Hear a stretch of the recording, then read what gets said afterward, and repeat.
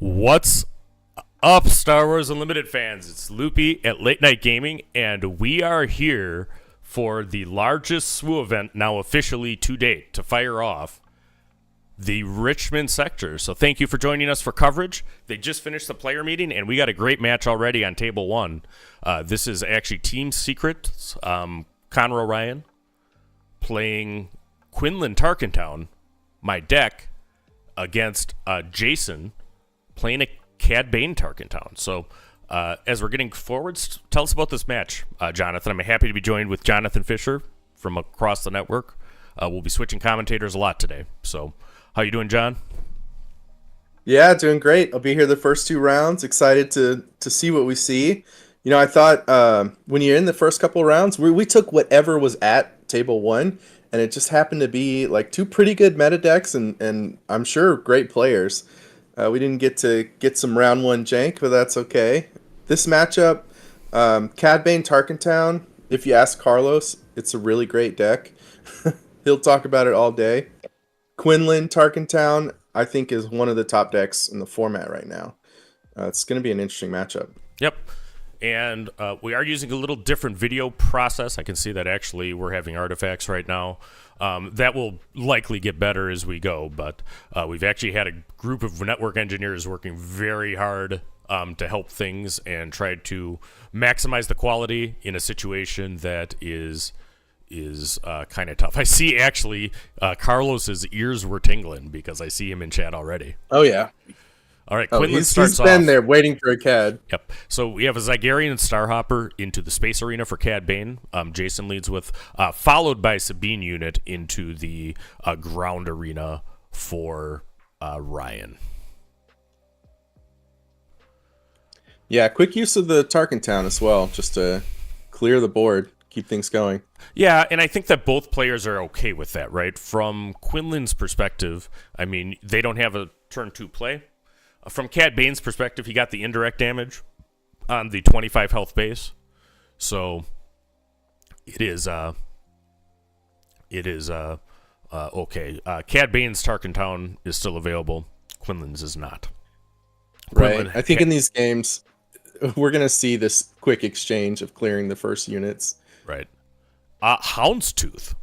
So we got a Prestige Houndstooth coming down on turn 2 for Cad Bane. That's not a card that's in every list, but I like it. Yeah, it's a lot like the Boba unit, where it gets an advantage against exhausted units that have been on the board already. In this case, it gets to do damage before it takes damage back. All right. I am going to, now that we are off, share the link on all the socials if you want to call, the next round or two as the happening for the viewer. I'm interested to see also with the L3s in these decks, if we get to late game, rescuing like a key unit from a CAD capture or something like that can be really interesting. It's neat that actually comes up now, whereas for a while you kind of ignored that ability.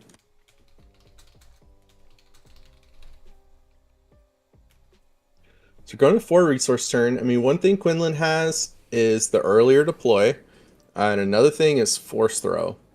When I'm playing against Quinlan decks, something that I think about is I have to win the games where they don't draw force throw.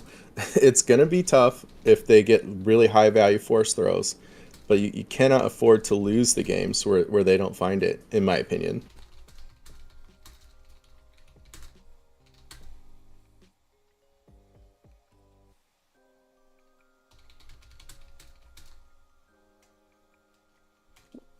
We do have better networking equipment.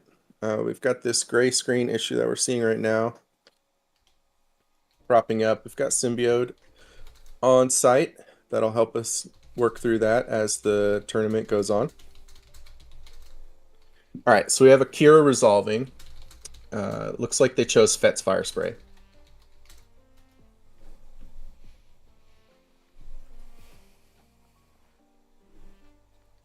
So, is that the... What? I'm sorry. What unit is that 4-drop? Is that the one that does... That is the Strafing Gunship. It's of course Cure for Quinlan, the Strafing Gunship for Cad Bane, which is a cool unit that is Underworld and also can attack the Ground Arena from space. Yeah, and they get -2 attack. The ground unit, I think it is.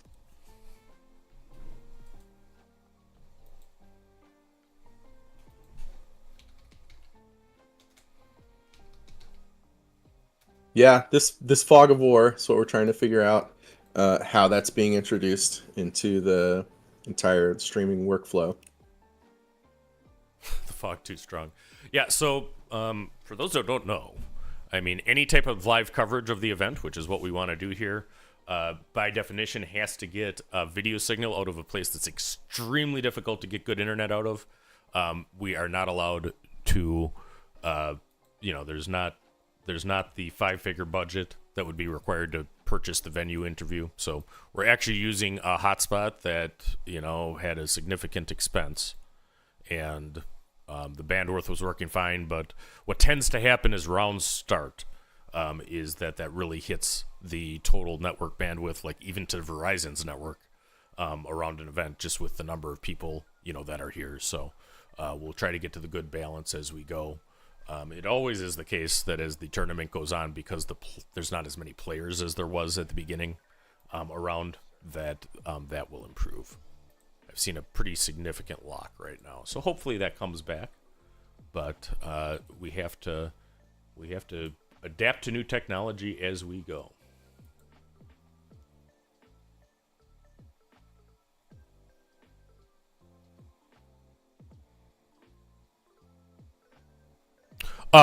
It is ridiculous, Nick. The Gandork actually will be joining us for commentary, but I had no idea as to what the convention centers would charge somebody like SCG. So they'll let them rent the venue, and they will then, if the venue renter wants internet, it is like $80,000. I mean, that's actually what it is. So,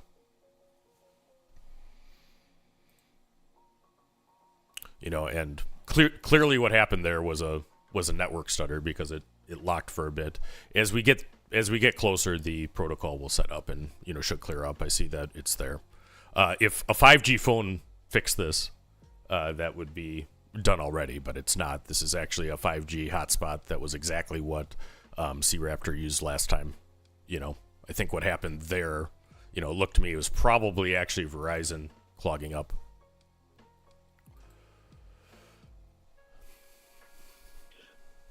Yeah. C-Raptor, if you go to his channel, he did a video on how he did his setup for his stream. Mm. And we've been working together with C-Raptor. Yeah, in fact, I think he's calling around 3. Collaborate. So, yeah, he'll be here on our channel. Yeah, shout out to our friends. Yeah, C-Raptor, if you go to his channel, he did a video on how he did his setup. We have a board state. Okay. And we've been working together. There's a Plo Koon. We're at 6 resources. 1, 2, 3, 4, 5, 6. Okay, both players have resourced. The Houndstooth, it looks like, okay, initiative was on CAD's side, and the Houndstooth is attacked. Yeah, if we could be, when you guys can't see the board, it is also the case that we can't see the board. So I don't know if people know that. So, we will be descriptive as we can as to what's there.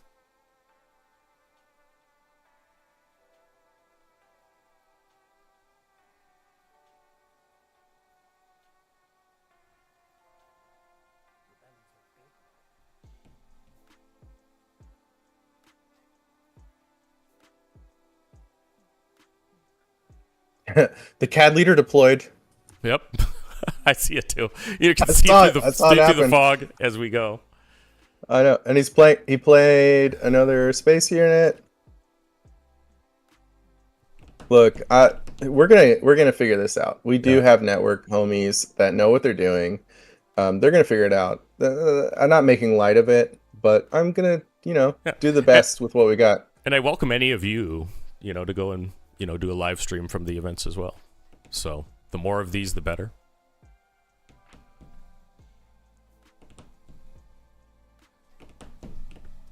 All right. Let's see the damage on base. It's unlikely that I think we actually have the best hotspot that they can do. I mean, this tends to happen towards the beginning. What we'll probably do is actually crank down the quality between rounds, but there's zero way to test this, what it's going to be like at a 500 plus player event other than to do it during the plus 500 player event. So we will get the settings correct, but I mean the first couple of rounds might be an issue. And for those that think it's unwatchable, come hit us up tomorrow or do your own stream. That's cool. All right. So the Quinlan players choosing the control role here with 18 now, I imagine 22 on their base. If that was space attack, yeah. So they're almost dead. They need something for that strafing gunship, or this game's over. Yep. So as we're going to get into, Ryan plays Force Throw. That's a good card, and he's probably going to choose himself. He can't take the risk. Yeah, that he needs to. Cad has a card less than 2, or he did. He went for it and he hits it. Whoa. It's a suckus into the space arena, taking care of the strafing gunship and living another day. Man, he hasn't played a card this turn. So he definitely had something in his hand. Maybe he didn't even have a card big enough in his hand, and that was his only shot.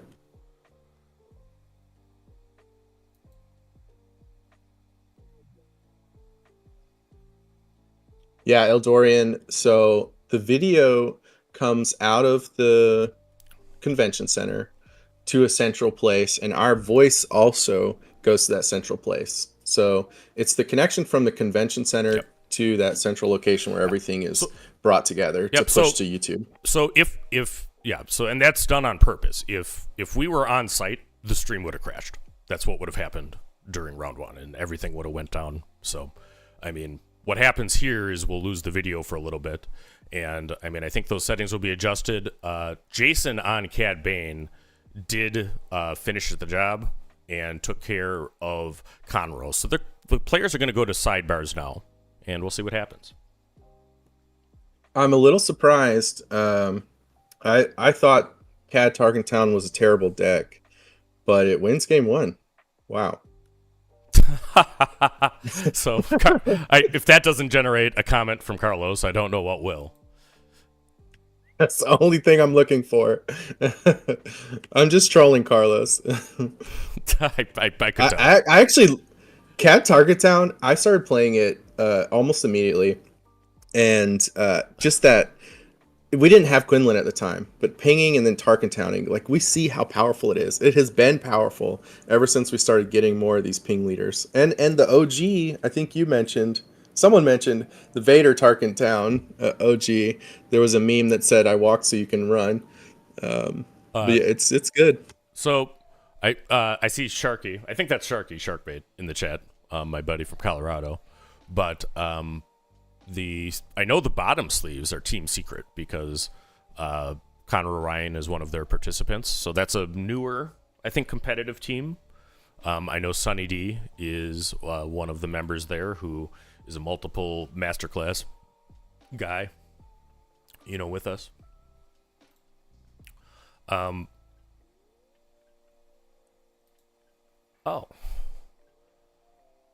I do not know. Whose sleeves? Which sleeves are you interested in? Shark bait? Or the CAD sleeves, okay.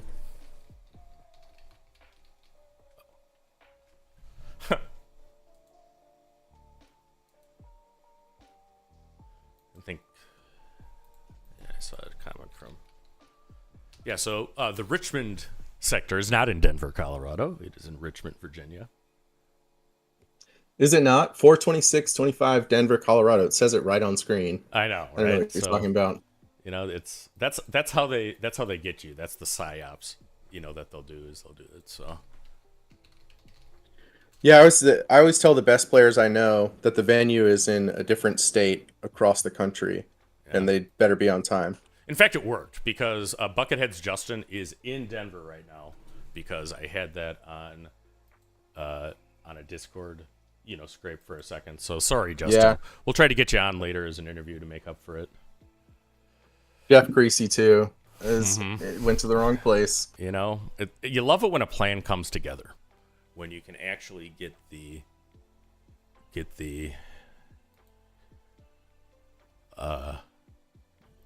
the players that you don't want to face because they're so good into a different spot.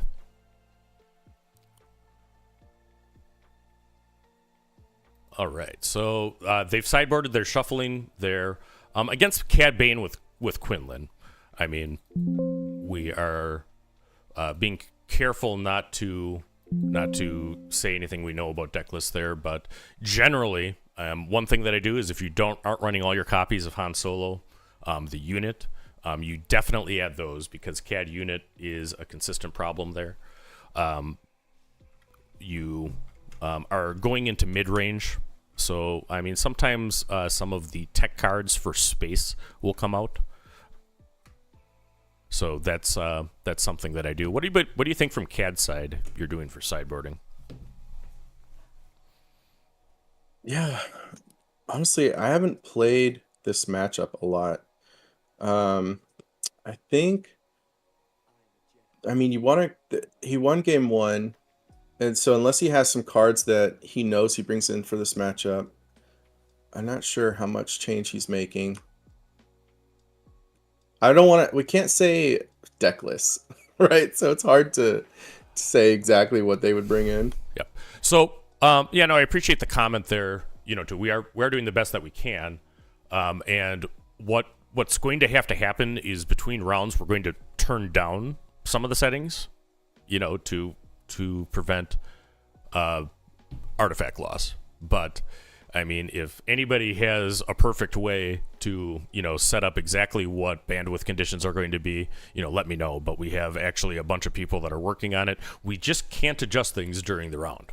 So this was working fine, before. But I mean, it is the case that, once everybody's there, I mean, typically towards the beginning and end of the rounds is when it gets a little tough. But as soon as we can adjust some things, we'll tweak it, and we'll hopefully get rid of the fog of war as much as possible. So the good news Conroe is played. Yeah, an Ahsoka hit the table, and a unit got discarded. So the Quinlan player got the exhaust. That's pretty huge for the base race situation.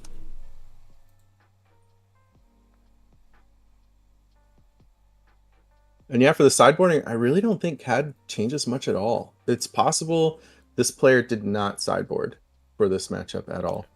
So this in from our head judge at the event, the player count playing was 584 after any drops and undrops.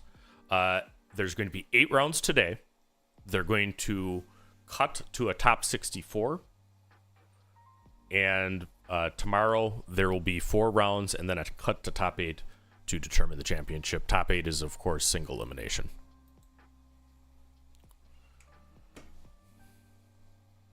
Yeah, Gandork, I don't think he made any changes, to be honest.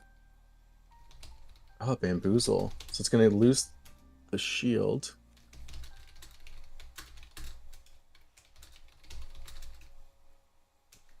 Still a 5/4, but he could play something to ping it.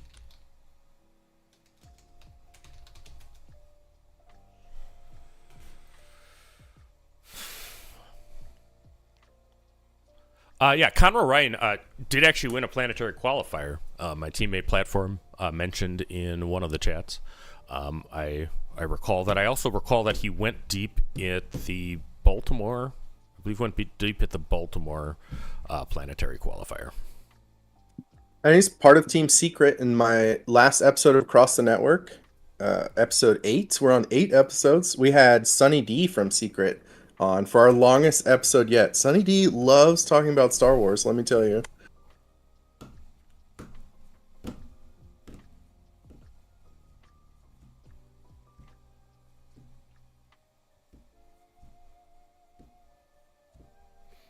All right, the Ahsoka's dead. Saw that. Yep. So while we're doing this, what do we know about the representation of decks as we sit? I mean, we know that 582, played, but do we know anything yet that you can tell people about what actually came to the event? I can go figure that out. It'll take me just a second.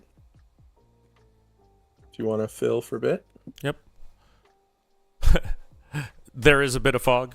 I mean, we'll try to pound it out as soon as we can. But there's nothing that we can do to adjust during a match. It's really just not possible. Game 1 did go to Jason. I can update that part. That part I can't change.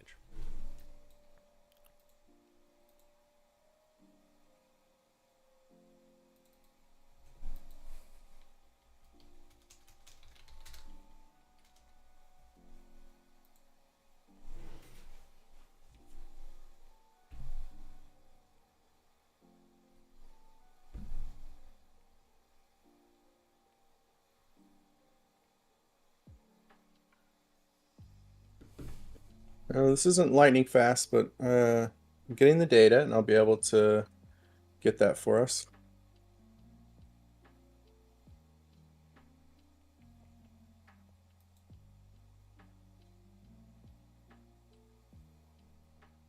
So I actually learned quite a bit about network video and things, this week. So, it's a delicate balance is actually, what it is. And it's a delicate balance through kind of changing circumstances. But all types of video that are digital, when there's a lot of movement, that also makes it so that,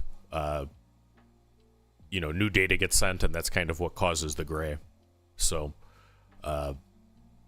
we kind of have to, test as we go, is my understanding, to try to get to where it should be.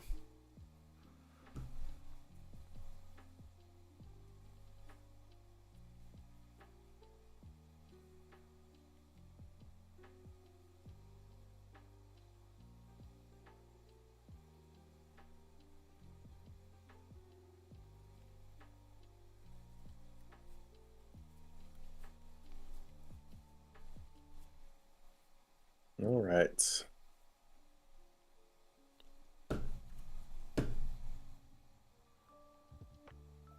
Oh, this back. 9 on the CAD base, 12 on the Quinlan base.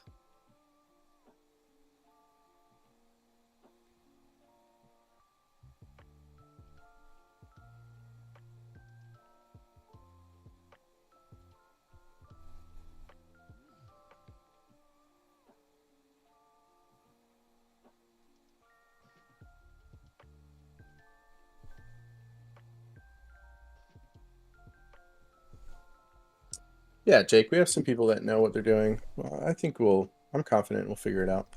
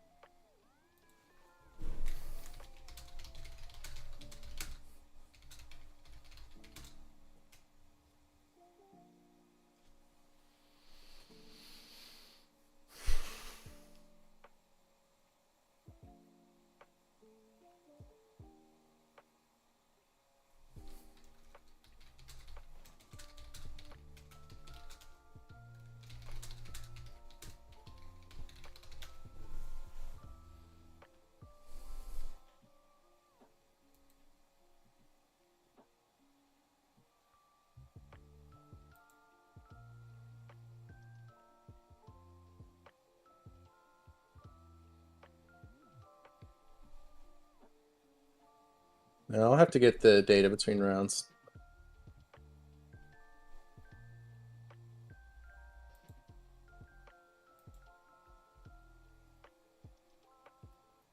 I will get that, though. I'll get us leader percentages for day 1, all that kind of data.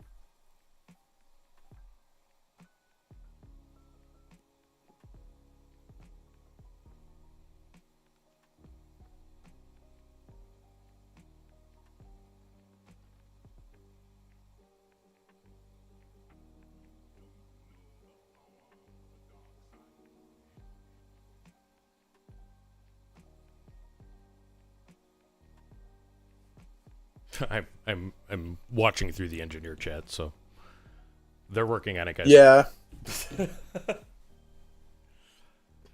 I was working on some data processing and trying to come back to see if the stream is up.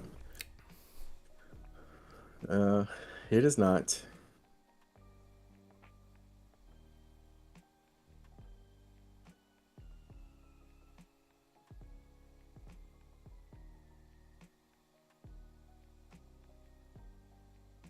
Oh, I believe what just happened there is Jason took round one. So we are going to go to a break, and we'll be back with round two after this.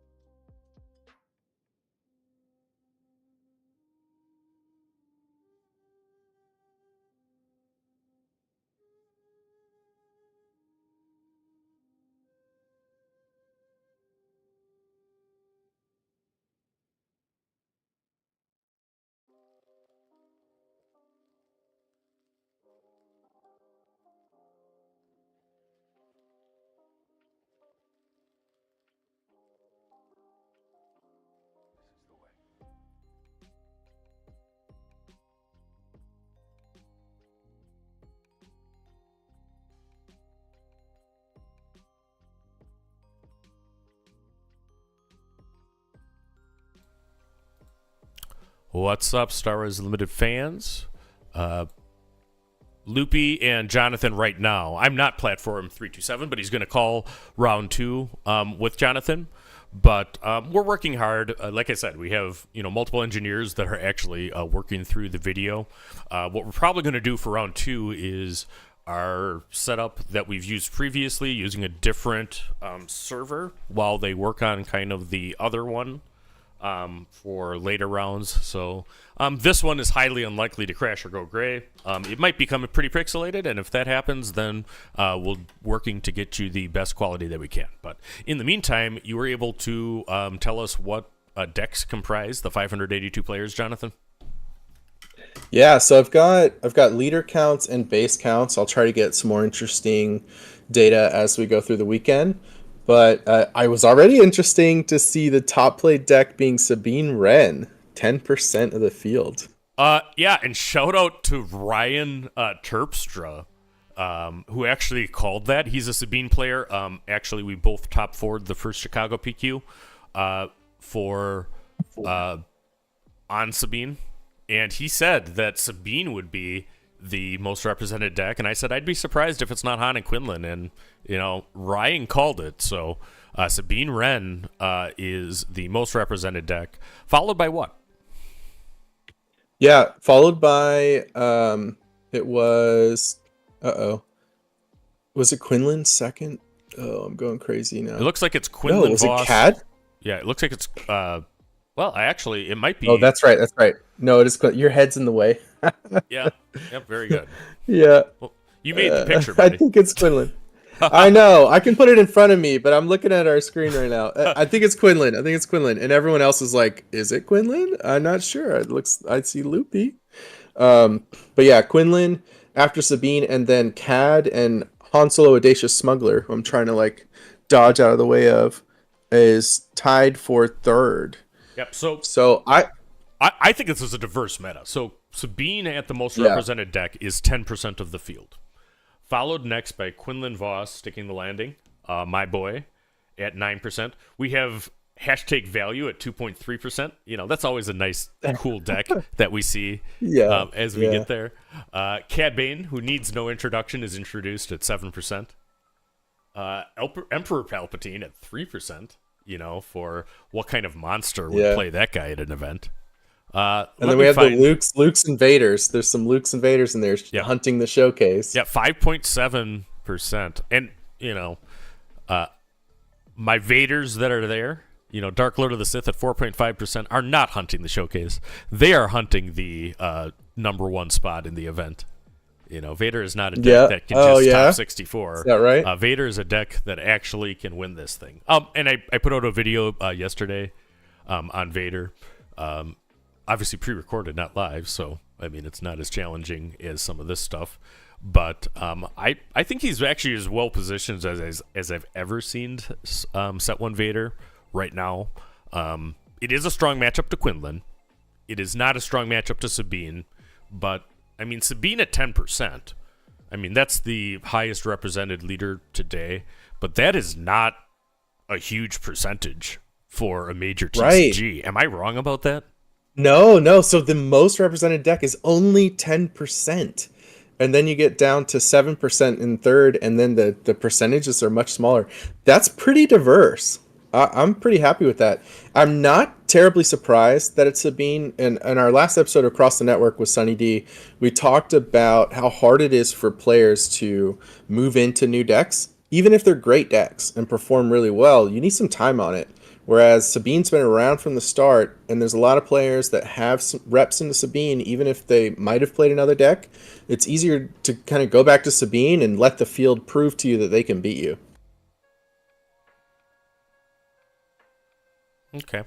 So, this is great. Let me actually kind of go through some of the other scenes here. I have to kind of watch the other screen to see as we have players set up. I suppose I can watch video now because we have the other setup. One sec. Just make sure that our match doesn't start where we're not doing it, but I have a couple other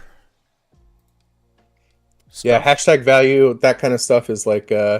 this data is not complete as I'm downloading it. It's got some gaps from Yeah. people dropping and not So submitting their lists. so let's talk a little bit about that because I think it's good. Melee GG is the provider that does the tournament software, I guess is what I would call it, on a web-based platform. And they're really good. It's Yeah. owned by CCG Pros. I know that because I had an interview with Brad Nelson, and they've been great. Actually, the rest of them, though, are all CCG guys, too. Steve owned Misty Mountain Games, which is, as close to my local as any store. I'm not actually really local to any game store, unfortunately, with where I live. But he owned that prior to the current owner Brian, but they're all working very hard. And anybody who plays SWU knows that you can now submit deck lists through Melee, and there's some tools that they have, and I think that they're all being refined. There were actually some deck list improvements this week on how you can submit them. I actually got jacked up with a submission error in Madison that should have been a game loss, except my opponent didn't want to DQ wow. me, because because he's one of my testing partners and he knew my deck, among other reasons. But it was difficult when you had to kind of copy into a text file and you couldn't even clipboard it. Mm-hmm. But it can go to the links now. I think that I know that they're in touch with Parker at SWDB, so all of that is happening. But No, I have really nice things to say about them too. Yeah. That Sea Raptor and I are working on trying to do some really cool stuff, but it requires having direct integrations with Melee to be able to pull data from their system as tournaments are ongoing. And we reached out to them this week, and they immediately responded and gave us access. So that's something we're gonna be working on. These guys are working really well with us. They're very responsive, very helpful. Yep, and The Melee guys are awesome. Yep, Love them. and it is. I mean, I was shocked when I heard one of the most shocked I was during that interview is Melee is only 4 years old, or was at the time. So it's a new company, and much like our streaming, they're getting better every time that they do it. I mean, that's what you can, and I mean, some of this API stuff is going to really help coverage. And we're doing it in a responsible way. Yeah. I mean, we've been in touch with SCG, which I think is one of the best TOs in the country, frankly. I mean, as far as nationwide CCG TO, I don't know who's actually even in that conversation other than them.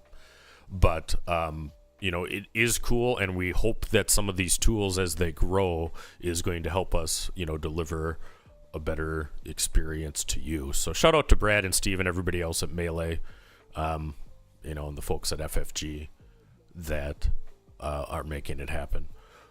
And to a point that I saw in the chat, yes, everything that's being done here is entirely by volunteers. I mean, I can tell you that I expend a lot more money trying to get this out to people than anything that YouTube brings in for the little ad revenue that we have.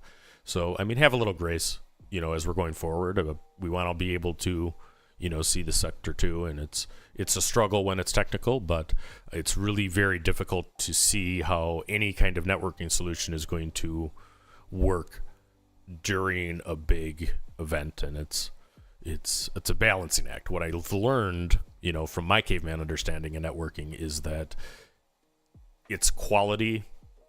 You try to get the quality to a fine line, and there's only so far that you can go with what you have, and if you go over the line, it typically stops working entirely, and we got to make some choices here.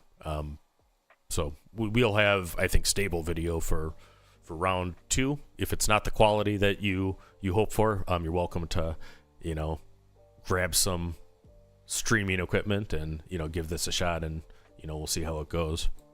All right, let's talk about prizing at the events. I think that the prizing is good and getting better, for these big sectors.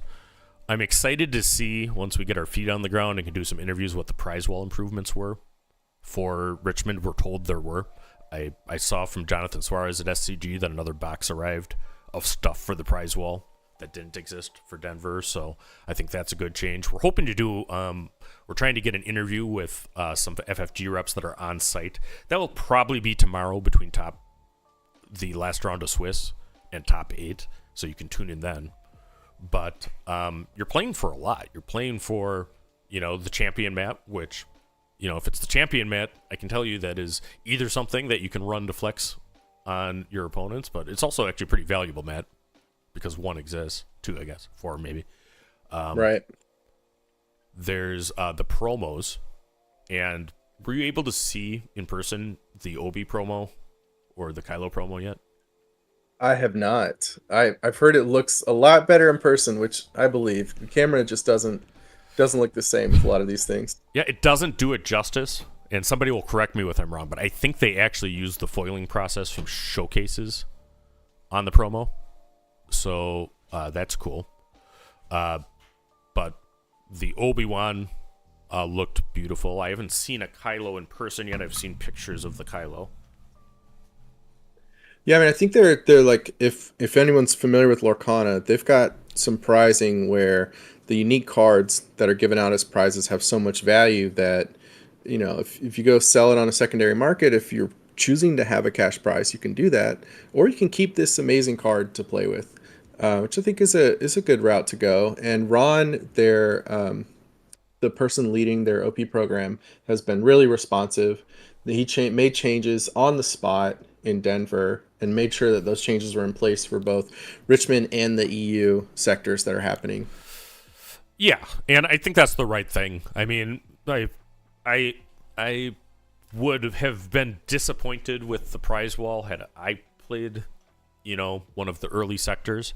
And I get, the people that went to the earlier ones are a little disappointed that they're making it better for later, but, ain't that a little, self-centered? Would you rather have it so that the later people have a better experience or worse? I never take that viewpoint. Like, you can't punish people for doing what you wanted them to do in the first place. Right. Like, if you act like that, you'll never get improvement. And incremental improvement is great. Love to see it. That builds trust over time. And I love it. Yeah, and one thing is, I mean, if you have feedback, I can say, I mean, I don't think that things were perfectly set up as we can. And, FFG had to deal with some stuff. Their OP head, and Ron's not the OP head. The OP head was Josh Massey. He went to another company like the day Star Wars Unlimited released. And, I mean, Josh was a good guy, and it's an improvement for him. I know a little bit about him. I mean, nothing but love for Josh Massey. But that's a challenge, if, the guy, is no longer at your company, and everybody's had to deal with it. And I think they've restaffed up very well. Ron is, I believe, responsible for developing growth at store events, but he was an OP guy, a TO at Pastimes in Niles, Illinois, outside of Chicago. And boy, do they run a good event. I mean, and Annika there has taken over. We'll have coverage of the third Chicago PQ. Yet to be seen if I can find somebody to produce it live, because there's a very small number of people that know how to do that. Well, give me the dates, buddy. We'll see. Well, if you're willing to do it, it's May 10th, and we need somebody. So May 10th. All right, I'll check my calendar. But we'll hope to have live coverage. If not, we'll have recorded coverage. But that's a great store, an event, and we're looking forward to that. And I'm also covering the Wisconsin PQ. I'm, for those that know me, head of, or I'm an admin. We have a mod team for the Wisconsin Starlers Unlimited. Shout out to all my Wisconsin homies, 2 of which actually advanced to day 2 in Denver. I'm not sure, how many states can say that or beat a number, but Wisconsin's across the country. But I can play the Wisconsin Pure Planetary Qualifier for the first time, because they were scheduled over the Chicago one, which I had already committed to cover, and I honor my commitments before. But I'm looking forward to that at Borlandia, which is a great store we did, events at. The total players rolling with advantage was 582 that played. It was I think 596 paid, and then there were some drops and such, as you expect, and some undrops. All right, so I do know these guys are available on the prize wall, going back to prizing. And, I mean, I think the kind of aspect tokens are cool. The pins. Yeah, I mean, I know a lot of people that enjoy collecting pins. It's not for me. I don't do it, but people that love enjoying and enjoy collecting pins, I got some friends that like have displays on their walls. People like to put them on their bags. I think it's good to have different options for different folks, right? Like that, like different things. Oh, And in terms of like collecting feedback, my episode 7 with Mike Jem and Stevie Getz, I mean, they were both at Denver, and we gave open and honest feedback. But Ron did an interview and said he wants that feedback because how are they supposed to change? How are they supposed to know what to do differently if we aren't sharing it with them? yep. And I'd encourage people to reach out to Fantasy Flight. It's unlimited at fantasyflightgames.com. That's the feedback email, and that doing that is probably a lot more effective for actually making things better going forward than it would be to gripe online in ways they don't hear. All right, I think that we have leaders and bases. Yeah, we got a match coming on, so I'll introduce Platform. You still around, buddy? I am here. All right, so Platform will be calling the next match with Jonathan. I hope you all have fun, and we'll be back for round 3, probably with Wes from Sea Raptor.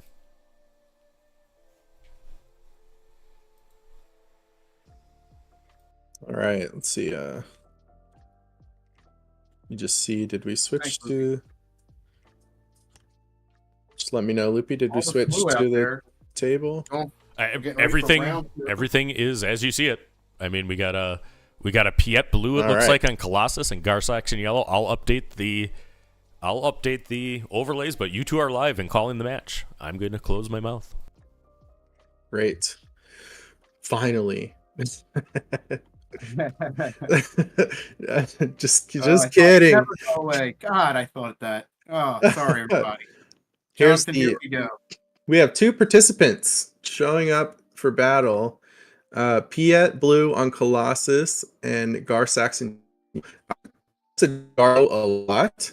I thought it was maybe a Django killer. Me too. And I had trouble into aggro decks. I was getting outraced. But in this matchup, I think it might be fast enough. Of course. I agree with you. I did the same thing, Jonathan, and I found the same results. And I think that this is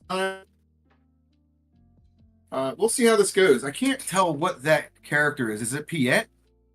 Yeah, that's Piet. Okay, so yeah, he's got a slow deck. So Gar Saxon has time to set up, like you said. If Gar gets time to set up, then he can win the game. But like against the fast deck, he doesn't have time to set up. Yeah, I think he has a good chance here. He does. Of course, this is this blue. I can't tell what the base is. Is that Colossus? Yeah, that's Colossus. Okay, so it's going to be the control variety. So he is going to get his stuff picked off here and there. I'm sure he's running the Krennic package. Yeah, the Gar deck for sure. Mention the Gar deck and possibly the Piet deck. You never know. Because the top end when defeated is not bad either on Capital. No, yeah, you can play them real fast with Krennic on the table. So it's going to be really interesting. I'd imagine he'd have Krennic in both these decks will feature Krennic, which is probably my favorite card in the entire JTL set. I think with the Piet deck, something that folks talk about is how linear the strategy is. Sunny D on our last episode, something he said was they might as well play with their hand face up in some cases, which is kind of true. But the top end is just so powerful. Even if their hand was face up, you might not be able to stop them. Jonathan, you've played against it enough that you just have to have some control for whatever big thing they're putting out there, and then you just keep going. Right. Yeah, and the problem can come up if they just keep hitting their big ships that have win and plate effects that clear units, and that Colossus gives them some extra health, some extra padding there. No Good to Me Dead is clutch in this match. He can actually put that on one of the big ships and kill it for 2 rounds. Yeah, that's true. Let's see. We'll see how he plays his deck, though. Gar, we got to take the right line. Obviously, this guy's serious about Piet. He's got a showcase. Piet Colossus, it's interesting. I don't think there's a ton of ways to recover that -1 card here. So I'm curious to see what this player has in their deck to help them, like if they've included some smuggle or anything like that. I'd imagine Lompike's drowned in there somewhere. Purging is probably what she's looking for on the opener. Yeah, for sure. No turn 1 play. You might expect a power the dark side here. There he is, my boy, Krennic, promo. Okay, so for the Piet player, I think having ramp in your hand can be an acceptable no play on turn 1. It's a hand that you could keep, especially if it's going to ramp him into some ship that he's able to play on his flip. And with Colossus, you don't really care. Yeah, exactly. Skipping a play is almost like drawing a card in Colossus. You got your hand back and you don't care. Yeah. It's not perfect. Like, I still want to make plays, but you've got that extra health to help pad and survive. All right, so he goes 3. They're going quick. Oh, he plays Del Miko in his deck. Yeah, that's an interesting choice. It doesn't get the Gar Saxon boost. I don't know if that helps him against Piet, though, unless it's the power of the dark side now costs 4. Overwhelming Barrage is really powerful in the Piet deck because your units are so big, and then there's Super Laser Salvo, or I think that's the name of the card. And Turbo Laser Salvo. Yeah, so those are going to be harder to play. That Assault Frigate too, Jonathan. They like to do that and then drop Overwhelming Barrage in like the next round. Oh, a resupply. Yeah. I'm curious if he deploys his leader, because he could clear that Snow Trooper, but then it makes him vulnerable to getting cleared back. I wonder how much he's valuing his life total here, if he thinks it's worth it to attack with Piet. If he loses his Piet leader on the Gar player's first action, he won't get any cost reduction on capital ships next turn. I give Gar credit. He's got 12 on that base already. Yeah, it's amazing. Having that 35 health, like 12, doesn't seem as bad as it used to. It's like, okay, you dinged my car. I'm going to keep going. Yeah. So, should be at 7 for the Piet player. Yep, 7 and 5. He ramps pretty good.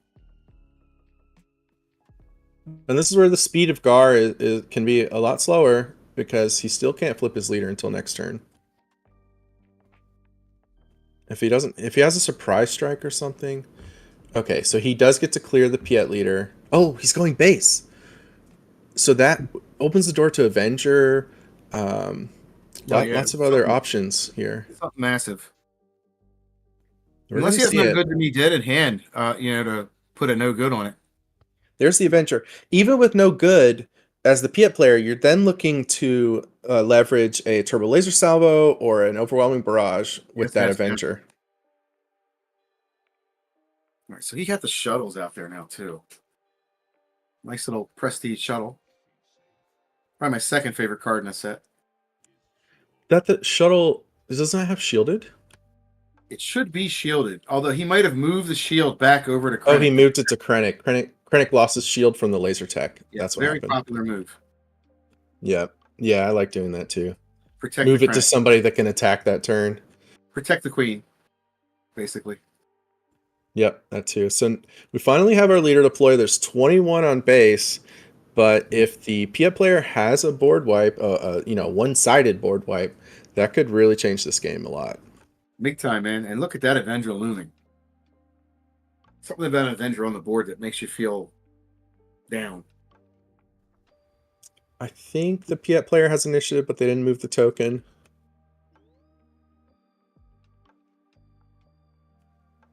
Yeah, GandorK. I think I would have cleared the Piet leader as well. Yeah, man. Much better to get him off the board. You have to clear him. I have to agree. He's got to go. You can't be playing capital ships for 2 less. So I think if he had a Barrage or a Salvo, he would have just popped it right off. So could be looking at Devastator, Malevolence, could be another big ship. Here it comes. Yeah, there's the Devastator. And what's that? It's the card you were looking for. No good to me dead. Yes, you know good. So we have so many resources. At this point, we're okay with our leader dying. And he's looking to do some board control here. He's not been deployed yet. No, it hasn't. So if he's got some pump in his hand, is he close enough to close the game out? Over with 2 hot shots next round. There's one. Yep. You've played him, Gar. You've played Gar, Jonathan. You know the pump is there. I know. If he has it. Yeah, So I think he's at 31 now. Yeah, He's yeah. at, let's see. Yeah, 31. Real close. Oh, 32. I was off by 1. He's no shields out, so I don't know if he could clear. He could clear that board with an overwhelming barrage. Right, exactly. He needs a salvo. Oh no, salvo would still do it because he could clear ground and he's got sentinel in space. One of the big dogs he needs. Let's see what he has. If he doesn't, we're going to the next game, and I think so. I think, it's kind of playing out how we expected, where guard does have enough pressure. Oh yeah, that's it. That's a concession. Oh no, it's exhausted. Okay, there's a salvo. Okay. Laser. Like it. So he's still in it. Doesn't All right, clear so space. Keep your ship. Yep. All that's gone. And well, one of these upgrades are both the upgrades come back to hand. All the upgrades come back to hand. Yeah, they'll both come back to hand. Yep, back to hand. And then 2 boys are dead ducks. Yeah, it's like, hold on, let me make sure you get both of those back. Do you? Is it once per turn? No, Does it happen on the leader death? No, it's everything. And I think he's dead too, Gar. I think in this situation, if you are the Piet player, call a judge. Why not? It's okay to call a judge to make sure you understand the rules and not just depend on your opponent. I would too, especially game 1, because you're going to have another game coming. Might as well get it out of the way. Yeah. Calling judges, it's not like you're not calling people out. It's not a bad thing to do. That's a shiny crafty, I think. Is that what that is, Jonathan? It is. That's crafty smuggler, yeah. Which is the thing about being at 32 is there's all these sticky threats from the Saxon deck that you might not be able to answer. So, he's got to deal with that shielded unit now. Yeah, or he's dead. Or he's dead. It doesn't really matter how many big ships he has out. Some little crafty smuggler running around the ground can beat him up. Yeah, he needs no glory, which might be in the deck for handling Chewbacca's. He could have no glory in his main deck. I'm imagining those. Oh, I see something in there.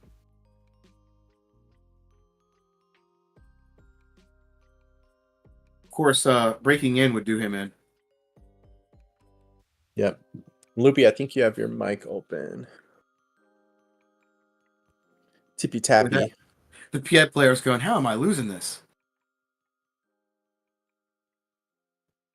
I mean, I'm not surprised. they might be saying that. Well, he's got the big dogs out. He's got his man out, and he's sitting here looking at the board and going, man, how am I down? Welcome to Piet World. It's also the kind of deck where when you do win, you do it in 1 or 2 turns with their base being on full health. There it is. Okay. That's huge. That is huge. That might actually win the game for the Piet player. Man. That might just absolutely win the game. What a pull. Yeah. Yeah, because now you can put 18. You can put 20 on the base. Okay, we don't want that attacking. I think I would consider overwhelming, but I understand that. I didn't sit down and do the math. Maybe this Piet player is checking to see exactly what the math is here. I don't know if he has breaking in his list, but he's not in good shape, man. He got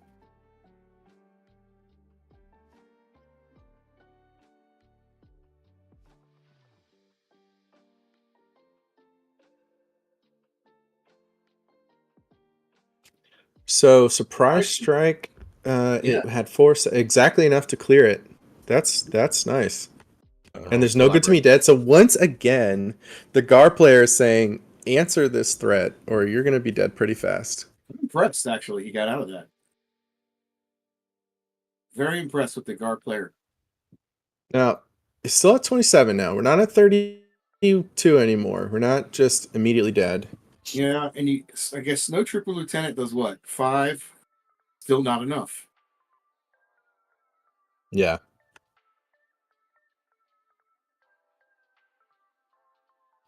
So we've got 7, 8, 9, 10. We got 11 resources for Piet. 4 cards in hand, looks like. I can smell Annihilator coming. Yeah, I can't quite see what he Well, has. he's got something else. All right. Another Devastator.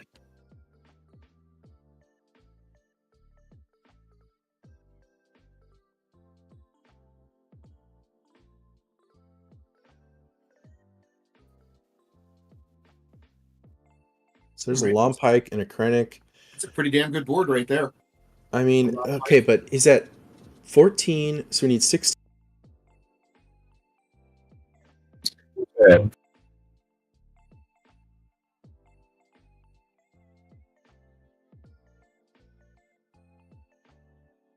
Sure.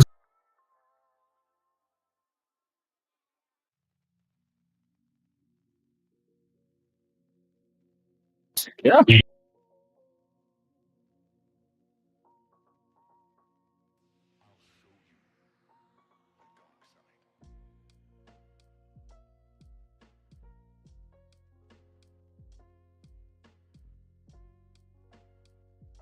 Right.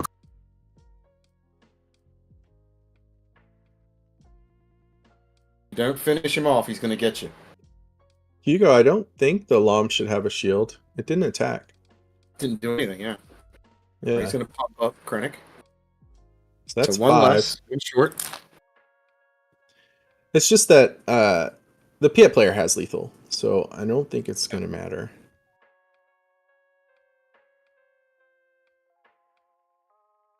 He's still one short, though. Not wild. No, he's 3 short because it's Colossus.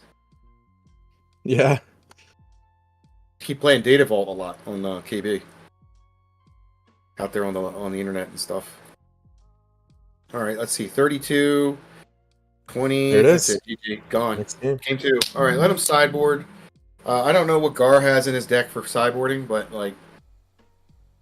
Yeah, and even if we knew You what might was in the wanna bring deck, we wouldn't say exactly what's in this deck because that's not what we do. No, Loopy's I popping don't in. know what's in his sideboard. Yep. Loopy's popping in for just a second. We're going to actually draw Gandork in, who is a big Gar Saxon guy. So let me move him to the recording channel. Nick, can you hear me? Yes. All right. So did you catch the first game of Gar Saxon? I did watch the first game of Gar Saxon. All right. So what are you doing for sideboards? And then I'm going to side off and let these guys do the commentary. Sure. I think, for sideboards here, for the Gar Saxon, I'm hoping he has, like, Commandeers or Change of Hearts.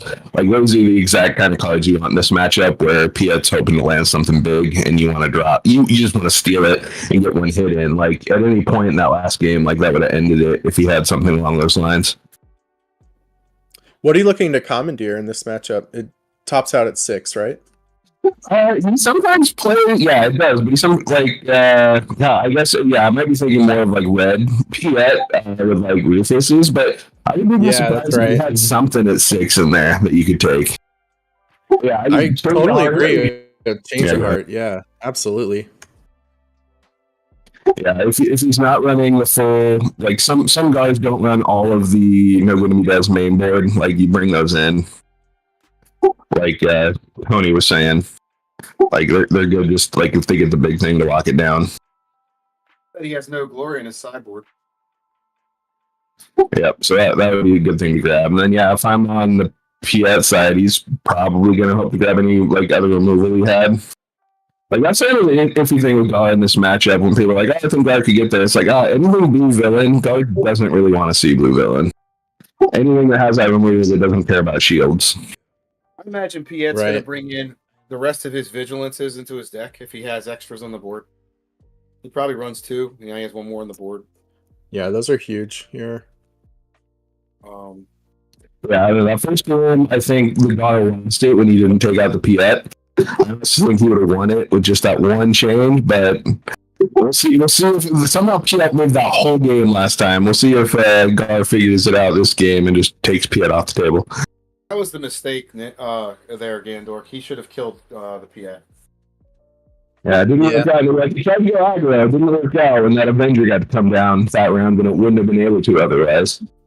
Right. Say that, though, we don't know what he was thinking or trying to do either. So he almost won the game right there, though. He was only a few damage short.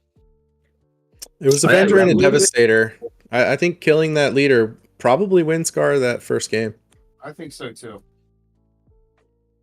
I think that's. I think this game's about killing the leader. Once the leader's out, it's time to get rid of the leader and then move on to the end game. Gandork, I didn't play Snowtrooper Lieutenants in my version of GAR. Is that something you're usually doing? Not at all. Yeah, there was some surprise choices in that GAR for sure. Yeah, that was an interesting choice. I mean, it's good. It's a pump and put something on the table for you to drop like a snapshot on or something, or a hot shot. I don't hate it. Yeah, I know it's definitely an aggressive choice, but it's weird. Like, to me, it was weird that he makes the aggressive choice with the lieutenant, and then I feel like Delmico is a very not aggressive choice. So yeah, it's a very interesting. Oh yeah, the Delmico. That I was very surprised to see that one. That was an interesting choice.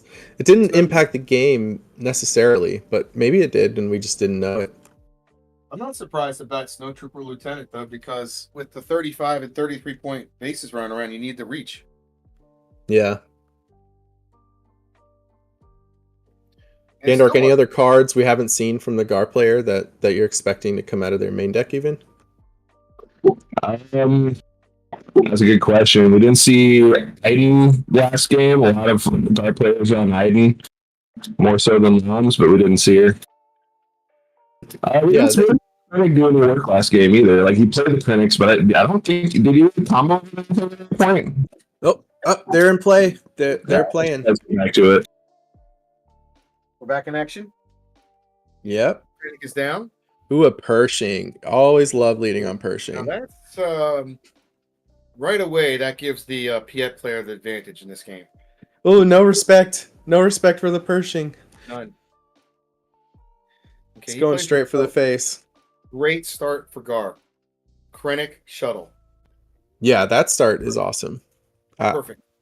I would like to clear that Pershing. Maybe this turn he's doing it because the 1 damage didn't necessarily matter, but we'll see. I would immediately clear Pershing. You don't want him to have cards.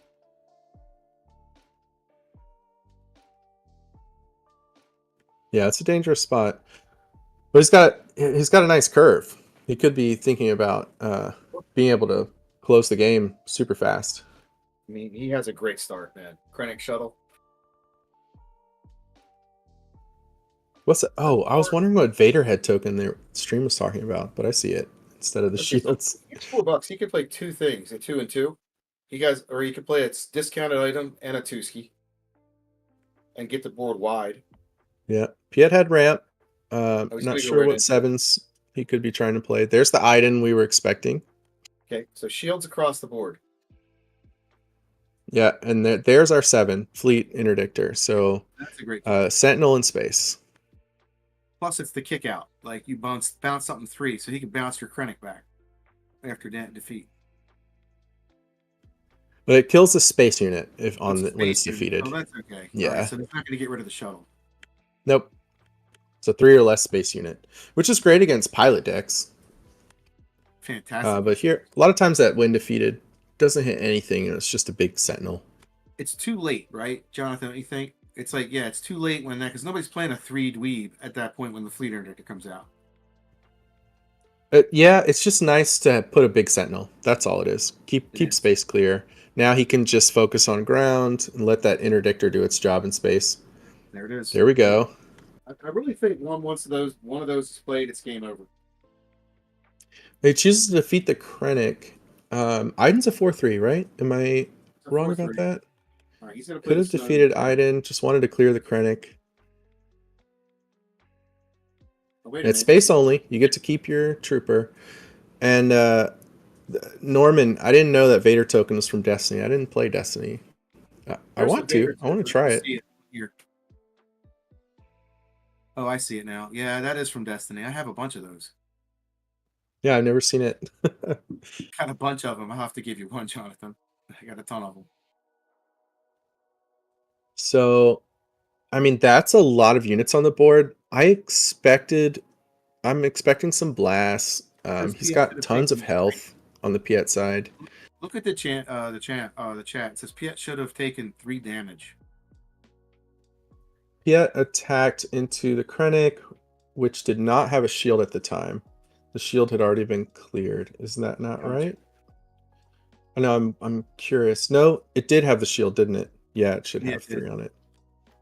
The chat's usually pretty good about watching that and write about it. So that should be 3 damage on the Piet. Yeah. It could be I'll huge. post it. Yeah, I'll just post to the chat. Oh. We let the judges know. Another vigilance. Man, Jonathan, you know now 2 vigilances. This is really looking good for Piet.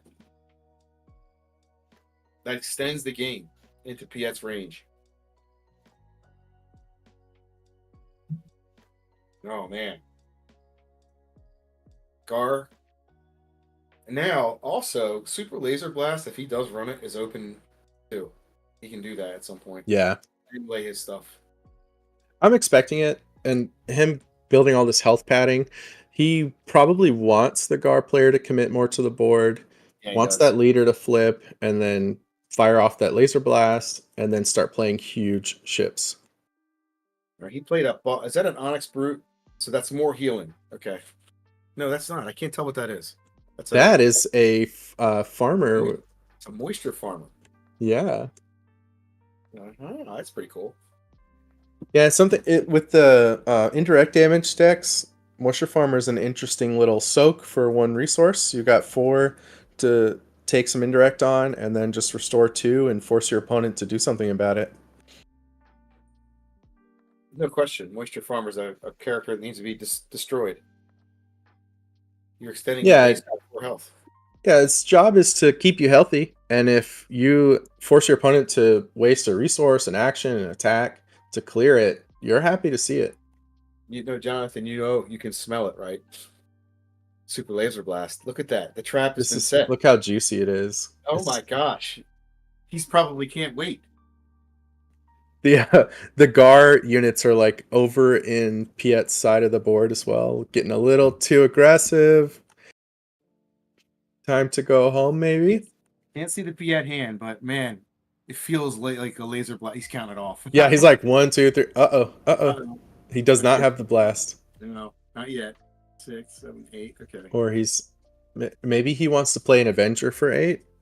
I think he's having fun now because he's got a farmer down, he's got a lot of health, and he's got plenty of money. All right, he's going to play something. Power. Yeah, when he set the 3 aside, I was thinking, I guess he has a power. So he's going to make him choose his doom. Well, you get the snapshot back. You can just sack the wind defeat, the guy that draws you a card when it dies, and get the snapshot right back to your hand. Which was good, nice setup for the Gar player to think about that. That's a boom. Snapshot's really powerful in Gar. Yeah, it really is. Oh, there's a hot shot. The other powerful. It's kind of deceptively good. The snapshot, you look at it, it doesn't look that impressive, but it really adds up fast in this deck. It adds up real well because of Gar. I mean, he just is amazing. It's a +2 right off the bat and attack. Okay, he's going to go for it. And you love suiting up your Gar because you know you're going to get those cards back. Power of the dark side. Another one. So he points right at the unit he thinks he's going to kill. Now we can shield the Moisture Farmer, shield the Long Pike if we want to, and attack the base for 5. Or with the snapshot, so attack the base for 6. If he shields. He could shield. I'm impressed right now. He's going in, man. He is not even playing around. He's just attacking the dome. Well, his opponent had 8 resources and did not laser blast. So I think when you see that, the shields are down, you're going to go all in and see if you can kill them before they can get to it. Yeah. He's going for it. He's got to win this too. And, he's already battled through 2 vigilances. I mean, come on. So the only thing I would have done last turn is just shield the Moisture Farmer. Get that. Well, it doesn't do another point of damage because he played the snapshot. So maybe it's fine. Resetting. It's interesting. I don't know if he resourced Piet did. I think he did. Yeah, he's at 9. Yeah, they both resourced. 7 and 9. Okay. Still a ways to go though. 21 is still not Comes a big chunky ship. Kill that Long Pike. Oh, or the leader. Yep. Okay. Devastator. That hot shot back. Okay. All right, but we're not in space, the Gar player. No. We'll just keep hot shotting, keep pumping, and push that damage. So that's going to be what, 4? Is it a crack? This should be 5. Should be another 5. 5. Yeah, 5 to Because kill. of Gar.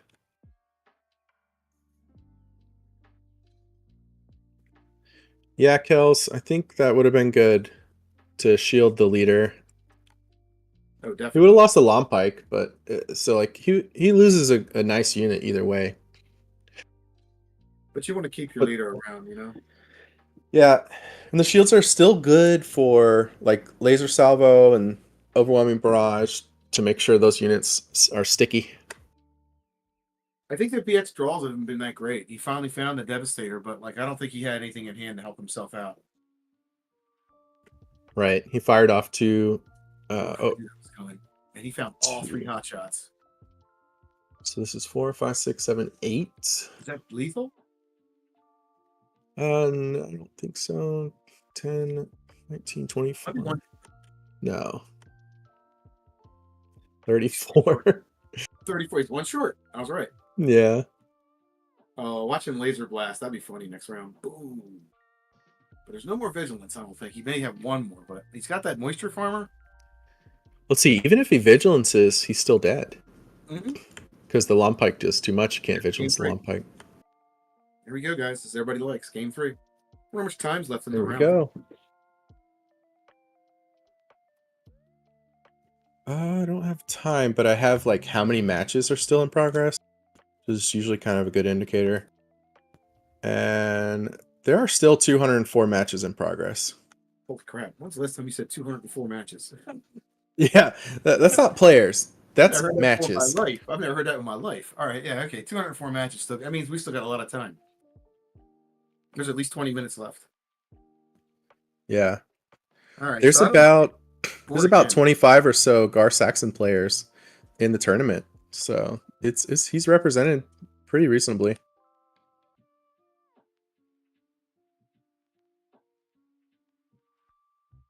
We're gonna get a pile shuffle.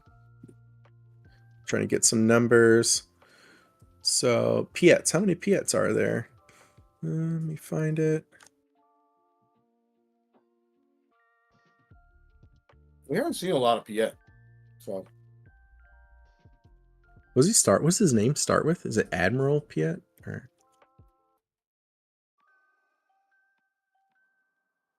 I think it is. there it is. Yeah, there it is. There's 25 Admiral Piets in the tournament. Out of how many people? 600?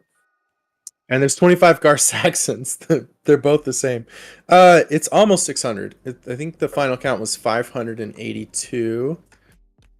In Melee, there's currently 573 players, but there's, drops, etc. That's incredible. Great day for SWU. Yeah. A lot of players. If you were watching earlier today, you know how happy we are to have the stream working and have our match in front of you for you. And the quality looks nice. We had a lot of people working on that, Jonathan, and you were part of that. So thank you. Yeah, and we're not done working on it. No. This is going through video, which is what we used before. We want to use our other solution. If we can solve the gray pixelation, then we'll really be delivering a high quality stream. We're working on it.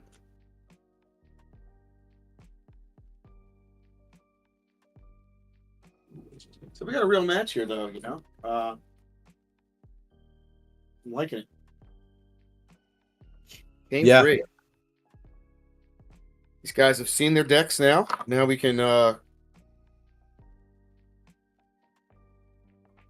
Yeah, Kels, at least on that 8 resource turn, we saw that Piet did not have the laser blast. So I agree with the Gar player to just, once you see that and it's confirmed, just keep sticking to the board as much as you can. Don't respect it, make him have it.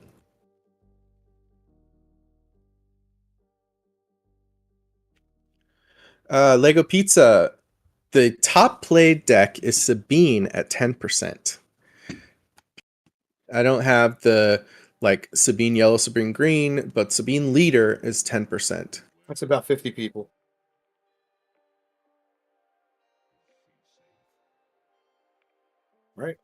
Yeah.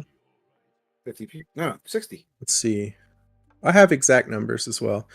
Okay, which commit to one of those two. One of those two is correct. It's either 50 or 60. Well, if it's a 570 and there are 10%, it's actually 57. It is 60. Yeah, you were right. It was 60. 60 Sabines. That's a lot. Yeah, that is a lot. It's a And then lot. the next highest, let me rank this.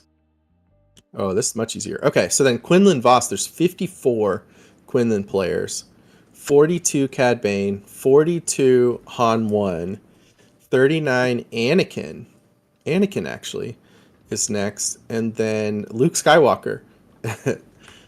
No way, Luke. How many 1, Lukes? 2, 3, 4, 5, 6. So sixth most played deck, Luke Skywalker, faithful friend, with 34. No, they're all after the Luke showcase.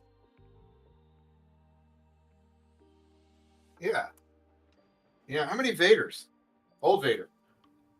Vader, Dark Lord of the Sith, 27. Yeah, man. People went after those showcases this time. Last time in Denver, man, there was a lot less Vader players. That was an easy pickup. Whoever did Look that. at the start. Look at the start for Gar. The Krennic into Greedo and then into Lurking Tie. Ooh, Oh my gosh. That's this the best is start you could probably good. get. Oh, he played right into the carrier. Ooh, that's good too, though. Okay, so The carrier can take out that card right away. I think he'll flip and kill the Greedo, clear the Greedo, because he's in a lot of danger here. Oh, he's in mass danger. I actually played a lot of Gar Nabat because you can search for the Krennic Greedo start and then just put smuggle cards in your row. Yeah, I like that. Real strong start. That was pretty good. Oh, he might have Overwhelming Barrage because he just attacked the Krennic instead of clearing the Greedo. So I'm expecting an Overwhelming Barrage or a Salvo. Yeah, he'll put the barrage and then probably clear out the lurker. And he just laid a Iden? I can't tell what that is. Yep, that's an Iden.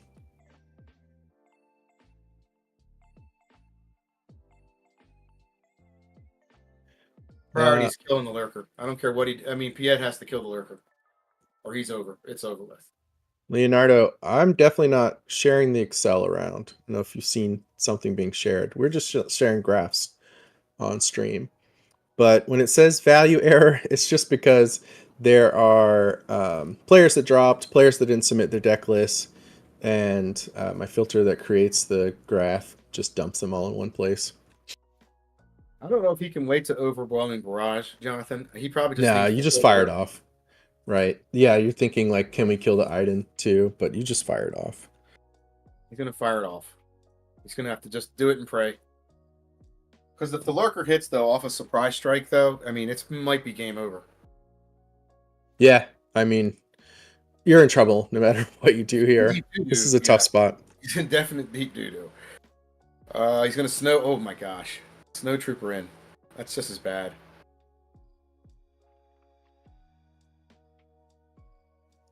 23. See, the barrage doesn't really help him. He needed to clear the lurker before the barrage, is what I'm saying. Now Yeah, I hear you. I hear you. He would have gotten attacks in with some of the other ground units as well. We'll see. We don't know what his hand is. Oh, he's going to snapshot. Cool. 5 more. And are we on the 6? Yeah, we're on the 6, so even the Gar's coming. Gar packs damage in so fast.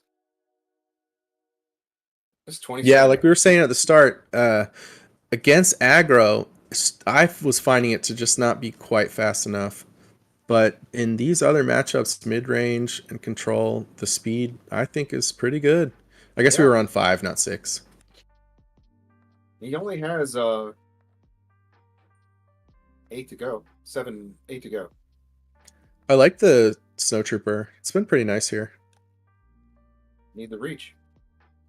But we took the 2 damage off the resupply carrier when we removed the overall barrage. Hopefully, And Snowtrooper that doesn't matter. Jonathan, it gives you reach and another body against power of the dark side. Yeah, I love it. I love it. It's a little pump with the body. It reminds me of what is it? Protecting the way or the wing or covering the wing. Covering the wing, yeah, that's a good card. I like that card too in this deck. Puts a body, puts a pump something with the shield token. So Piet's really got to choose here what he's going to do. I think he realizes his fate. So he's at 28. He has 7 remaining. If he clears the lieutenant, that's still 5 coming in. We still have the leader flip. Any sort of pump, like a hot shot, would just kill him outright. He Right now, yeah. probably hoping for like a barrage or something, but even then, flipping Gar leader and hot shotting still kills him.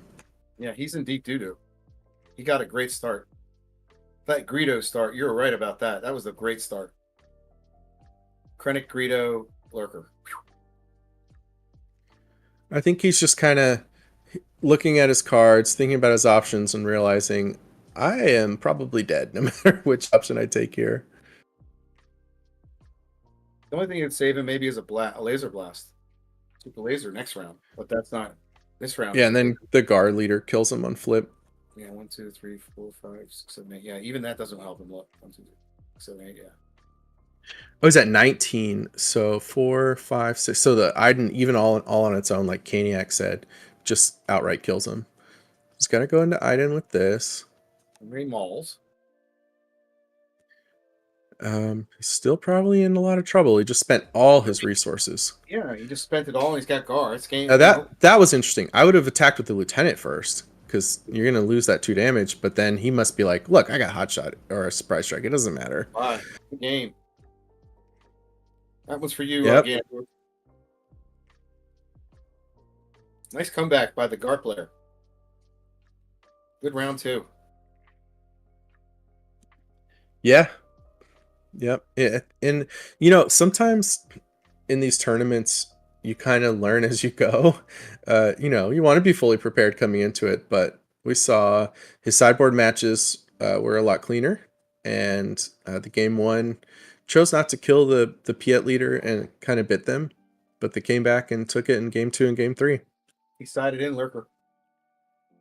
Yeah, they're showing us what they brought in. There's that change of hearts that GandorK was asking for, and there's the lurking ties.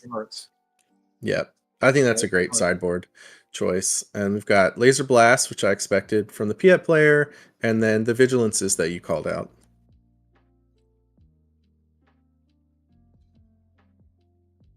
What a match that was, guys. How cool was that? Seeing Piet versus Gar Saxon. I'm excited for today with the meta representation that we'll have. I saw a comment in the chat a second ago that this is one of the most diverse spreads from a CCG they've ever seen. And I mean, I'm kind of a Star Wars guy. My first CCG was Magic, which I quit in 94. And then I played Destiny with my late night brothers all throughout, which was a Star Wars CCG / dice game. And, now there's this, so I don't have the background. Some of the people that may be stuck with Magic, past when you could open boxes and that kind of thing, were. But I think it's very cool, and, I mean, we're not having, like, Jango Mirror after Jango Mirror anymore. So this is going to be a pretty good event. Oh my God. All right. Yeah, it's going to be really interesting to see day 2, what makes it. Yeah, and let us know what you think in the chat. We are watching that as we go. For those that are looking for the meta chart, I did throw it up in the late night Discord. So in the description or literally any video you have, we have a Discord invite. It's all free, public there. So if you want to see the chart itself, that's there. Thank you so much, Jonathan and Tony. That was a great round of coverage. We're going to take a quick break. And we'll be back with round 3 after this, switching up some commentators. Yeah. See you later. See you guys.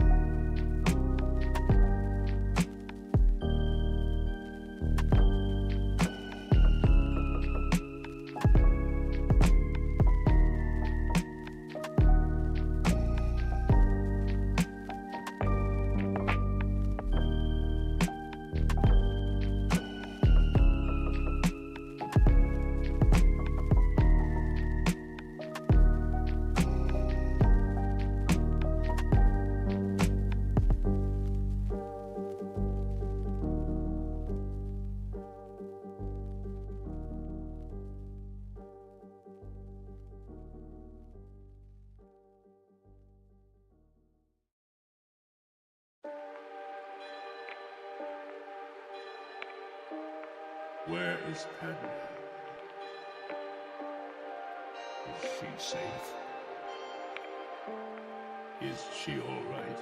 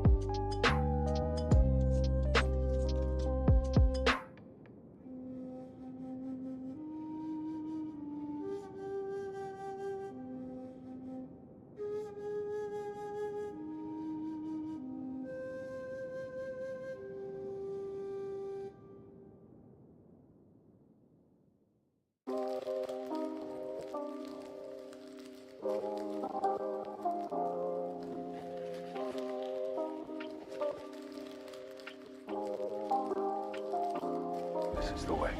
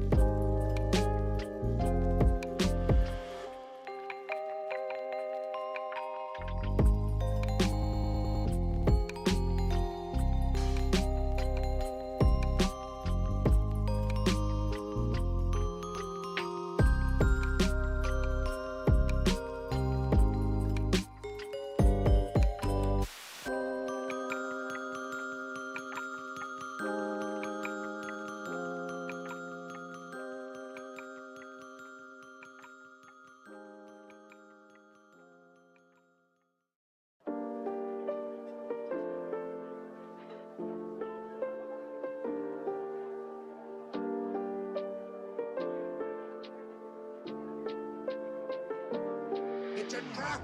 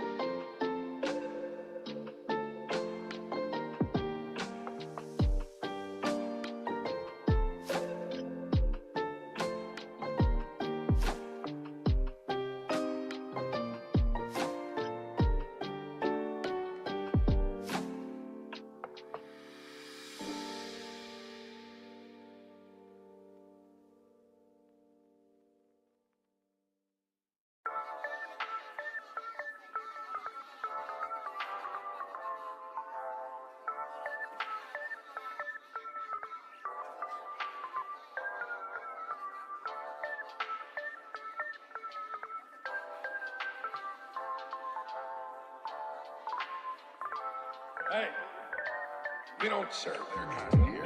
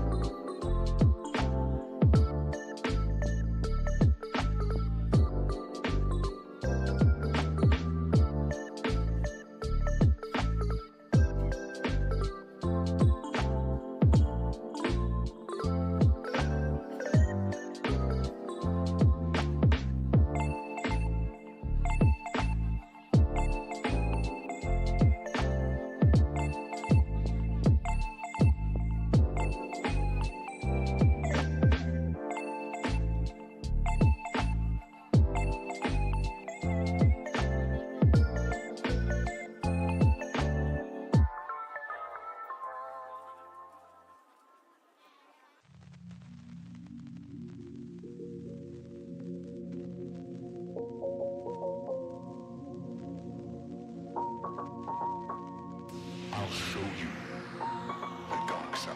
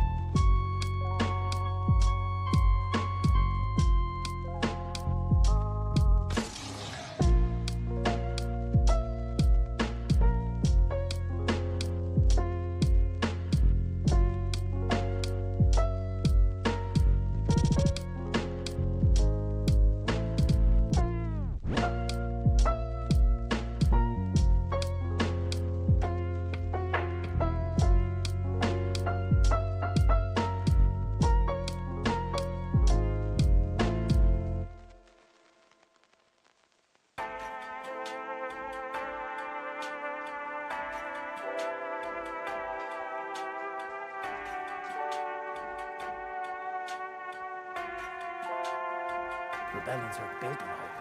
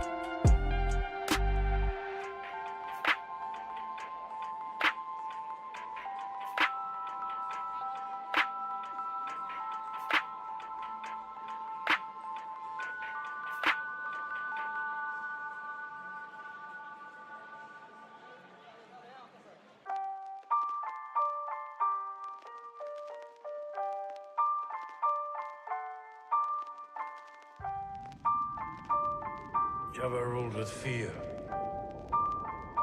I intend to rule with respect.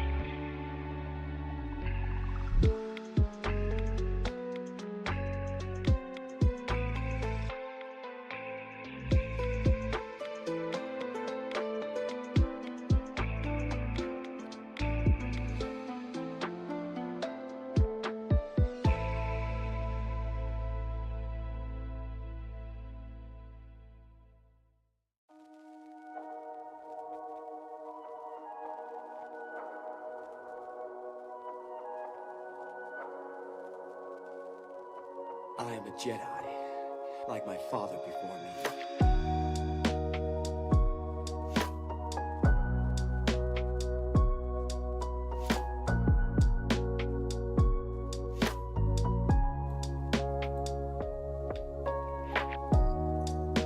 Is what we are going to do.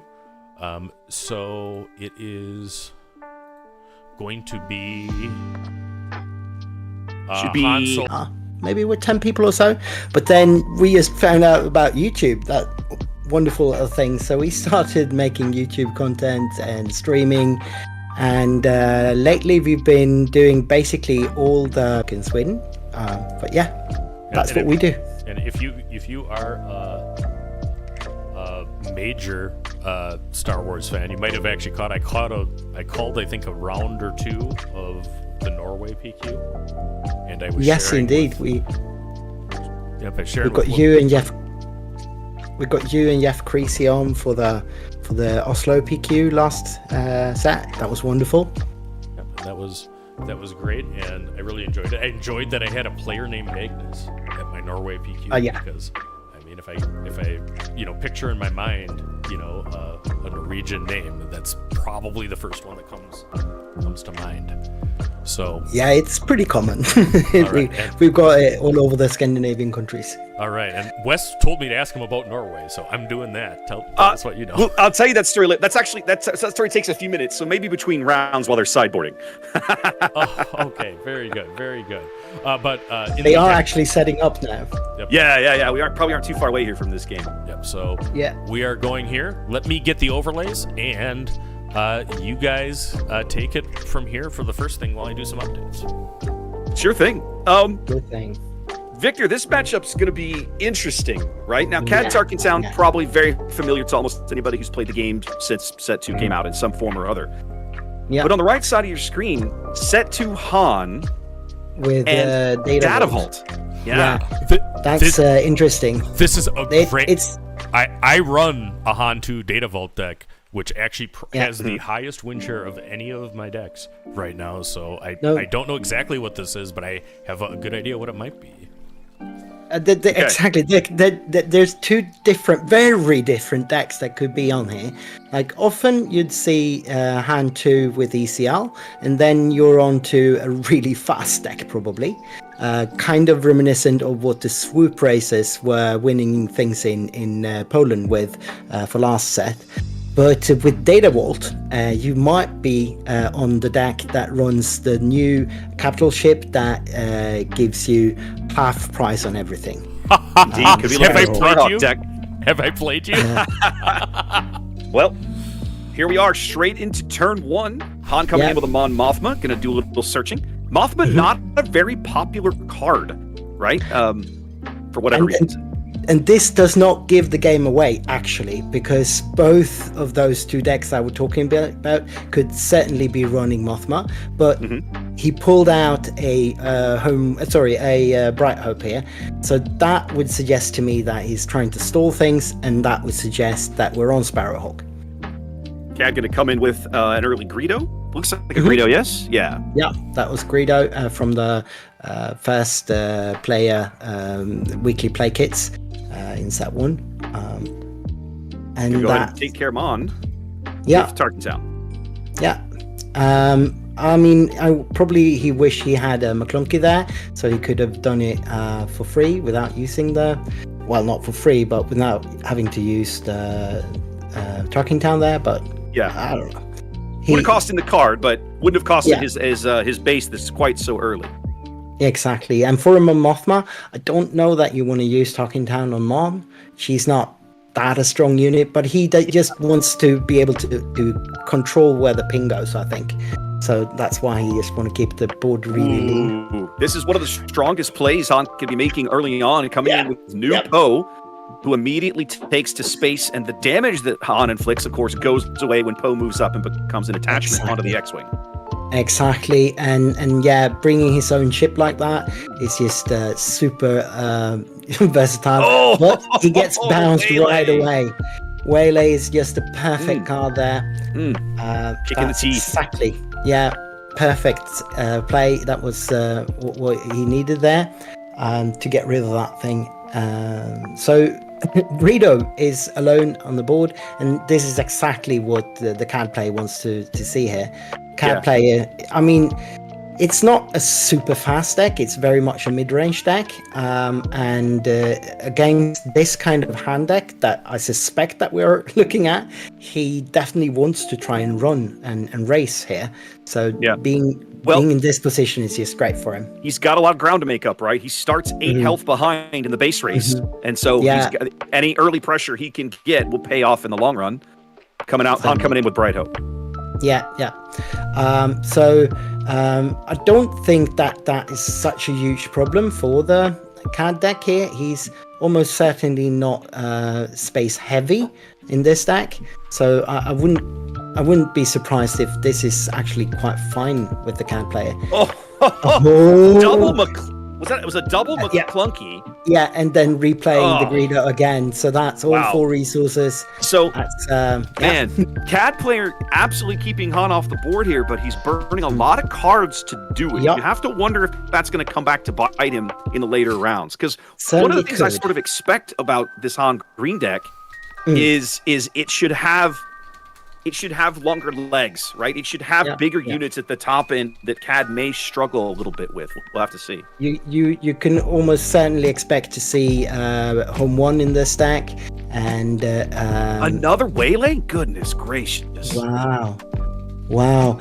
I mean, all of this is keeping Han from getting a board, but at the same time, CAD just has that Greedo. He has not developed his own board at all at this point. And that's a crafty. Of course, that's very sticky, but he definitely needs some kind of maybe a blaster or something to be able to actually get some damage off of that. Let's see if he can trigger finally that. Going off the board here. It took forever. Yeah. Boy, did CAD get a ton of work out of that one Greedo in his opening hand. He did. But, I mean, it's only 6 damage on that base. We're on turn 5. We're going into turn 5 here, and there's 1 unit apiece. This is actually not that bad for the hand player, I don't think. I don't know. CAD's about to come out, and that. I mean, I hope if you're Han, right, you have to have a plan for the CAD flip turn. What are you thinking? Sure. Put yourself in his chair and talk me through your thought. I'd be struggling to see how he's actually going to one-shot. Without ECL or anything, he probably can't deal with CAD in one action or anything. But he's probably got up in the range where he wants to be. He could be playing like a Poe. He could be playing big units now to start pressuring with some like actually hard units that could hit hard. Well, we know Han does have the Poe in his hand. I doubt very seriously that he resourced it. No, but coming he with a red playing 5. Yeah, he isn't playing it. He's betting on that space lane at this point. So now we get to see the hand, I suppose. Well, it's gonna. He's. So those are some big units. Sundari, Reinforcement Walker. There's the Poe. Yeah. And the Crate Dragon there. A Crate Dragon.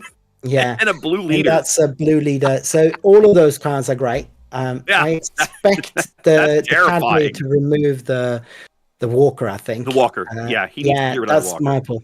But no, he goes for the Crate. All right. Going for the Crate. Because, of course, the Crate, once it hits the board, it's going to be reeler off. But, Han's got a lot of possible restore in his hand between the Sundari and the Reinforcement Walker. We're going to have to see how this shakes out. Indeed. And there is not a lot of pressure built up on that base yet. No, not yet. Has probably just hitting the Sundari in order to get rid of it. I mean, I think in his shoes, that's what I would do. CAD doesn't take a lot of pain back. Yeah, he's just going to pull a blaster out of the resource row and assassinate it. Yeah, that makes so much sense. Love his play. Yeah, but again, he is not pressuring at this point. He is not putting a lot of pressure on that base yet. Maybe he can pull something off. At this point, also, of course, CAD is starting to get some of their bigger units. We can expect him to be running things like CAD unit, I suppose.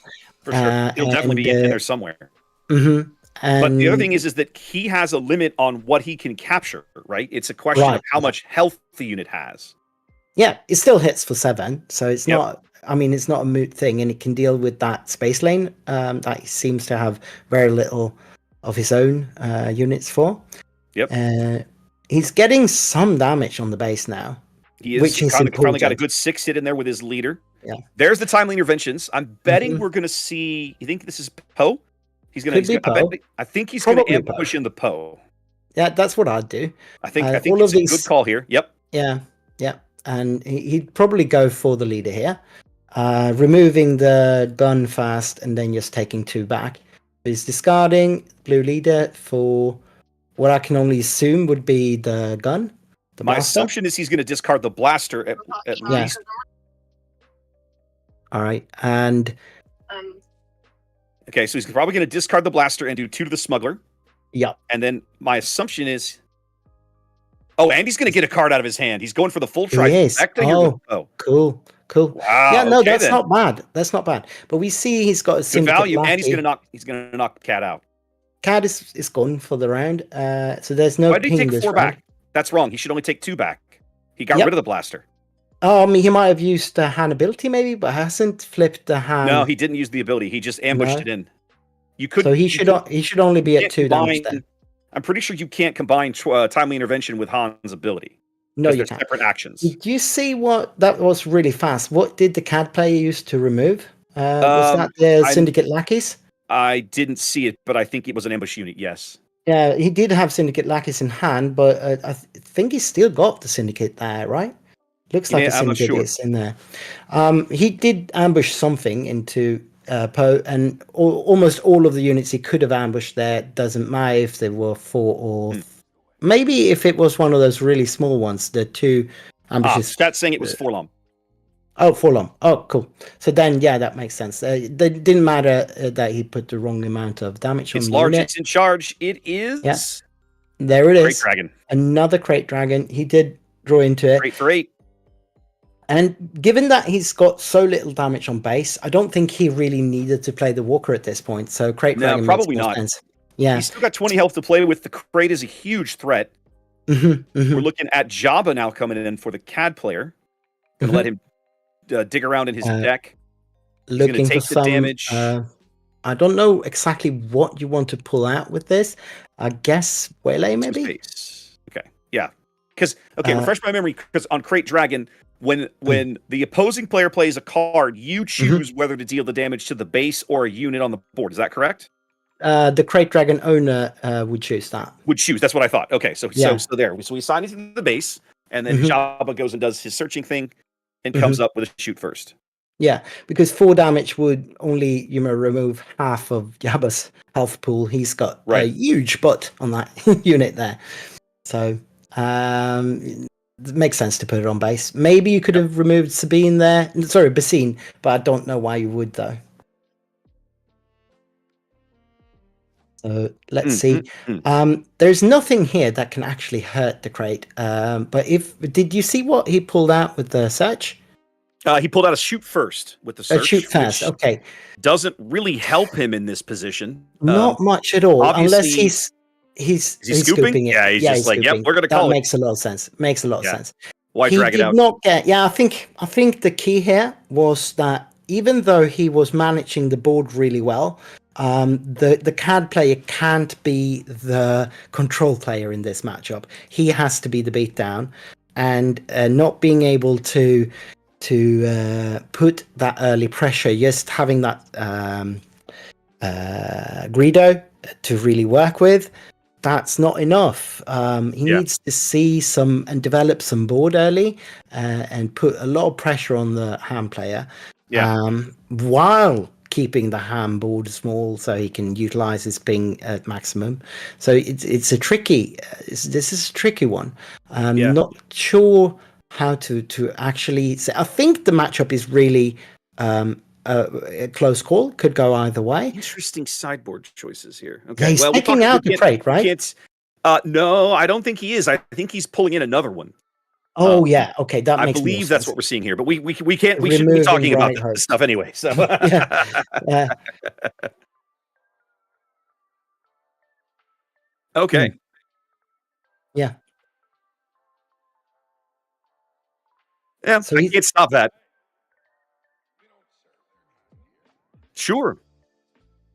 So Okay. if this sounds a little bit weird to you listeners, it's because we've got Loopy in our ear and he's giving us some pointers here. But so we could see we could see Christopher there pulling out his Bright Hopes. Makes a lot of sense because the deck that he's facing isn't running a ton of space at all. We did see, however, that there were when you flip through now the deck, I don't know if he brought that in or if it was always there, but I could see some Devastators in the Cad Bane deck there. I saw those as well. So I think that makes sense if that's what he's bringing in because he needs more top end. And Devastator in this deck could really be the difference that he actually gets something that can work. Yeah. But with the Great Dragon already out, it's going to be hard because it's just going to auto die before it can do anything. And yeah, sure, 4 damage, but it's not removing a crate. And I just popped in for a second here. A shout out to Jonathan from Bothan Network who made this, but this is actually the undefeateds going into round 3. So, I mean, if you compare that with the deck representation, I mean, we can kind of look at we what's doing already well. see. So yeah, we can already see quite what the conversion is looking like. Quinlan is doing real well. Sabine is doing real well. So they both more than doubled their shares. Han Solo also pretty much doubled their share, going from 7 to 13.2. And Anakin Skywalker is doing real well, doubling their share as well. That Anakin Colossus deck is real. 3.9% Darth Vader, Data Vault, Lord of the Sith, my friend. Let's go, Dark Lord of the Sith. Let's do it. So they've improved by 0.6 points. Yep. Well, hey, undefeated Vaders is undefeated Vaders. And I see Ray Tarkentown in there. I'm going to say that I put Ray on the thumbnail because it matched the blue the best. And hopefully that's Chris Schutz because I told him that he needs to make my thumbnail make sense, and I'll be mad at him if he loses. So, one of my early takeaways from seeing this graph is that the rare bases out of set 4 are making a much larger impact in the game than the rare bases out of set 3. Absolutely. Hey, Jonathan, if you're listening, make some analysis of that. Tell us what the base win percentage is. Yeah, I'm here. And we got resourcing going on. So I'm going to let you guys get back to the next match. Shouldn't gap too long because Han is starting off with the exact same play he started last game with, looking for something. And I don't think he's going to be looking for a Bright Hope. I think those were all gone now, so he might be looking at something more juicy here. That is a home one, so he's going for the late game immediately. If you're now, I'll say one thing that I'm a little surprised.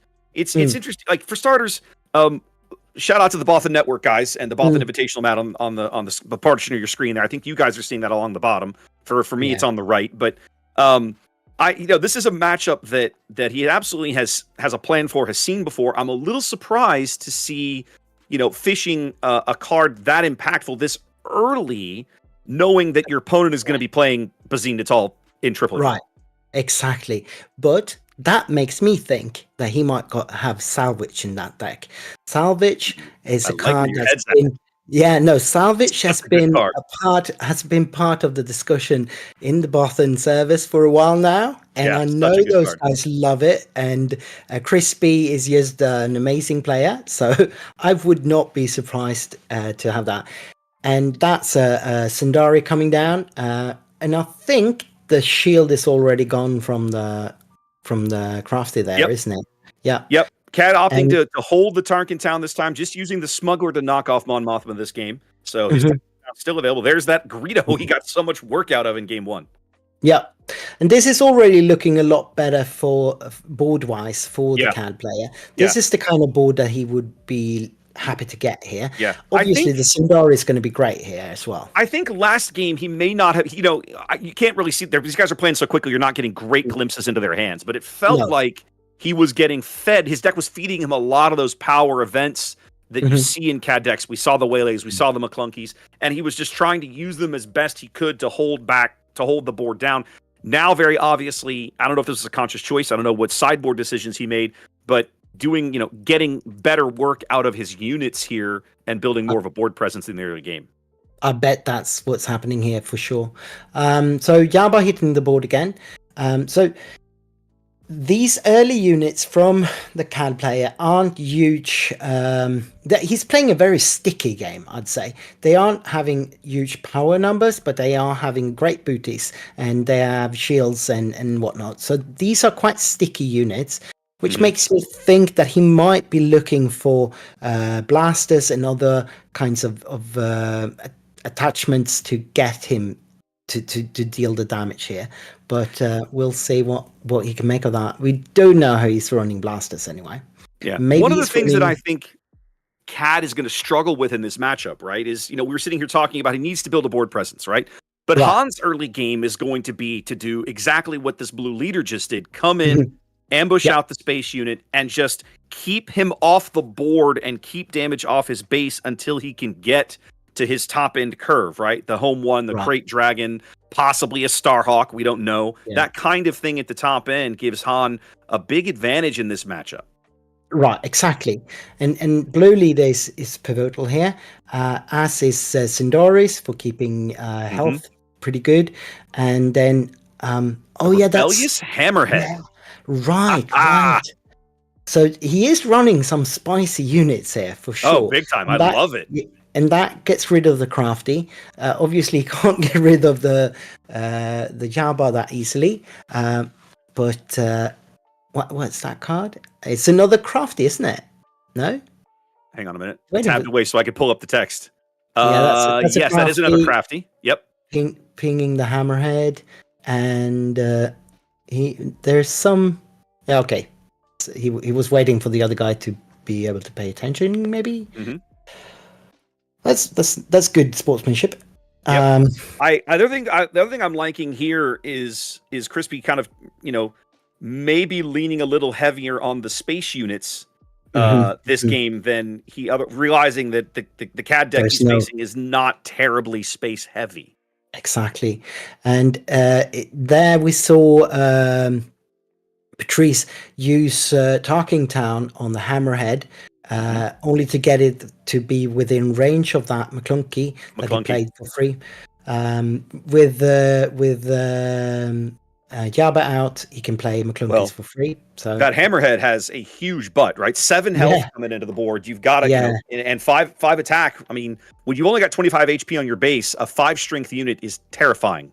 So you can't. If you've got a way to get rid of it, you've got to get rid of it. And it takes him a little bit of work and a combo, right? It takes him a McClunky and some other cards, but he does get there.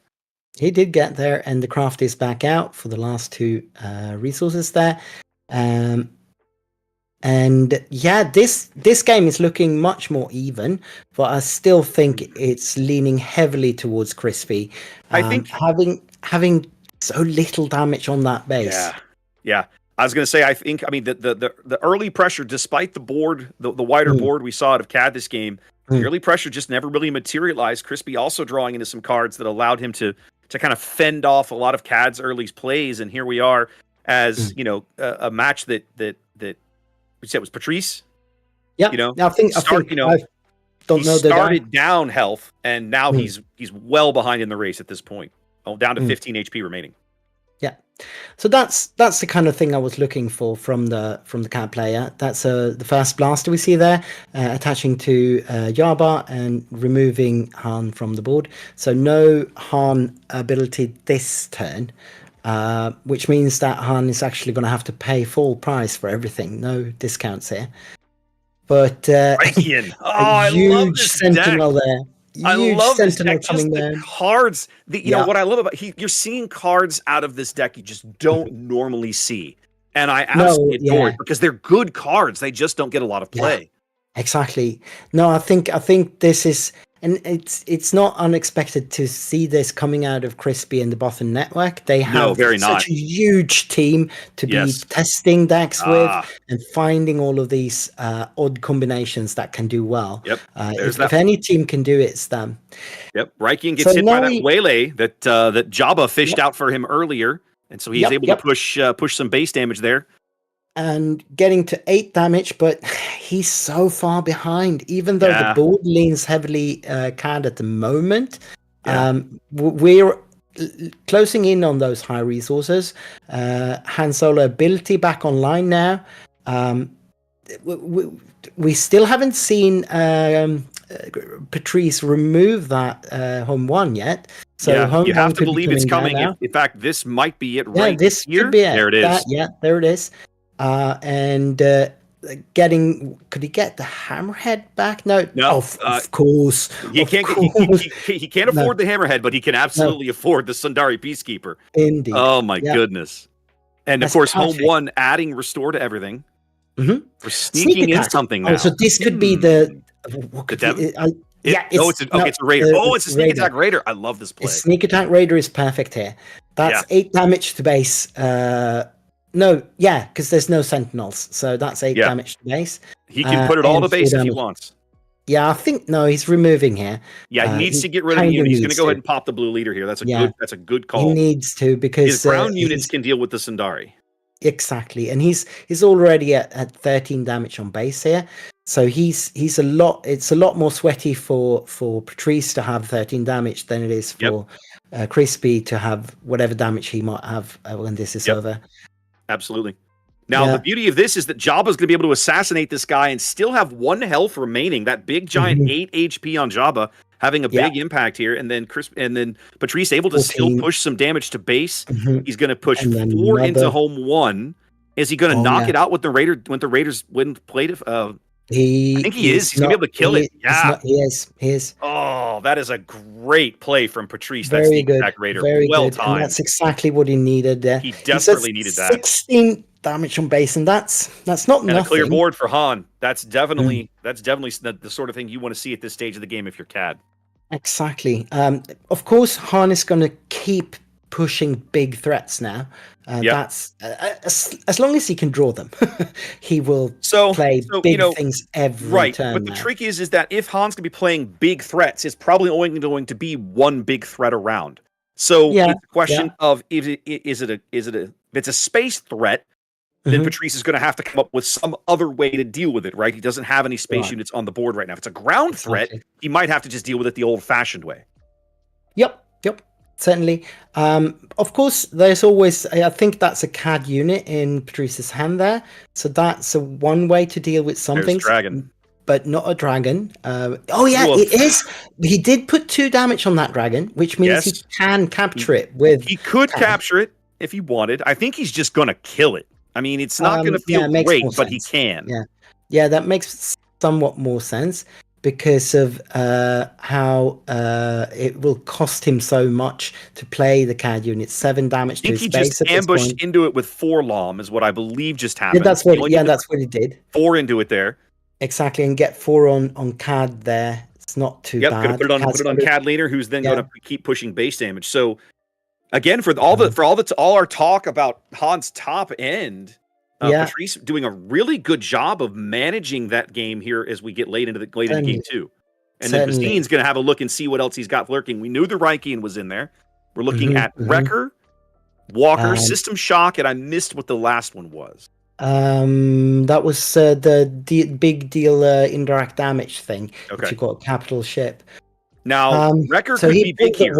He got rid of the Walker, which is the right call. Wrecker could be big here because he could be looking like Crispy might have a timely intervention in the row. We know he's playing them. I would expect them in this deck. A lot of big ambush threats here. And he's certainly got the that would allow him to remove both CAD unit and one of the small ones and just push Wrecker through one of the small ones, probably the Crafty, and push 5 damage to base there. We're paying 5. This sounds like that's not him. No, that's okay. He drew another hammerhead, so he's going to deal 4 damage to CAD and throw him off the board. That's very good. Crafty and Basin isn't going to threaten him too much. CAD pulls ahead now. 9 HP remaining for Crispy on the bottom end of your screen. Still has 12 HP up top. And that's that's heavy. Heavy, heavy.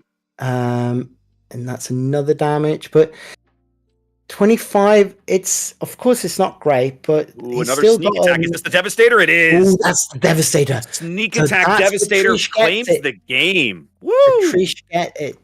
that's really good. We're one apiece now. Interesting, and like I said, this matchup is really even. But more even than I thought. Coming into game 2, I thought, man, I'm not sure how Patrice is going to do this, but he's got the cards in there to do it. As obviously we just watched it. Very, very nice. We did, and I think that Devastator there was key, and absolutely sneak attacking that Devastator was just exactly what he needed to get 13. there. It's just 13 to base. Like you just, I mean, if you don't have an answer for that when it comes down, you're done. Yep. And waiting, using all his board state to get durdling, as some people would like to call it, just bide the time of the round, and then play it in the last part of the round when your opponent can't really react to it. No resources open, no units open. So that's exactly how you do it. 100%, like, all-star card in that game, sneak attack, right? Back to certainly. 2 of each of those basically back-breaking cards at exactly the right moment, paired with exactly the right unit out of Patrice's deck to just disrupt and destroy whatever it was that Crispy was trying. Well done. Mm-hmm. Yeah. No, without that sneak attack Raider, I think this game would have ended almost there. Letting that home one keep healthy, keep the base healthy while basically just winning the game would have been, it demanded an answer, and he found it. And then that Devastator in the end there to get him across the line was just a clutch. So, ladies and gentlemen, on to game 3. Crispy's going to start on the button here. Patrice not liking his hand, going to throw that back and try again. I could not see any of what was going on with the resourcing from Crispy there, but he at least kept his hand and seemed happy enough about it. So I can only assume he's got good opening units here, and some way to sort of try and move along to his game. All right, Patrice is going to be stuck with whatever he comes up with. He's got a couple of crafties in his opening hands. That's not terrible. Seen there as well. It's like a Zuckus? It's a Succus. Forlum or Zuckus? I think that's Zuckus. I can't tell which exactly. It's the Succus. And Raider, I think. I'm pretty sure that right-hand card is a Raider. Yeah, it's a Raider. And there's an event, Waylay maybe? I think possibly, yes. So he's resourcing the Raider there. Okay. Interesting. So hey, look, it's like we've seen this play before. Obviously, Crispy likes that, apparently. And I guess what I like about it? What I like about it is Mon Mothma a terribly good unit? No. But she does replace herself, right? You play the card early on in the game, and then it puts a card back in your hand. So ordinarily, you're slowly losing card advantage over the course of the game. Cards like Mon Mothma help you avoid that by replacing themselves when they hit the board. And guys, we may have the biggest Mon Mothma fan on the face of the planet in the chat. I know that Falafel is a huge Mon Mothma. Falafel's there. Oh, yeah, that's Mon had a big week for those of you that watched the Andor premiere on Disney Plus. Let me tell you, she had an interesting. Oh my God! Spoilers. That's why I'm going to say nothing else. We see the crafty come down from the CAD play there and pinging game 2 here. Game 3 starting very much like game 2. Crafty Smugger going to knock out Mon Mothma after she pushes a little bit of base damage there. No, I think since Crispy's base, it's very, very much the same game we've already seen.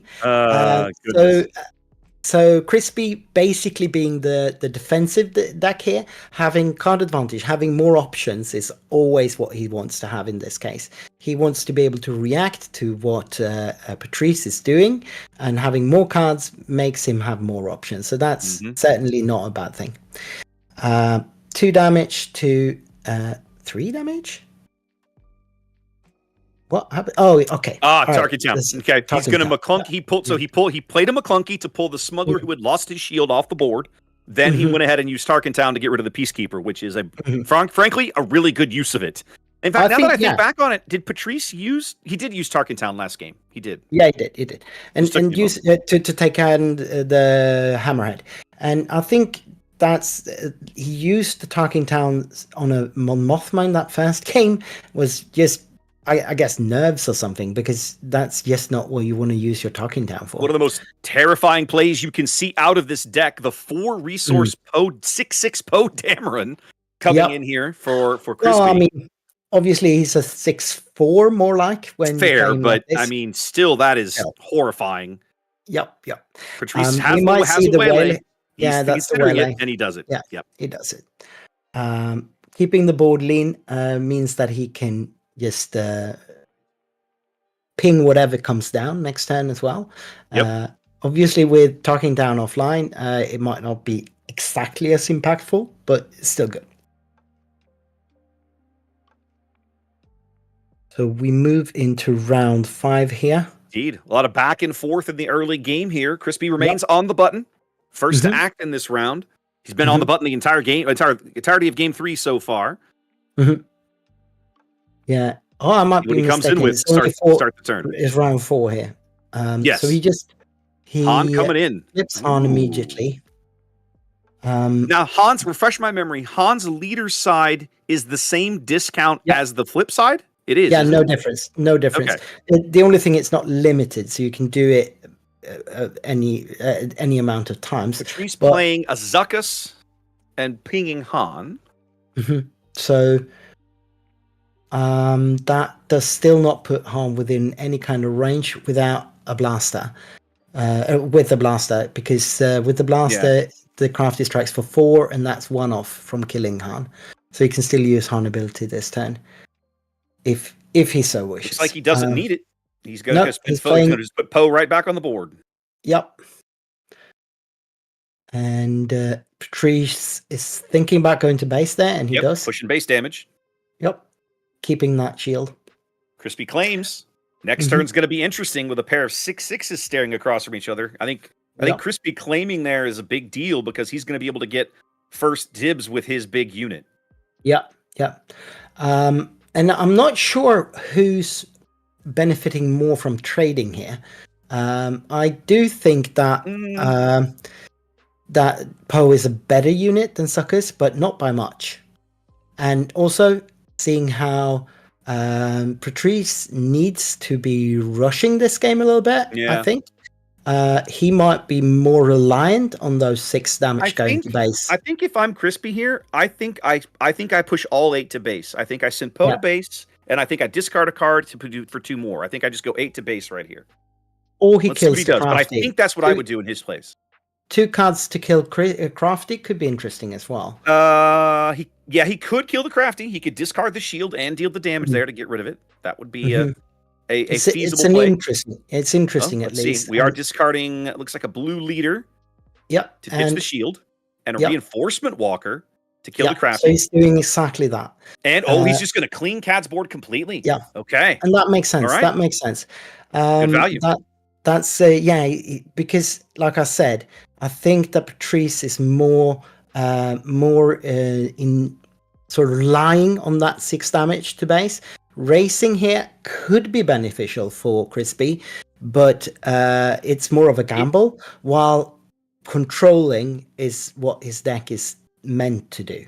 What I like about that play out of Crispy is that it shows he has immense trust in the top end of his deck to deal with this when the time comes.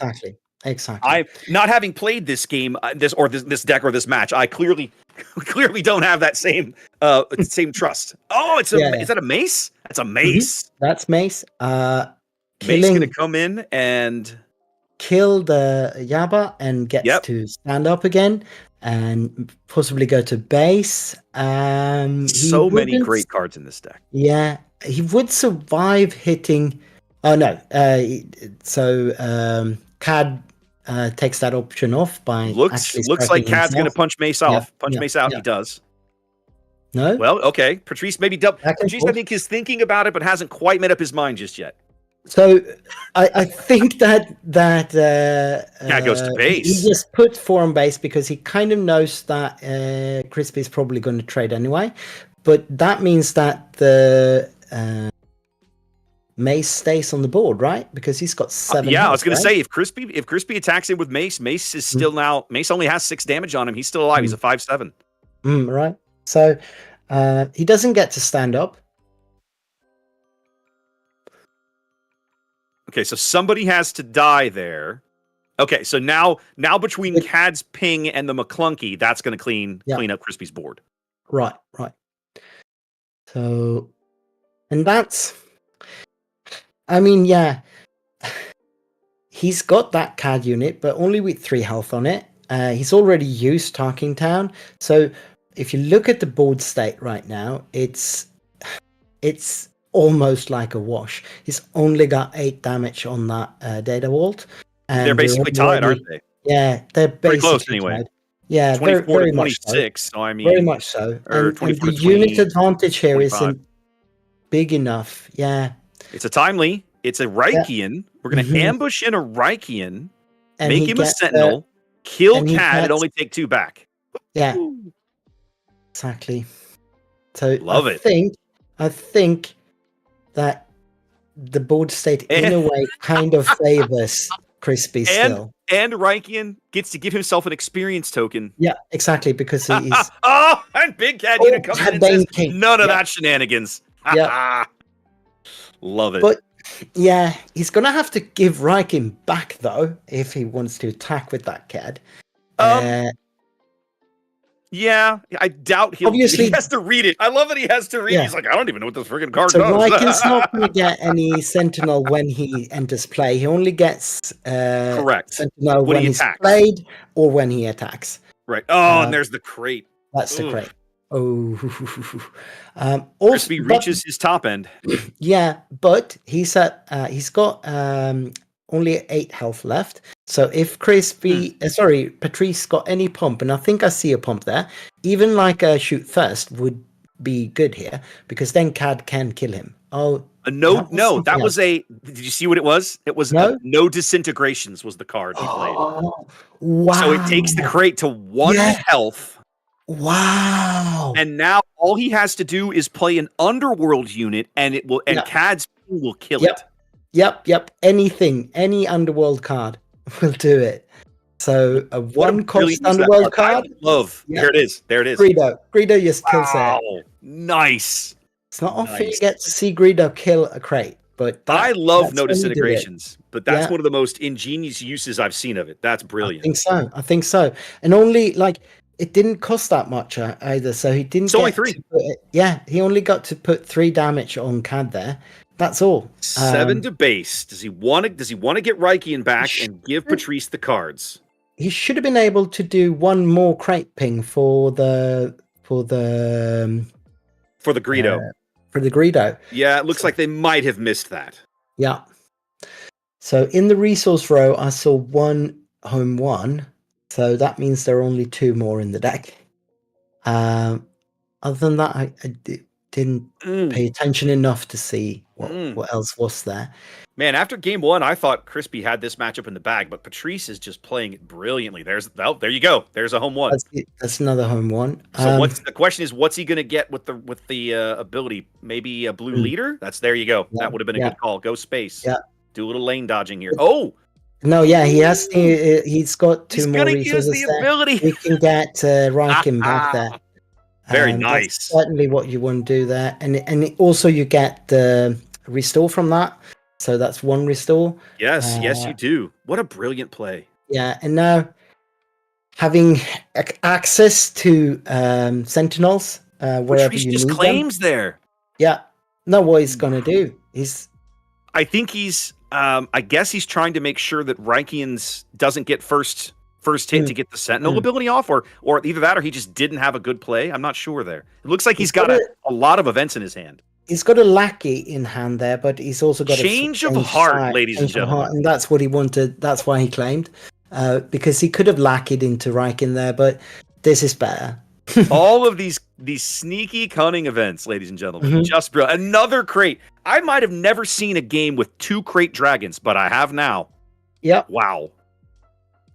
And here's why. So, if you're playing the Starhawk version, Wes, I've actually double spelled crate dragons. To Deal yes, with that. exactly. I've seen because they're not unique. No, they're not. I've seen. That's nuts, I've man. seen it. This game. I could not. I'm so happy I came to sit to cast this game. This is amazing. And there's the third dragon in his hand. That's the third dragon and a hammerhead and the huge indirect damage event. So he's removing the crate. Bombardment. Ooh. Yeah. So okay, so still there, and he's got to ping something. And so does that he gets damage to go? Yeah, and then 2 damage to base with the crate dragon because he played Bazzi. Yeah. Should be 2. Oh yeah, no, restore, I guess. Yeah. Yeah, no, yeah. When he attacked with home 1, he got the restore, so he cleaned up the 1 damage off his base from earlier. That Mon Mothma put on there like 10 minutes ago. Exactly. But now the home 1 is back home. This is starting to look dark for Patrice now. Isn't it? The crate's just going to go straight through that Basine. I bet. And then I would. It's a huge. You might as well just get rid of it. Yeah. No, you just want to hold back the Riken to see where the threats come, so that you can sentinel something. He might even sentinel the crate dragon just for the heck of it, you know. He just went straight to base. He didn't even bother rolling over Bazine. He's like, nah, 10 to base. Okay. I mean, technically, Crispy has lethal on board right now, I think, because he's got 5 and 7, 12. Well, no, 12 is not enough. Yeah. He needs 13. 7, 5, 7, 12. Yeah, no, he's one off. He's one off. He's one off at the moment. Any pump would do it. And I don't know how much of the Rebel package is running there. I doubt he's got anything in there. I mean, in green, you might have things like tactical advantage, but I doubt very seriously he's wasting deck space on that sort of thing. Right. Yeah, no, he could have had fleet lieutenants, but I don't think he does. No, I don't think he does either. I think we'd have seen one by now. And this deck has got, I mean, yes, there's rebels in it, obviously, but I don't think it's a heavy enough rebel package to maybe warrant the fleet. Well, I mean, most of the things are rebels. Basically, the crates aren't. Almost all the other things are rebels. And so Mothma can pull them. But, you know, I don't think he's relying on pumps because he's the control, you know, and the units are big enough anyway. Okay, he's going to spend 2 for a sneak attack. Sneak attack. As he does that, the crate dragon will fire, which means that Crispy gets to assign 2 damage somewhere. Now, this is dicey because if Crispy assigns this to the base, he does have lethal now. Yeah. So I think that's exactly what they're talking about, the timing here, and he gets to resolve the full event before, if he wants to, but he can also choose Crispy to resolve first. I think they're reading the crate dragon to make sure they do the damage on this correctly, and I'm actually going to do the same thing to make sure that we are interpreting this the right way. So let me go back and pull that card up. If I remember correctly, the player that is taking the turn can decide who's going to resolve all of their triggers. But if he chooses himself, he's going to have to resolve the trigger on the card and play the card and all of that. But I think at this point he can choose the crate. He's choosing Crispy to resolve all his triggers. I think that's how it works. That's saying the crate doesn't fire until the event resolves. I'm not sure that's technically correct because it says when an opponent plays a card, you may deal damage equal to that card's cost to their base or a ground unit they control. So to me, every time a card comes out of his hand, he gets to point and deal damage. Yep. So it seems that the other thing that's going on here is on sneak attack. You actually have 2 crate triggers because there is a 2-cost crate trigger and a 9-cost crate trigger. Yep. And exactly. The sneak attack gets to complete, but I don't think that really helps CAD here. No. I'm not sure it does, right? Because the way the Great Dragon is worded, you assign damage based on the cost of the card, not what the opponent paid for it. Exactly. So that could be, if I'm understanding it literally could be 10 to base. It's 10 to base if he wants it, and then any unit can take it this game. So that's certainly what he can do. So I don't think Patrice knows this. And I'm not sure. I think Patrice could assign the crate damage to go off from the 2 cost of the event first, but either way, that's not going to matter that much. Yeah, I think this is kind of a Hail Mary that in the end the crate is going to end up preventing. So chat's basically saying that we're full of crap and that the event resolves, both cards come in, but I think by the time he plays the Devastator, playing the Devastator is his action, and then the very next action, if that's the way it goes, Crispy just swings with either one of his units, and there it is. Exactly. There's no way out of that. Yep, and I think that there's no way out of that. What a match, guys! That was great. A great game. That was great. Can you see why I like Han Data Vault? You know, and I haven't posted that list. And we didn't even see the Sparrowhawks there, and I think Sparrowhawks in that deck. I would put it in. Like, why would you not? It's a 6/9 ambush, so you would end up paying what, 7 or 8 for a 6/7 ambush card that makes everything else half price. I'd play that card in this deck. Heck yeah, bring it on. Yeah, and you kind of you can't leave it on the board, so your opponent, it's basically got Sentinel because for sure it needs an answer immediately. Brilliant match. But Crispy walks away with a win here in round 3, staying undefeated here at the Sector Qualifier in Richmond. Looking good here on Han 2, Red Han out of set 2, and Data Vault. When I cast the PQ here in Mobile, Alabama, we had a guy, Eric Oakley was playing Han 2 ECL that day. And this was, of course, back in an era when Django and CAD were still a thing. This was set 3. And he got all the way to the semifinals, I think, before he ended up not being able to quite push through a Sabine ECL deck. They were rematching from earlier in a fabulous match that the Han deck just couldn't quite get over. But man, that Data Vault version is nasty. I love it. I mean, that's a very different deck, though. The Han ECL is basically a very fast deck and very similar to a Sabine build in many ways. Whereas this deck that we just saw is a complete different beast. Yeah. In many ways, I think this deck is much more like maybe a Obi deck that you would see, Obi Green or something. Yes. Utilizing the Riken and the home ones and all those big green units. For sure. So, yeah. For sure. Love that game. Love that Loopy, game. do me a favor. Pull up that graphic that Jonathan left for you for the bases. Because I want to talk about that real briefly before you take a break and bring in the next rounds, guys. We were going to do that anyway. So okay, good. You know, what a match.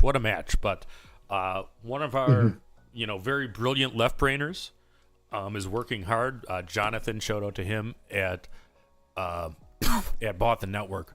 But he created a base representation chart, which I thought I added to this, but I need to right now. So let me add it to the deck list slide. Undefeated bases. So one of the things that we were talking, we mentioned briefly, right? I think after one of the games was how big an impact the rare bases seemed out of this new set, out of Jump to Lightspeed, were having compared to the rare bases we got back in set 3 out of Twilight of the Republic. And the graphic that Loopy's working on getting put up on the screen here really kind of highlights it to me. Yeah. Data Vault is at the undefeated level for round 3. They were at 12.8%. So that's a huge uptick from what the representation was. Energy Conversion Lab is ticking up a bit. They were 12% of the field and is now at 16.8.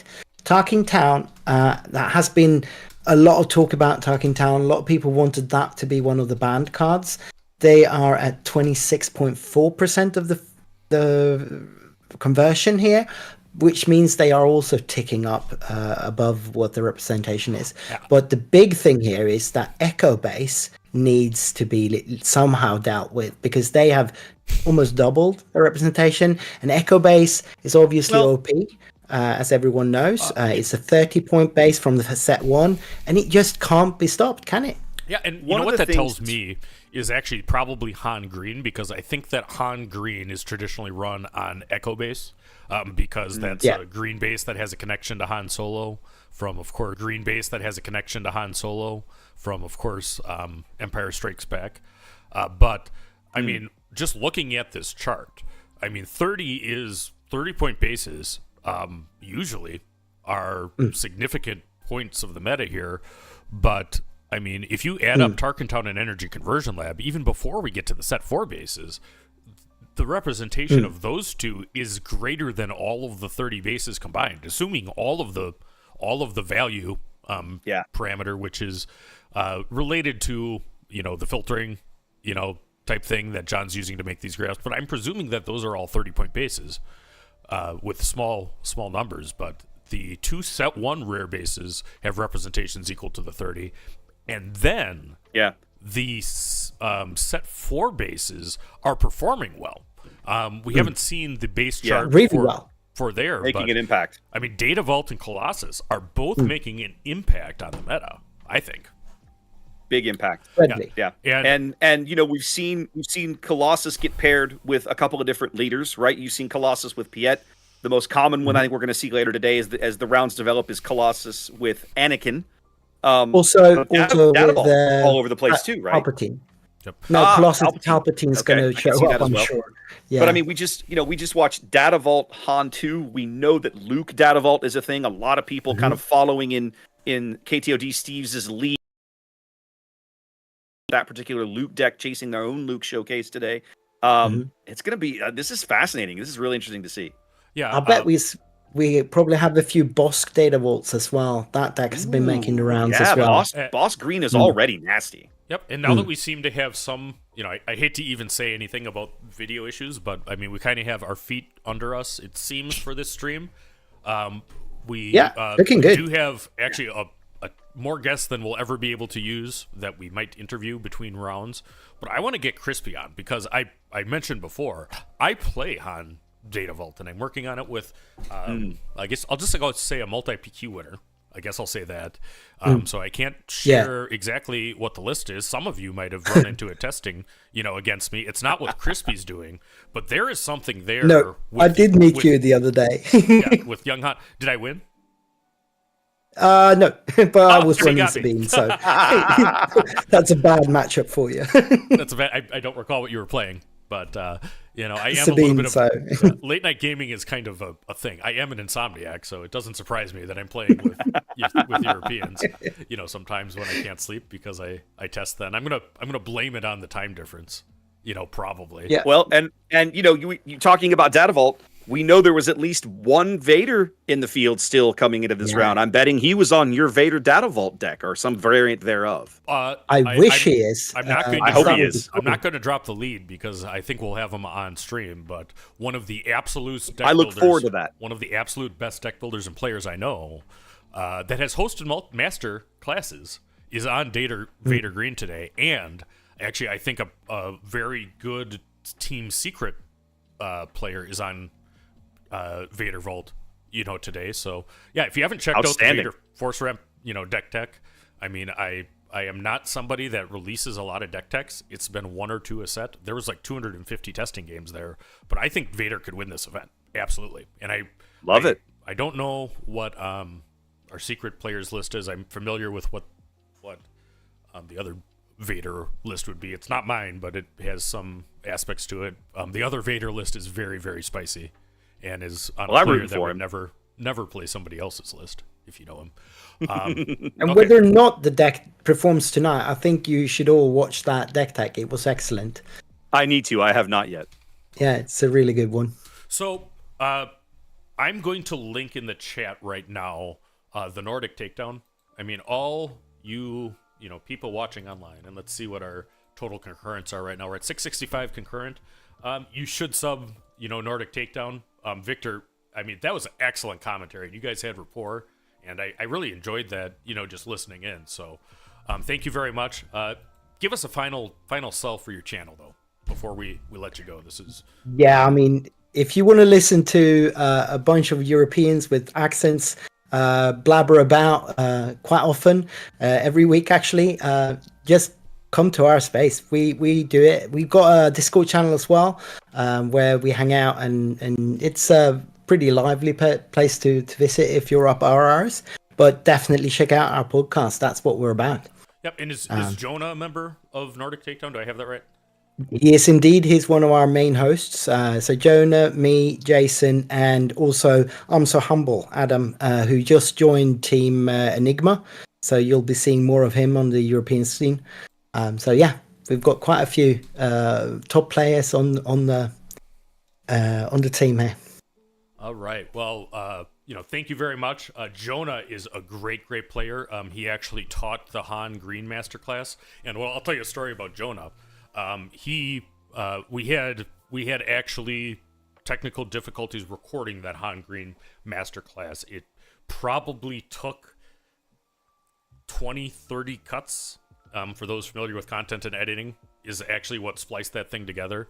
And he was up till probably 3-4 a.m. European time, getting that sucker down. Sonny D from Secret was another teacher of that, and Eros Conmengo, who's a great Han Green player from the West Coast. So I really appreciated both Jonah's competence and his dedication to making that masterclass happen, because, I mean, a lesser guy probably would have, bailed out as we got, to like past midnight and going through. But I thank you so much for joining us. Before you go, let's hear Wes's story about Norway now. Yeah.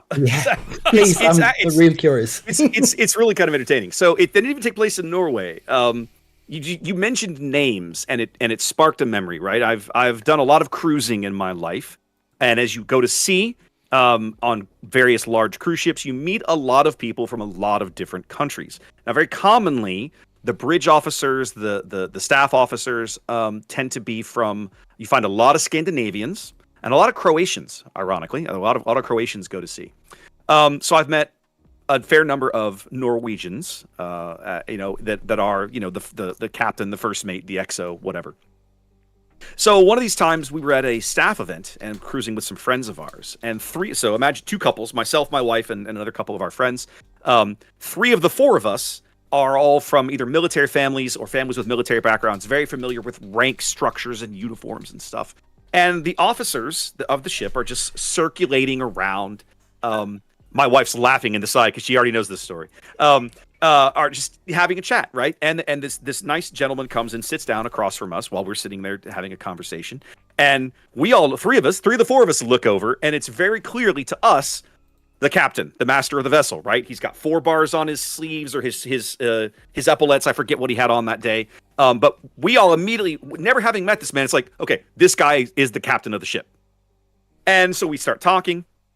But one of the friends, my wife's very good dear friend from high school, doesn't have that same background, and so very just plain as day, she looks at this gentleman and goes, "So what is it you do here?" And he just goes, "My name's Tor. I work here." And the 3 of us are just absolutely mortified. Like, how can you not know? But then later on, talking to her, she's like, "How would I know?" And we're all like, "No, that's fair. You wouldn't know." The rest of us knew. It's one of those funny moments that just, I guess you kind of had to be there a little bit, but it was a great moment because you talked about names of Norwegians, and that story immediately came to mind. But also quite literally just, "I work here." It seems like the correct reply as well. Yes, he's like, "Oh, my name's Tor. I work here." Like, it was just a riot. My godfather's actually Norwegian, named Dave Ludke, and I'm half Dutch, half Irish. So there is actually a Dutch fest. There's a very thing. It's called the Skut in Hollandtown, Wisconsin, that has gone on for 149 years annually. So if you go on to do some math, that's actually probably the largest sporting type event that exists that's been run annually in America, because that's like before baseball existed. But there's a parade in Hollandtown, and it was a very Dutch-centric parade. And I recall one time when I was probably 15 years old, Uncle Dave walking behind all the Dutch stuff with a sign that said, "Sorry, I'm Norwegian." So. Yeah. Oh, very good. All right, so let's transition here. What I haven't given it is an opportunity for C-Raptor to kind of wrap up what he's got going on. I knew you were a Warships broadcaster. I didn't realize you were a sailor yourself. But why don't you tell people here about C-Raptor Channel and what you're planning to do for coverage? And I hear that there's an announcement that Miss C-Raptor has officially approved. Yeah, that's true. We'll talk more about that later, though. I'm saving that one. Okay. But yeah, so if you guys have been around catching unlimited coverage, you might have seen the Denver stream that I was able to produce earlier this month in April. We were able to go out there with all the cameras and the setup and do a live stream on the site, commentary desk right there in the room, all that sort of thing. That is a tremendous amount of fun, but it's a tremendous amount of work. And as my wife's emphatically agreeing with me, and a tremendous amount of effort because of all the crap that I have to carry to pull that off. But But yeah, that's kind of the thing. So unlimited wise, I'm going to continue to produce tournament coverage. I've got 2 planetary qualifiers here on the slate in early June. The first 2 weekends of June, we'll be covering those here on the channel, one in Houston, which is like 20 minutes from the house over here, and the other one up in Austin, which is only a couple hours drive, nice and easy. And then hoping to make it to more of these kinds of events, the sector and regional qualifiers. Obviously, I didn't make it to Richmond, but I'm pretty confident that things are looking very good for Minneapolis. So let me keep working on that in the background. But yeah, that's kind of the thing. Going to keep doing unlimited stuff on the channel. I stream out of the house here. Usually a couple times a month, I'll have some folks over. We'll play some unlimited. They're trying to talk me into doing Twin Suns. I'm not sold yet, but we'll figure it out. Oh, you should. It's so great. Ugh.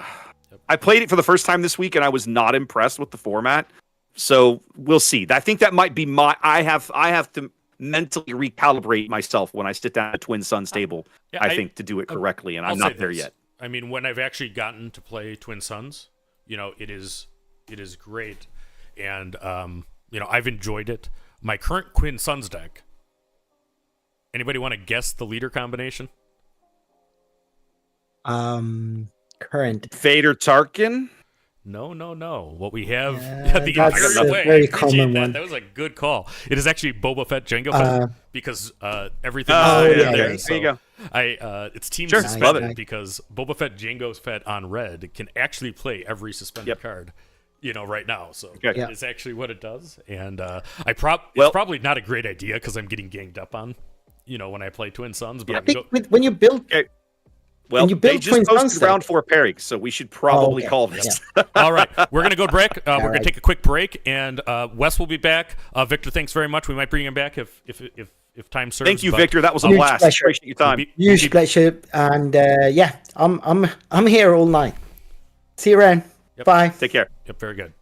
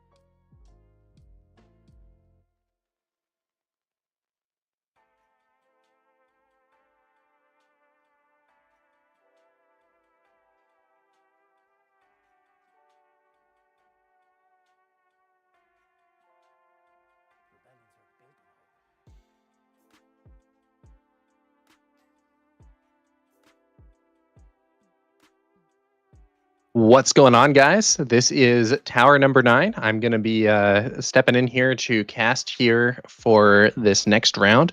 Big shout out to Loopy and Late Night Gaming for having me on the stream.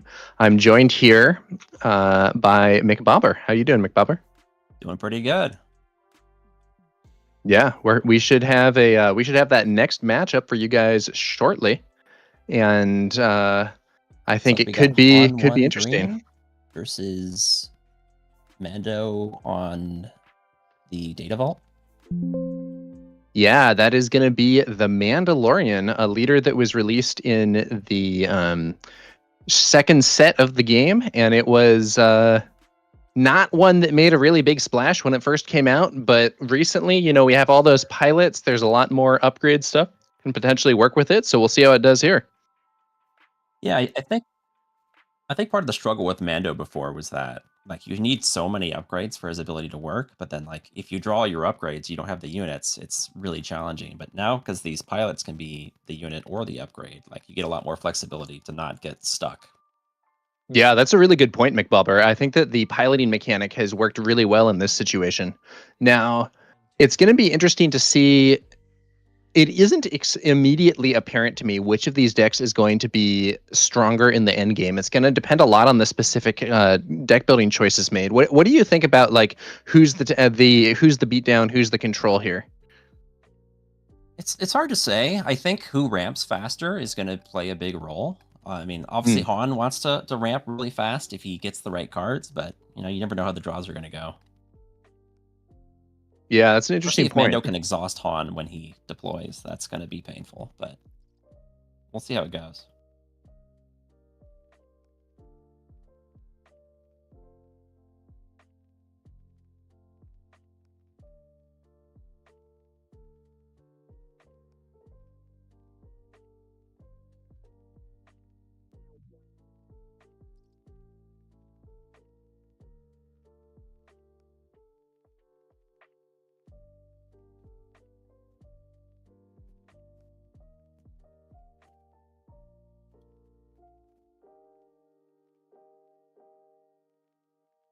We got a 3-3 in both lanes, but Han had to pay a little more for his.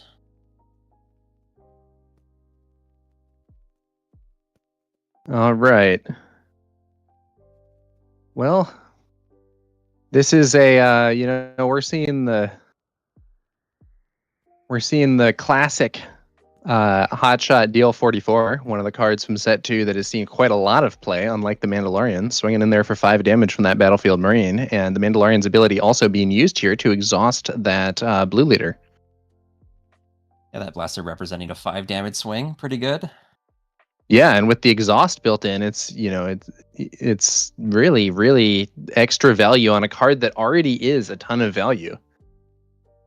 As you said, a 5 damage swing instead of just the 2 bonus damage. He got 2 bonus damage and negated 3 from his opponent. But now Han brings out the Falcon and swings in for another 3. Not to be denied his 3 damage. Yeah. Now, I think he does have to pay for that Falcon here because he didn't get the extra resource. I believe that's accurate. So he's only going to have 3 resources available this turn, while our Mando player is going to have 4. 5 damage on the board with that Battlefield Marine versus 6 on the board from those 2 ships here. And with the 33 HP base there, the Mandalorian's extra ahead, and he's got more upgrades. Here comes a jetpack. Obviously hoping he doesn't get waylaid here, I'm sure. Yeah, he smuggles the jetpack, exhausting the Falcon. As you say, this is kind of risky against a deck that potentially has some bounce. But if it isn't countered, this is going to be another big chunk of damage. And even if it is countered, he's still got that exhaust. However, that was smuggled in from the... so it's going to cost 4. Got the Hound pilot there for a couple bonus damage.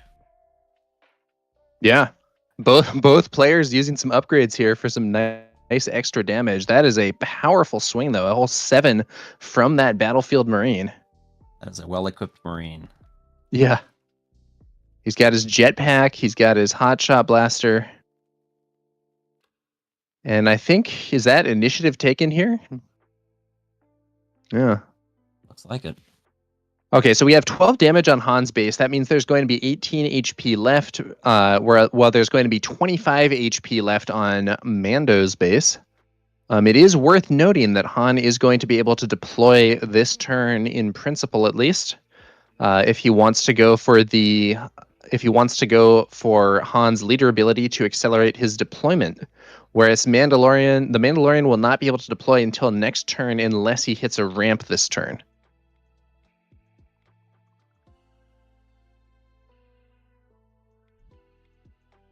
On bouncing that Falcon, wants to make sure he has all of his resources for a 7-drop here, I'm sure. Yeah, let's see here. Yeah, I think that's a good call. So a classic play pattern with this set 1 Han is for people to go for what's sometimes called the 5-6-7, where you start on 5 resources, you use Han's leader ability to go to 6 resources, and then you attack with him, and the on-attack ability brings you up to 7 resources, at which point you can then play really powerful cards like Han Reluctant Hero, U-Wing Reinforcement. But we'll see whether or not the Mandalorian has any tricks that are going to prevent that. Yeah, tricks or no tricks, he's got a huge amount of damage that he's throwing on the board here just with that buffed Marine.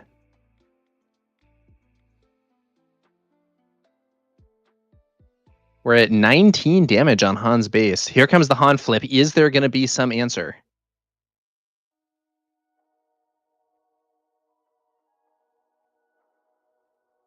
Now, the Mandalorian's leader ability can exhaust a lot of things, but it isn't going to be able to exhaust this leader Han, because while the Mandalorian is a leader, he can only exhaust a unit with 4 or less remaining HP. Looks like blue leader goes to the ground arena to ambush Han, swinging in 5 damage, but that isn't enough to kill him. Han throws some damage onto the base, I believe, here, and that does bring him up to 7 resources. Let's see if we're going to see a U-Wing or something here. Yeah, I'm guessing he's looking for the play of the Han unit here to take out that Marine. Yeah. And there it goes. The heavily buffed Battlefield Marine is finally defeated. Managed to do a incredible 19 damage to Han's base, but Han is now very ahead on board, with the blue leader there being the only unit on the board for the Mandalorian. Now, the Mandalorian can deploy this turn, but that Han Reluctant Hero is a major threat, can potentially actually kill the Mandalorian if there's some kind of pump. Yeah, snapshot reflexes would be pretty huge here. 5 resources. Traitorous! Ooh, interesting. Wow, and because Han was wounded by Blue Leader, he now has a low enough remaining HP that the Mandalorian's leader ability can be used. So not only does that Traitorous take over the buffed Blue Leader, it also exhausts the leader Han. Now, what was that? He had to lose his blue leader because now he controls 2 of them. Oh, that's so funny. I'm not sure if he planned her on that one. Yeah. That is... Yeah, I do think that given that, it might have been better to sequence that a little differently. You know, maybe you attack with your blue leader first, and then you can play the Traitorous. May have lost out on some damage there, but let's see what else he has. Han Reluctant Hero going for base, so no longer there to cover a potential deployment from the Mandalorian. Snapshot reflexes onto the blue leader. That's going to be I think 6 damage here. Interesting call, because he could have snapshotted onto his blue leader before to kill the Han unit, and then also the Han leader. But I think he's prioritizing base damage here, it looks like. Yeah, and he will be able to potentially flip the Mandalorian. If the Mandalorian doesn't get exhausted or killed somehow, and there's no Sentinel, he'll be able to swing in for another 4 damage, leaving the base on 1 HP. But Han hasn't spent his resources yet. Let's see what he's got going for him here. Yeah, Han does have a Millennium Falcon in there, but he needs something else to take out that blue leader. With Han exhausted, he's not going to be able to swing and go up to 7 resources here. There's the Falcon. Maybe he has a surprise strike or a Han unit.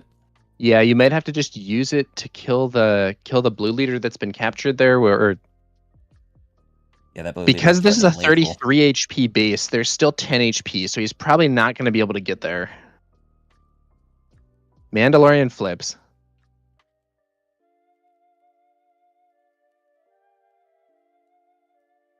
Even if Han can clear this blue leader somehow, the Mandalorian is threatening lethal if there's any attack pump card. Snapshot reflexes, another hotshot blaster from Smuggle, surprise strike. I think the Mandalorian's in a pretty strong position here. I agree, because all you have to do is claim and have any of those choices, and it'd be game over.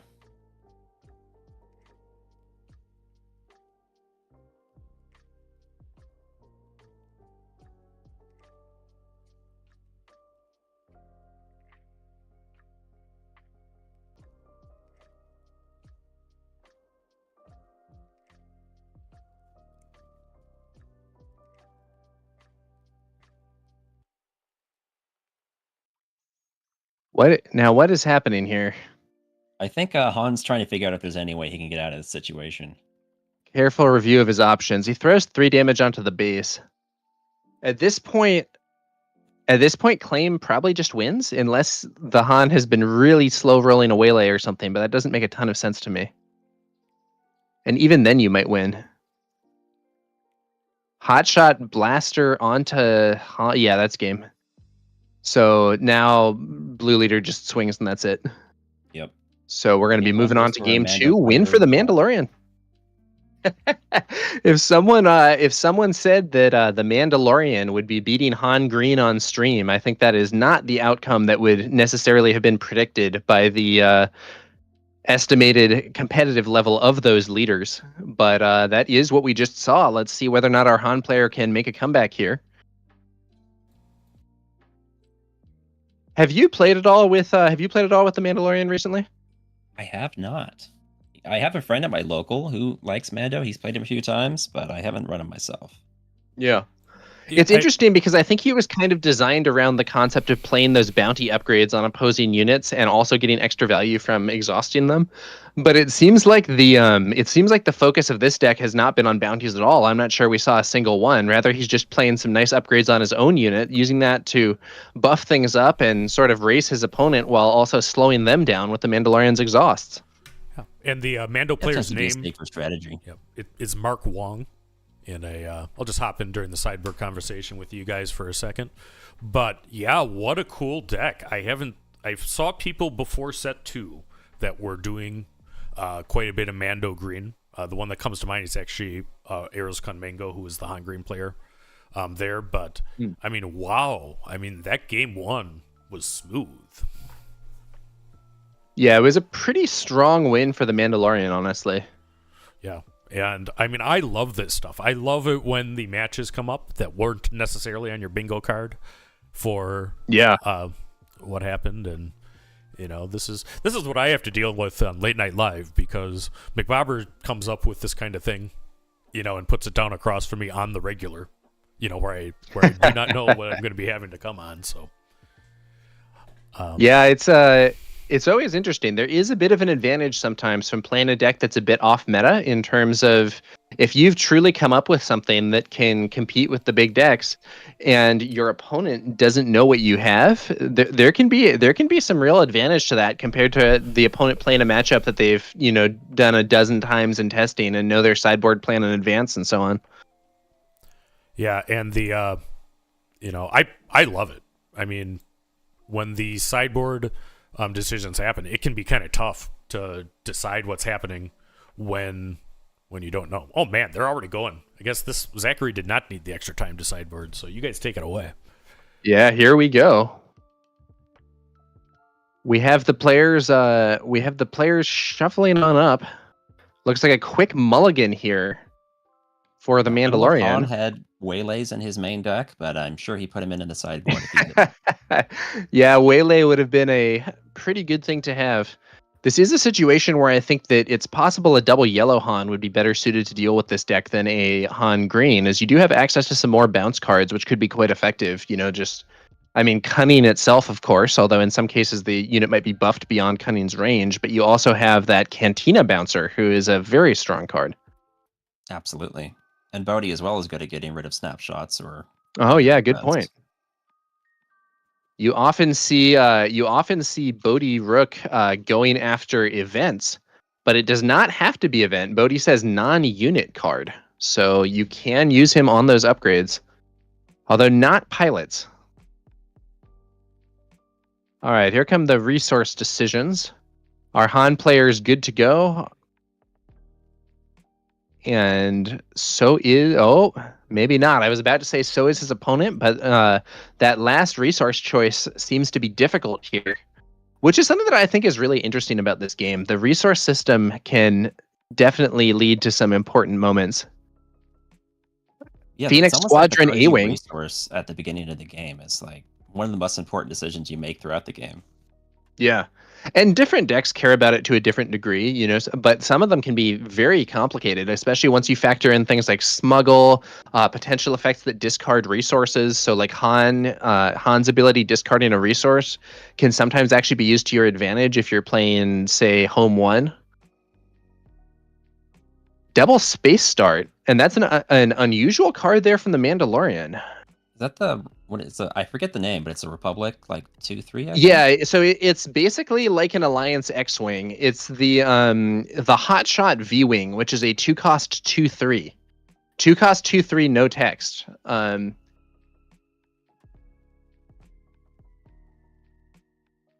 Han pilot again. Love that. Yeah, Han pilot going straight for the base. Now a 5/5. Looks like we're going to see a pilot Luke on the other side of the board. So we have another 5/5. We have a 2/3 with +3/+2 and a 3/2 with +2/+3. Does he go for the trade? No, he doesn't. It would be a favorable trade for the Mandalorian because that Luke Skywalker pilot would then become a ground unit after the trade, which would mean that it would be an empty board for Han, but we would still have that 3/2 in the ground arena for the Mandalorian. But he does opt to go for the base. I do think that this sort of exhaust deck has some advantages when it comes to a racing type matchup. So it may be that that's sort of where he's trying to press the advantage. Surprise Strike, a bit early for a Surprise Strike, but it's going to throw 8 damage on the base here. Han's trying to establish himself as the beatdown here. I don't know if Mando's going to go for it, though. It doesn't look like it. The thing about cards like Surprise Strike, or For a Cause I Believe in early on, is that you ideally are going to be using those cards kind of as closers. You don't necessarily want to be playing them super early, because even though they do throw damage onto the opponent's base, they don't really set up your position for future turns. They just get some immediate value. Looks like we're going to see, I believe it's a Bright Hope there. So a Sentinel now set up in space for our Mandalorian player. And it is going to be the new Falcon Get Out and Push. And I believe that is the Prestige version of the card there. Gets buffed up if it has pilots on it. That Bright Hope might prove to be pretty annoying for Han to deal with if he doesn't have a Surprise Strike. Oh, Pilot Han on the Bright Hope. Bright Hope now swinging for 4. Probably going to be into the base. We need those. Yeah, boys. and yeah, now there's a 4/9 there. Could be a huge obstacle. Chewie gets thrown onto that Falcon. 7 attack on that Falcon now, I believe. Yeah, +3/+3, and then it gets the +1 for a pilot. So it is an intimidating 7/7, but 7 power is not actually enough to clear that buffed Bright Hope. Needs another pilot. Yeah, if he gets another pilot, he could maybe kill it in one hit. Even a pilot R2 would give him enough power, I believe. What is that? Spare the target. Spare the target. Bounces. Yeah, spare the target, bounces the A-Wing. Han's ability used. Is there going to be another pilot for this Falcon? Meanwhile, that V-Wing is swinging more damage in, piloted by Luke, another 5 damage. Mando now very ahead in the race, 19 damage on that base, 11 HP left for Han. where there are still 20 HP left for the Mandalorian.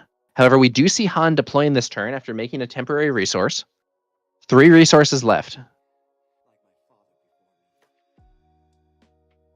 I think initiative taken. Is there some way for our Han player to navigate past this bright hope? Gandork and chat pointing out that Mando could have exhausted the Falcon when the Han unit was initially played. Interesting. Yeah, I may have missed that. If Chewie was not put on the Falcon yet, it would be subject to exhaust. But there isn't going to be any solution here. The Falcon just swings on into Bright Hope, doesn't kill it in one hit, so that damage doesn't get through to the base. Han does do a nice chunk with that hotshot blaster, but the Mandalorian player still ahead thanks to the extra HP on the base, and the space arena is still blocked by that Sentinel. A breaking in here could be pretty big for that Falcon. Hotshot blaster would be pretty big as well if he could exhaust the Falcon here. Yeah, now that the Falcon has taken a bunch of damage, it can be exhausted again by the Mandalorian's ability. Let's see whether or not there's some way to do that. Of course, Bright Hope could also just swing on in for 4 and still be a potential obstacle.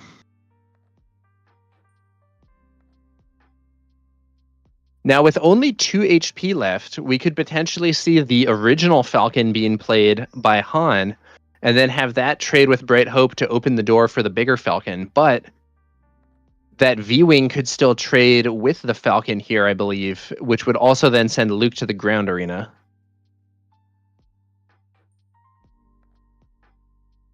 It looks like the Mandalorian's in a pretty good spot, but we'll see. Oof, that's huge. Nasty. Snapshot reflexes. Or snapshot, rather. Yes, that's gonna be another 5 damage on that base, and the Mandalorian's ability used here to exhaust that Falcon because it's damaged. This is looking really bad for Han. Let's see if he can pull a rabbit out of his hat somehow. But that V-Wing is representing lethal here. Yeah. Plus, we still have the Mandalorian leader flip this turn, so if there's any buff at all, that's another source of lethal. I think the Mandalorian's got this.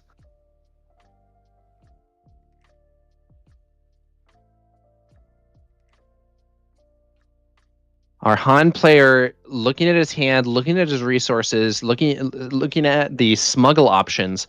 There's only 5 HP left on his base. As you said, that V-Wing is threatening lethal. Another hotshot blaster, so Han is swinging for big damage. It's not going to be enough. It's going to be 8 damage to the base, but it doesn't matter at this point. That V-Wing can just close the game.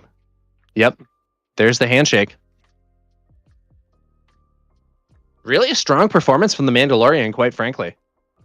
Very decisively winning 2 in a row. Yeah, here. Won both of those with a fair amount of margin to spare. He still had, even after Han swinging for 8 damage with those 2 hotshot blasters, he still had 11 HP left and a bunch of resources and so on. That Bright Hope, buffed by the pilot and later by the snapshot reflexes, was a huge obstacle to Han's space push. What a game! I mean, the Mando deck approves to 4-0 at the 582 player Richmond Sector Qualifier, going on, and I did not have that on my bingo card. I will tell you that. No, that was I would say that was a pretty decisive victory too. So, the Mandalorian might be something that people need to be paying more attention to. We'll see how well he does in the rest of the event, but that was an extremely strong match against Han. All right, did a lot more waylays. Yep. We're going to go to a quick break. I did ask SCG.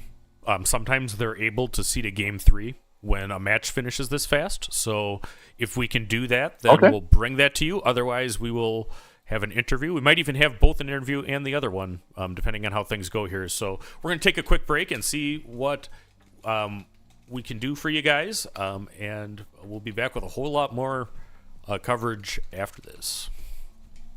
Sounds good.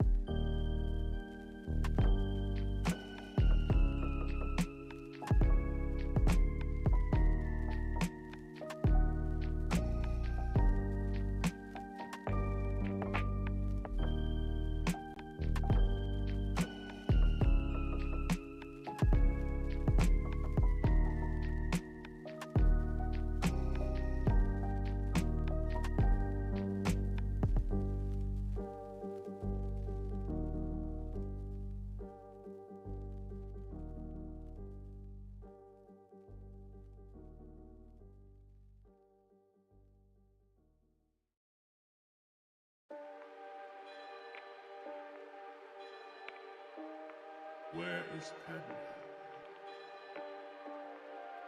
Is she safe? Is she all right?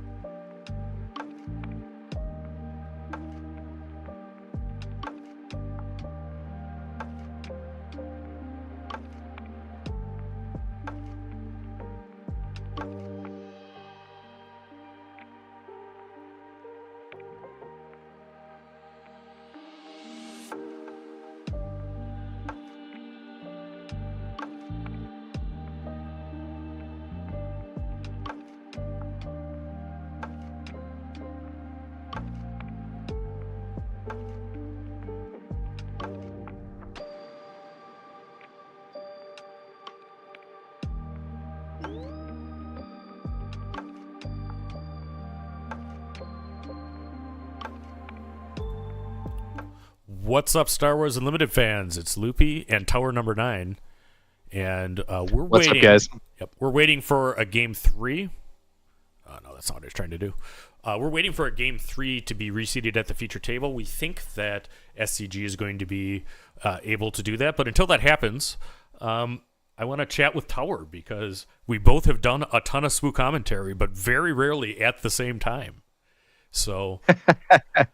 Yeah, I mean it's a cool thing. I've actually been really excited to see the extent to which, even with Fantasy Flight Games not doing a lot of official coverage for these events, we've still been in a situation where the community has stepped up and done a lot of these broadcasts. So, we have this. I've done a bunch of streams with the McClunky Gaming team. I know that there have been some Bothan Network streams, and some other stuff in the community. And I think it's really cool to see the enthusiasm and energy behind making this sort of coverage happen, even when it's stuff that we're all sort of putting together ourselves.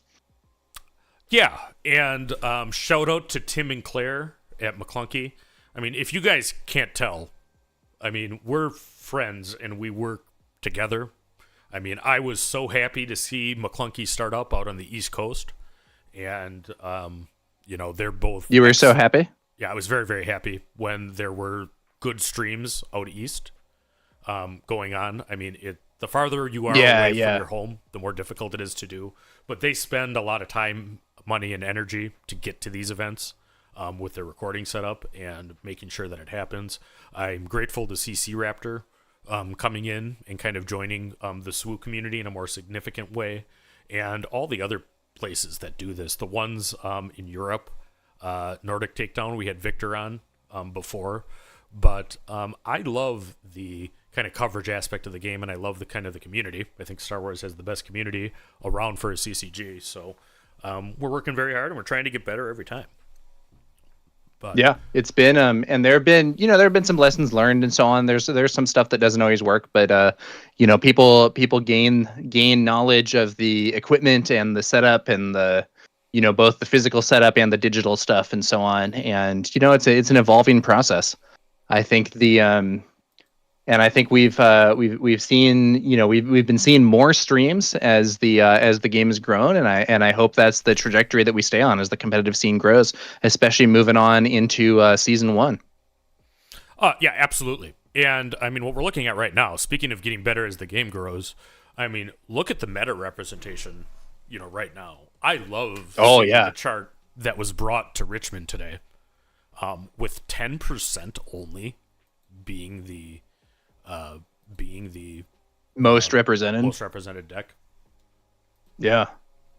10% for Sabine, and that's 10% is not a huge. I mean, it is a big share when you compare it to the number of leaders that are in the game. But if you look at some of the past metas, we've seen way higher representation numbers than that. I think right now we're in a relatively open meta with a lot of interesting options out there. All right. Well, we're still waiting for our match, and actually, I'm getting a transmission from outer space that we have an interview guest. So I'm going to pop Ryan Warner, Webble Resource, up, and we're going to chat with him until our game 3 gets seated. So he'll be joining us in just a second. And Ryan, can you hear me now? Yeah, I can hear you. All right. So Your mic is real low. Let me see if I can boost that on my end. But, all right, I turned my gain up on my microphone. Does that help at all? Yeah, and I had you very low, so I mean we have to reset that every time. But I don't know if you caught any of the coverage so far. But what do you think about Richmond and the meta here? Yeah, I have not caught in the coverage. I actually was just watching the live stream on my other desktop, and I was watching you guys talk about the meta breakdown, and I love to see just the diversity here. It's really cool. I think that's going to keep a lot of people excited about competitive play, where your favorite leader could be played, it could see play. Yeah, it's just exciting to see. I know the community's got to be happy about this, right? I can't imagine, like I have a friend in my Patreon, and they love playing Lando Red. Now, that deck was completely unplayable with Django, and now it's kind of a fringe tier 1.5 deck, and they're excited to bring it. And I just love seeing that, people finding their favorite characters in Star Wars, and they're actually playable, actually viable, somewhat competitive, and they can bring them to a big event. Are we talking? Yeah, about one Cam? thing that I think is that who we're talking about? That's what was that? Can you say that again? Are we talking about Cam from Madison? The Lando Red. Yes, it is Cam. Yeah. So Cam. He's a bud, and one of my testing guys, too. And for those that were, tuned into our Madison coverage, the so on controversy was not actually a controversy. It was two of us wanting to play cards. But yeah, no, I love Cam. But Tower, you had a question for Ryan? Oh yeah, well, I was gonna say just I think they have a really interesting decision to bring out those showcase prizes for the top for anyone who is the best with a certain leader in the top 64, and I think it really encourages people to play some of those decks that maybe it's not the absolute tier 1 top of the meta, but it's something that they personally think they can do pretty well with, and it gives that extra incentive. Yeah, totally. Yeah, that makes a lot of sense. I know some people are thinking about bringing Luke or Obi-Wan, even if they don't feel like, hey, you know what, I'm not concerned about the top 16 or whatever, or top 8. I just want to get top 64 with this leader. I think that's really, really interesting. And I mean, are other games doing something like this? Isn't this pretty unique to this TCG? I can't recall any other game doing something like this. Yeah, I know something about this because we're going to be hearing from him. We'll likely, if all things go to plan, have an interview with Ron Longhi, who's a new employee. I love Ron. Ron's the best. Yep. You played. Oh, Ron. You played the Chicago PQ, haven't you? When Ron was running it. Yeah. I think I got 6th or 7th place. I got a showcase. I got packs. I got my promos for the PQ. I also got a hyperfoil force lightning that I still have, I think. So I actually made out like a bandit with that PQ, and I got like 6th place. I mean, he did such a great job running that event. Yeah, I think some people have thought, this game should have better prizing or whatever. And I feel like when it comes to prizing, I think he's definitely someone who knows what players want. Absolutely. Oh yeah, I've talked to him. Extensively. I'm like, this is what we want. I give him my feedback. I hope it makes its way into future rollouts. And the thing is, Ron and FFG are listening. They are listening to us. They're hearing our feedback. My guess is we're going to see super cool characters, Ahsoka, Luke's, Vader's in the future, other characters that we think are really cool, really fun, that you want to play. I mean, why do you like Star Wars, right? It's because of the characters, right? And it's not just because there's Force or there's just laser swords. We all have a connection to these characters in some way, whether it's a favorite movie growing up, characters we've read in books or comics, a combination of that. And now that we get cards, we're probably going to get more support for that in the future. So I'm excited. It's only going to get better from here.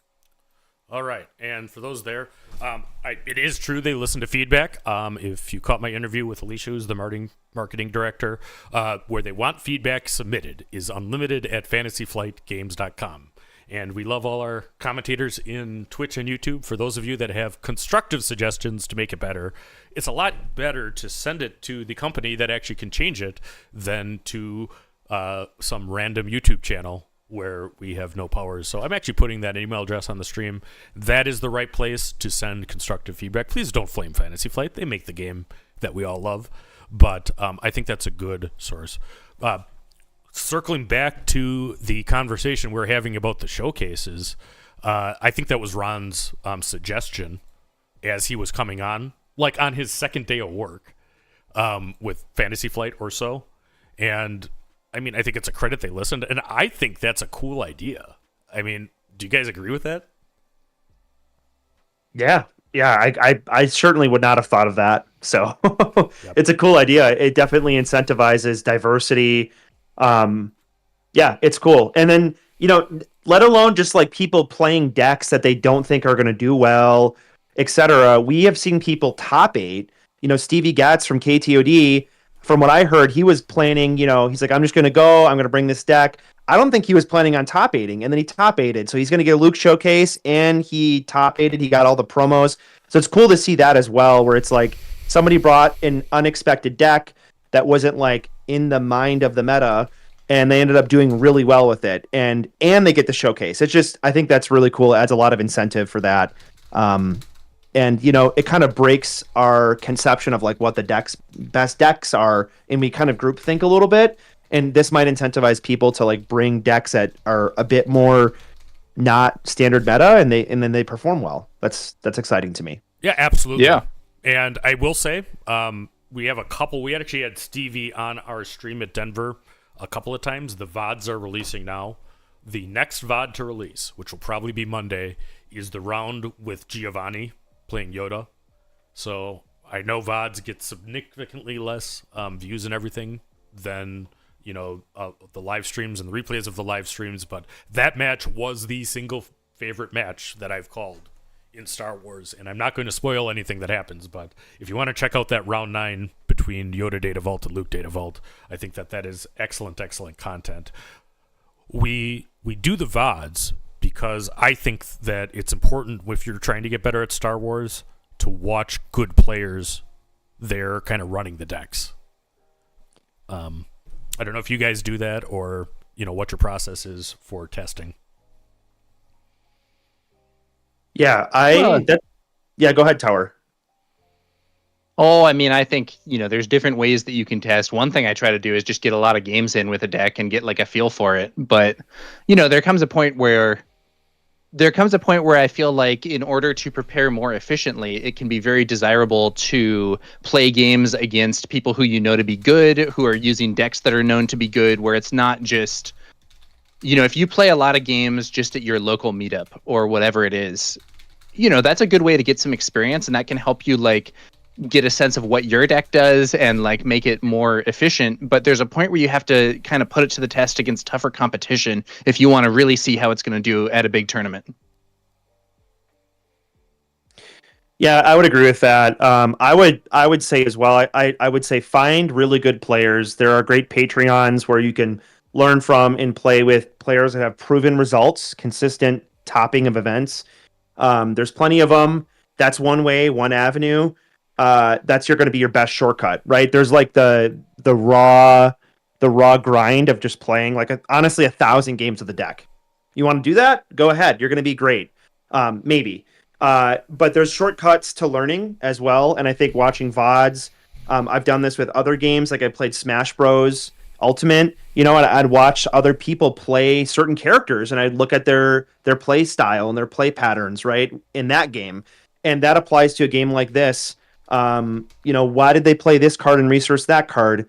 Well, it's like a chess piece. Well, if I get rid of this chess piece can counter that one, right? And you can do that by just kind of studying and playing a lot, or you could do that in a group of some kind. And there's other communities like KTOD, the Bothan Network, and other teams popping up that are happy to help with sharing information on decks, or even just talking about game theory and like what you should do. So I think that really there's a lot of ways to go about it, but I would greatly recommend people to like check out those online communities so that they can accelerate their learning as much as possible, because it's helped me a lot, even just having a team of some kind to get feedback on. Yeah, absolutely. So while we have you on, Ryan, what's new at the Rebel Resource Channel? Yeah, life's been kind of busy with my kids and family and work. So I have not posted, but I'm planning on posting some new content soon. I've also been really focused on my Patreon and just kind of talking to people in my Patreon as you drag my logo onto the screen. So for those that don't know, Ryan's like a graphic designer. So like I get all the logos from every other guest, and they're small. And then Ryan's on a resolution that is like 20 times my monitor. So I've been very slowly sizing down the Rebel Resource logo so I can put it here. But yeah, no, that's a true story. I do not know how many pixels that logo started at, but it was ginormous. Keep going. Yeah, sorry about that. Yeah, SVG or bust. SVG or bust. If you know, you know. So I've been really focused on just talking to my Patreons, getting VODs for my Patreons of play lines and sharing that with them. And also with like the travel to some of these events as well. That's been, for some of us, we may not have kids or, etc. And so juggling all of that has been a lot, but I'm looking to produce a lot more content. I actually have an email chain with Tolarian Community College. Shout out, Professor. Feature me on your channel to grow the game of Star Wars Unlimited. So I'm also really trying to focus on how can I just expand the growth of this game. The game is about to be in big box stores. I want this game to be big. I want these events to sell out. We have a really great community, but it would be even better if it's larger and growing. And so I'm just really thinking about how can I grow this community and make this game, this community that's so great. There's more people who are going to love it. And so that's really what I'm trying to figure out and kind of plan content to help get others into the game that are not already playing it, that may be into other TCGs, right? They may be playing One Piece, they may be playing Magic, but if they try Star Wars Unlimited, maybe they'll fall in love with the game and the community as well. Because we got, just even that fact that I'm on a stream right now, this is really cool and really exciting. And there's a lot of people that I think would love to be a part of this community that may not even have the ability to know about it yet. And we do have a really great community, like you said. The scene in this game is very positive compared to some, and I think the game itself is really fun. It's a really good game. I think that like of the big TCGs, in my opinion, this is the best one. All right, so in the chat, I've been fact checked because the showcases are being implemented by Ron. It was actually Nico's idea. And Nico is in the chat. That actually is the head of Final Fantasy organized play. We met him at Gen Con, if you remember, Ryan. Yep. Yeah, I remember that. Yep. So shout out to Nico, and Rebel Resource has identified what the kanji are in his logo. Is that Orabesh? Is that what that is, or is that a different? No, that is katakana, which is a different style of type for Japanese. There's kanji and there's katakana. They're both Japanese, but they're just different. That the katakana is kind of that really cool like title stuff you see. That is actually called katakana. And what does it say? It says Star Wars on it. Yeah, and actually the Star Wars celebration. That's not my official logo. Okay, yep. My official logo is this one. All right. Yep. The Star Wars celebration was just in Japan because I think that's what Tim and Claire from McClunky were at. It looked amazing. I saw so many. I actually followed like a Facebook group where people were getting signatures. Someone got their like Hayden Christensen signature on their Anakin showcase. Absolutely. Yeah. All right. So you remember the Bothan competitive team? Tell me about that, Ryan. Looks like we have some. Yeah. So I'm on the Bothan competitive team, and the Bothan Network is just a community for games, including Star Wars Unlimited, mainly Star Wars Unlimited, for people to kind of talk about the game, talk about previews, talk about. There's we have a thread in there to get ideas or coaching help if you have questions on rules and stuff like that. And it's just another community for you to kind of jump into. And it really came out of this idea of we have a competitive team. What if we had a side of our Discord for people who just like the game, that want to engage with us, engage with each other. And so it's a really great community. I love the Bothan Network team. Huge shout out to the admin team called Protocol, George the Hulk, Frank, Courtney. I'm missing some of you all. I'm really sorry. I don't even know who's all on the admin team, to be honest. Sorry, guys. Cook me later. But it's just great. Everyone on the team is amazing. And yeah, the Bothan Invitational was great. That was through the Bothan team. And I'm excited to see what can come of that in the future, and like another Bothan Invitational potentially on the horizon. So yeah, love the Bothan team, and I'm pretty active in there. So if you want to like talk to me, hang out with me, and you don't want to join my Patreon, no worries. Just join the Bothan Network, and you can hang out with the team and get to know us. Absolutely, and it's a welcoming place.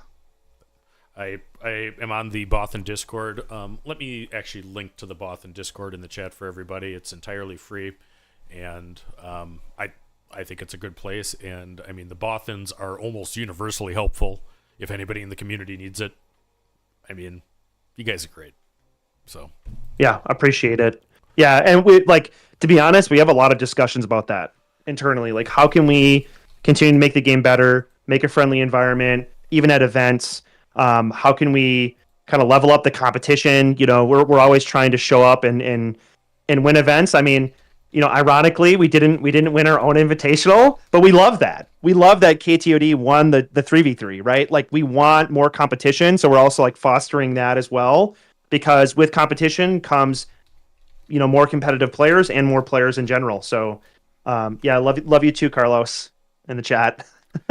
Yeah, no, Carlos is my boy. We actually played a game last night. I think I played Luke Datavault into him, honestly, you know, last night. So it was cool seeing your boy Crispy run that on stream. You know, that is a deck. It's not quite my list, but I mean, it's one of the decks I think is being slept on right now is Young Han with green. You know, there's some things that happen set 4 that are just really, really good. Yeah, there's some things in there. We'll see. Crispy is like, he's always coming up with those Crispy decks, right? He's got the Von Reg yellow, getting like top 16 with that at Beatle in the 6K. I love his deck. I love his decks. You know, Ryan, are we going to see you at the Appleton or Pastime? So Spags, I will be at the Appleton PQ at Boardlandia. Boardlandia is my game store. They're a great game store. Everyone coming to that PQ is going to love it. Much better than the other one we went to. That game store gave out crap pricing. Won't say their name on stream, but we're not going to say on the national stream, you know, what that game store is. But late night will have coverage of some kind of both the Chicago and the Wisconsin PQs. I'm working hard, and I think I might have heard something today that gives me hope I have a live producer for Chicago. I mean, Rebel Traitor cannot because he's playing Grants Pass. That's the other one that knows how to do this. That's not me. On our stream, and Poem does too, who's off getting his masters and doing all kinds of things. Poem's a great, you know, technical guy, but the producing side is something that's not a widely shared skill. But we will have that, and we'll definitely have live coverage of the Wisconsin PQ. So I'm going to see if I can get over you. Big shout out to Claire, who does a bunch of the production stuff for the McClunky Gaming streams. Yeah. It's a tough job, and there's a lot of reliability and so on gained when you have someone on site doing the production. Yeah, absolutely. Yeah. I met Claire actually at the Bothan Invitational and Titanic. They were amazing. The most welcoming people as well. So they're not just great at what they do; they're great people. They were awesome to hang out with and play against. All right, so. Did we ever get that game 3, by the way?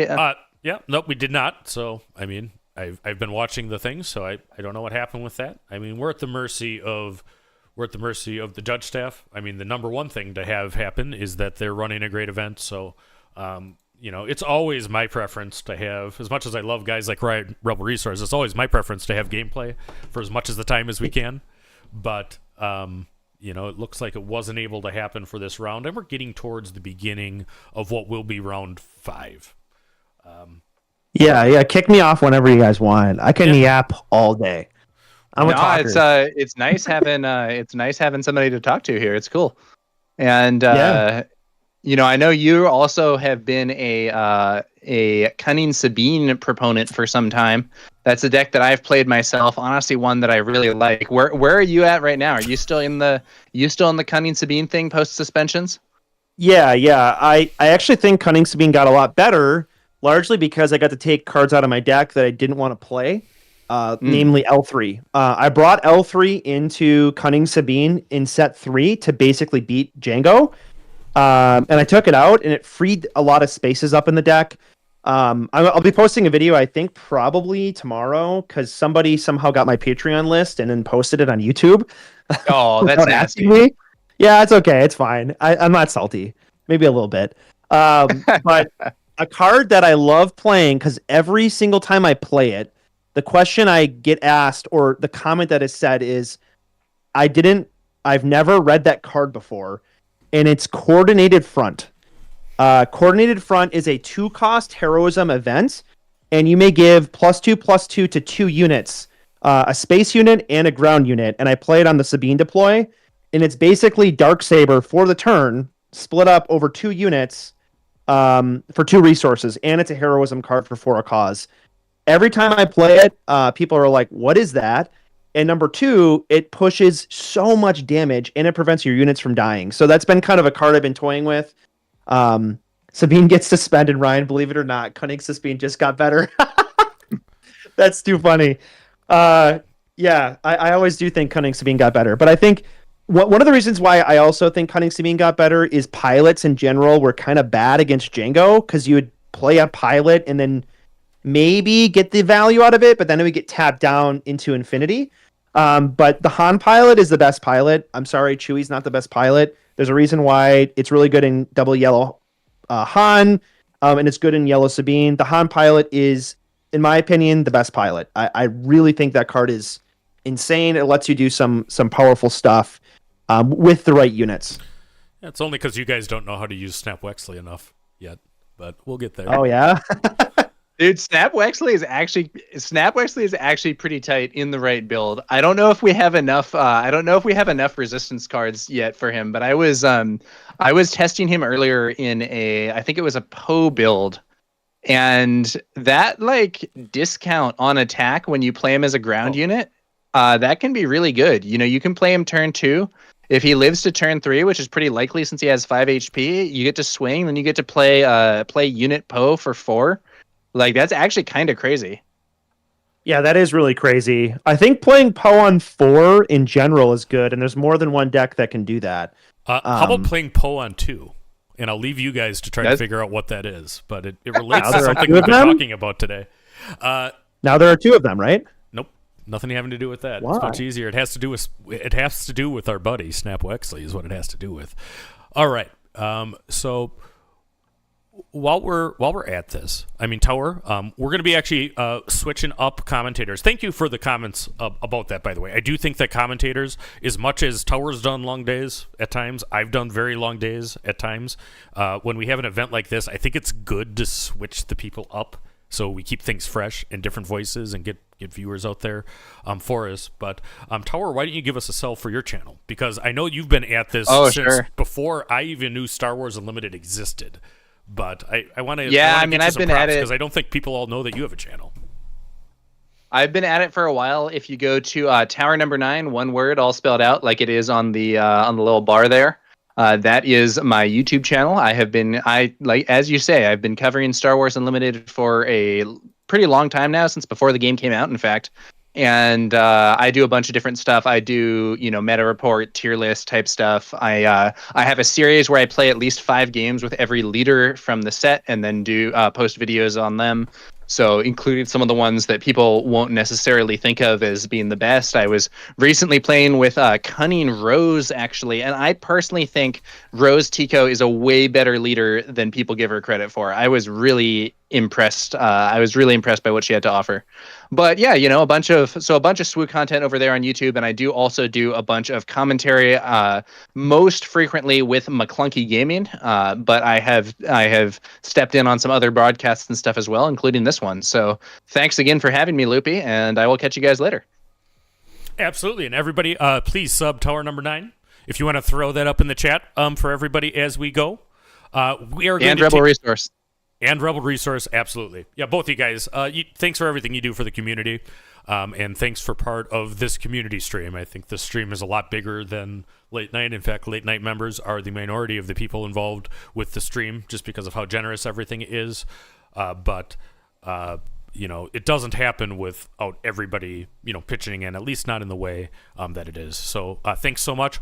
We're going to take a quick break, and we will be back with round 5 after this.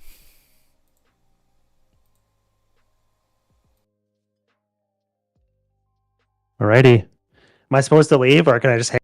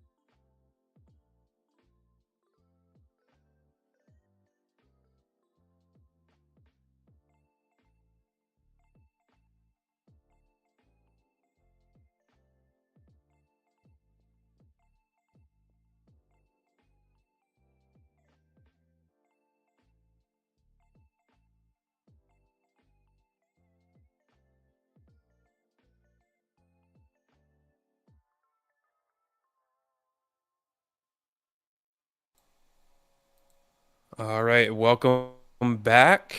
Hopefully you can all hear us to the Richmond sector here. We're entering round 5. I am Mickey D, might have heard my voice before on some certain commentaries, member of the Bothan Network. I am here with Jeff Creasy, whose voice you've probably heard more often than mine. How's it going, Jeff? Hello! It is going great. How you doing, Mickey? I am doing good on this fine Saturday afternoon for me. So we've got some stats here going into round 5. What stands out to you, and what are we looking at here? There's some interesting stats. So what we're looking at, so the picture that I see on the screen now is the total percentage of leaders at the start of the tournament. But what we have now, data-wise, is we have a list of the leaders that are still undefeated and their percentages. So it's interesting to me, some of the percentages are holding pretty strong. So remember, we started with Sabine number 1 at 10%, which is what we can see now. You can see most of it. Sabine number 1 at 10%, and then there were 3 pretty close behind her with Quinlan, Han, and Cad Bane, and Anakin was right behind that. What we've seen is Sabine is tied with Quinlan and Han now. So Sabine dropped a little bit, but the biggest loser that's dropped more percentage points is Cad, who's down to basically another Cad loss. And now Cad's tied with Anakin, also tied with Kira for the in the 4, 5, 6 slots of number of leaders still undefeated. And then we also have Darth Vader 1 in the mix, as well as Darth Vader Pilot having multiple undefeated copies. Yeah, the Darth Vader 4 is what really surprised me about the chart. The chart we're looking at here, it says 7.7 of the remaining undefeated leaders are Darth Vader 4, or at least of the top, of the top 10, 7.7% are. We have Darth 33 undefeated players total, so anything that we see as a 3% is basically one person is undefeated. So we have 1 undefeated Darth Vader from set 1, which is George the Hulk. Yep. We have 2 undefeated Darth Vader pilots. And then we have probably 3 more than Kiras, that. 3 Cads, 3 Anakins, and then 4 of the rest. 4 and of so, the rest. Yep. Obviously, this is like a small sample size. It's only 33 players, but it's kind of been playing out the way at least I was expecting. I kind of expected a top 4 of Quinlan, Han, Sabine, Anakin. But it's kind of bracketed itself a little bit differently. It looks like it's again, small sample size, but it's a top 3 of Han, Quinlan, Sabine, and then just below that, if you were to tier it, maybe tier 1.5 is the Anakin, Cad, Kira. And so those are kind of the 6 that are in the mix, and all of those seem expected. And then below that is kind of where you get some of the saucier lists. Specifically, Darth Vader Pilot stands out, but Darth Vader set 1, as well as the Gar Saxon. There's 1 Gar Saxon undefeated, and a Bosk. And a Bosk. I assume Bosk Blue. Not 100% so. sure on the combo. I have to dig through the data. I'm looking at the data so I can find it. But this feels relatively expected, but also very healthy, in my opinion. There's no one leader that's 50% of the undefeateds, or even a third of the undefeateds.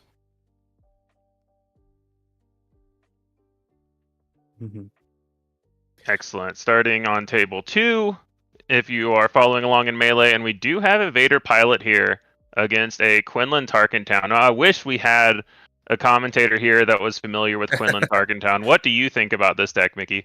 This Quinlan deck, I mean, some people might like it. Yeah, I've been playing Quinlan Tarkentown since Quinlan was revealed as a leader, before the set even launched. So I have some familiarity with the deck, and this matchup seems interesting. Quinlan is often pretty light in space, so you can kind of get run over. And big pilots can be hard to deal with, big upgrades. Unless you have something like Poe or a Bamboozle, or even a Disabling Fang Fighter. So it's a little bit tricky of a matchup, I'd imagine. But because Vader deploys on 6, I imagine Quinlan would be at least slightly favored. I feel like Vader is one of those decks where it's kind of in between, where it's kind of a rogue deck, but there are also a decent number of people that have been on it. So do you think it has that unfamiliarity aspect where Quinlan might not know what it's trying to do, how fast it's trying to go, or anything? Or is Vader just kind of that straightforward of a leader that you kind of know? I think it's a mix of both, probably. If I'm looking across to Vader, I'm expecting early space, obviously, so I'm expecting stuff like Kajimi Patrollers, In yellow, maybe some Cartel Spacer. And then I'm also expecting maybe some Invisible Hand stuff. Against yellow, before the Triple Dark Raid ban, I would be expecting some Triple Dark Raid stuff as well to find that Invisible Hand. Without Triple Dark Raid, maybe some Sneak Attack. But like, I think you know the general game plan, but the specifics of certain cards, as well as like, are they on the Underworld package? That would be kind of reasonable for them to play. Are they just on like a Separatist package even? That wouldn't be that unreasonable. So it's hard to know specifics, but I think you know a general game plan. Yeah, I will say I enjoyed messing around with, whether it's Vader or not, but you Triple Dark Raid into Invisible Hand and try to get Swarming Vulture Droids going. That was a lot of fun to try to make work. Yeah, I agree. Swarming Vulture Droid is a card that there's a lot of analogs in Magic the Gathering of like breaking deck limit size, and it's actually statted decently well, so it's not unreasonable to see competitive play. But I imagine this game one for Quinlan is going to be a bit of a feel-out game, and I like this from Quinlan. He passed first action. Normally, against a deck that's going slightly bigger than you, which Vader is, you don't always want to pass, but because Vader getting a unit turn one is so important for them to start generating ties, I think this is a good call from Quinlan. And that's where you go with the assumptions. You assume this Vader deck's going to be aggressive. If you're not really using your Vader leader ability. And you can use the Vader to kind of soft pass, but that's not Quinlan can just pass again. It doesn't really mean much right now. Yeah, and the Kajimi Patrollers, you love to see it. If you're Quinlan there, you get a ping off the non-token for free, and Vader requires you attacking with a non-token unit to start generating value, so... Yeah, nothing Quinlan likes better than getting the main unit off board without having to use Tarkentown on turn one. It is going to be difficult to ping this token, but you could always, if you really wanted to, you could attack into it. But do you think Quinlan's just going to leave this token around and potentially get got by some pilots, or do you think they're going to need to try to clear this? I think my instinct is to just clear it. Don't get punked out by anything. If you get to like the mid-game Quinlan flip relatively healthy, and even with Tarkentown still up, I think you're feeling pretty good about it. So the 3 damage does matter. Like, you do want to get them dead relatively fast, but I think you're going to have enough time over the course of the game to get that damage in. So I wouldn't get too cute with it. Yeah. Oh, well, or they put a pilot. But if you have a 3-drop, you can still clear this. That 3-drop, but with the ping here, you get to take it out either with the ping Tarkentown and still kill the pilot. And our Quinlan player on the left here with the Secret Sleeves. Shout out to Team Secret. He is a member of Team Secret. I believe they're based in the Northeast. At least that's where I've heard of them from. So.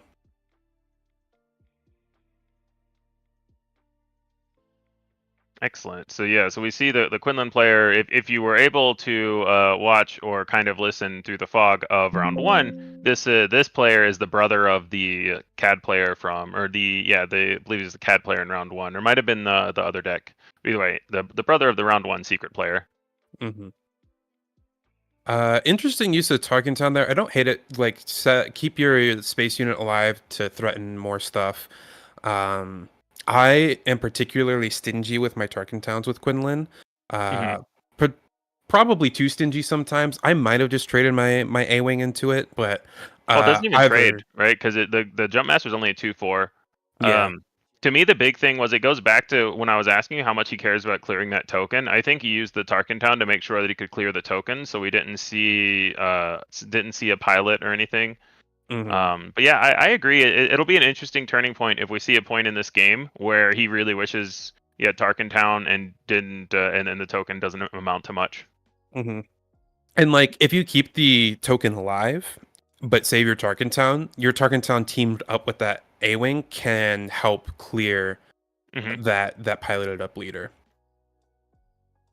Really interesting here. So you see basically the value Kira where he names the 1-drop so that he doesn't so that Vader can't develop a ship this turn, rather than naming one of the more expensive cards that could have a bigger impact. I don't disagree with the decision, because I think he's trying to avoid some of the Vader synergies. Yeah. But it's just interesting. It's always a discussion of, do you disrupt their turn this turn, or do you disrupt what could be a much more powerful turn in the future? Yeah.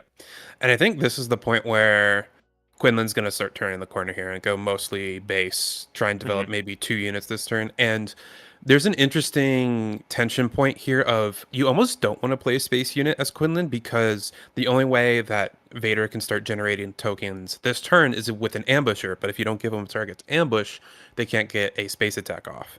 And so Yeah. I'll be really interested if Quinlan can clear the space board this turn. Oh, Victor leader is huge. That means it's going to be much harder to ping off. Because otherwise you could Quinlan flip play any unit to kill this token, but now you can't. So it's looking like Vader is going to get to deploy on a ship next turn unless Quinlan spends a lot of resources trying to clear that up. And this is what we talked about, where if there was a Tarkin Town here, then you could Tarkin down the Victor leader, and then you could start pinging off the ships. It's really interesting. This is the biggest Tarkin Town target in the deck, I think, is the Victor leader. Now, if Quinlan has Millennium Falcon here, that helps a lot because you can ping Victor leader, then attack into it. Then any 2-drop kills that token with the ping with Quinlan deployed. So there's still some lines here for Quinlan, but this is the cost of using the Tarkin Town early, right? You got some damage in, you got to clear the token, but now this Victor leader gets scary. And do you think Quinlan can win the race if Vader gets to flip onto a unit? I think so. From here, with no damage on your base, you get at least 9 damage this turn. That's not including pumps. And you get to develop a threat. So, like, say he just plays a Plo Koon out, that's 6 more damage next turn, or a Poe, that's 8 more damage. It's probably going to take at least 2 turns to die to Vader here, which we see Vader going for the race. We see him going for it. Yeah. So, I mean, he only has to count to 25. Quinlan has to count higher. If things stand as they are, that would be 7 plus 2 is 9 more damage for Vader next turn. So probably has lethal over 2. It's does Quinlan have lethal next turn, which I think is very reasonable. I think we're also going to get into action economy type of stuff. Who's going to have initiative? Who's going to have lethal in the fewest actions? I think they're in a point where they're probably both going to have lethal on the same turn, unless Quinlan has some pumps. Next turn. So we are looking at 12. So a surprise strike from Quinlan would make it lethal next turn. 15 plus 12 is 27 plus 3 would make it 30. Did seemingly miss the Quinlan ping here. I don't think it's going to matter, but if you put a damage on that TIE fighter and then somehow manage to defeat the Victor leader, that TIE fighter would die with the damage on it. Or any second unit you play next turn could kill the TIE fighter. Which puts pressure, like you said, that action economy, that action pressure, kind of forces Vader to attack with that TIE fighter first. Okay, and he was just thinking about it. Oh, he's doing the discard first. That's what it was. So the Vader player was deciding what to discard. Ooh, I think Quinlan drew Big Falcon there. That's a good one. Basically, you assume Vader's going to deploy first action here. So if you draw Big Falcon, you can just ambush whatever they don't deploy onto and kill that. You're not going to be able to. Oh, if he starts with an attack, okay, he's moving his stuff to the side. I think I saw a surprise strike in Quinlan's hand as well, so he might be going for lethal here. Honestly, the biggest fear at this point is a flip into an overwhelming barrage. That's kind of what you have to play around. Yeah, you can't do much about that though, because this Vader gives +5/+5. Ooh, oh, the bamboozle. So now that plays around overwhelming barrage. So that just defeats the Vader straight away. Yeah. Now, I feel comfortable saying Quinlan's winning the race. Yeah. Takes off 5 damage. Oh, okay. Sanctioner Shuttle, I think, prevents lethal this turn. And that is a big space force with Victor leader out all there. Your pressure is gone is the problem. You're going to, instead of going from 5 to 20, you get to go from 5 to 7 damage on Quinlan's base. And here you get to kill the Victor leader, which kills the token as well. And then a ping kills a second token. And then ping. Yep. So 2 tokens down. Absolutely brutal. That was about the perfect turn from Quinlan. Yeah, that's always been, ever since this set was previewed and I've been testing with it, and even in limited, honestly, that's always been my problem with Vader leader is he always seems a little fragile. If you're playing against some of these removal heavy decks like the Cads or the Quinlans, who can stop you from using your ability or can easily kill the 1/1s, then it can be really hard to get any momentum. Add into that the Bamboozle main deck from Quinlan, and it's just it's a tough day to be a Vader pilot. Yeah.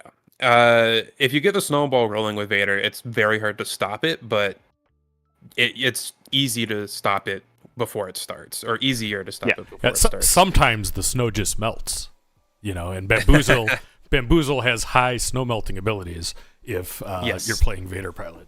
Absolutely. If Vader is a snowball, Bamboozle's the bonfire that just instantly melts it. Yeah. Yeah, I mean, I remember the classic Frosty the Snowman, that tale of foreboding for Vader of melting and coming back again someday. Mm-hmm. Hey, he'll get to come back in game 2. We're not playing a best of 1 here.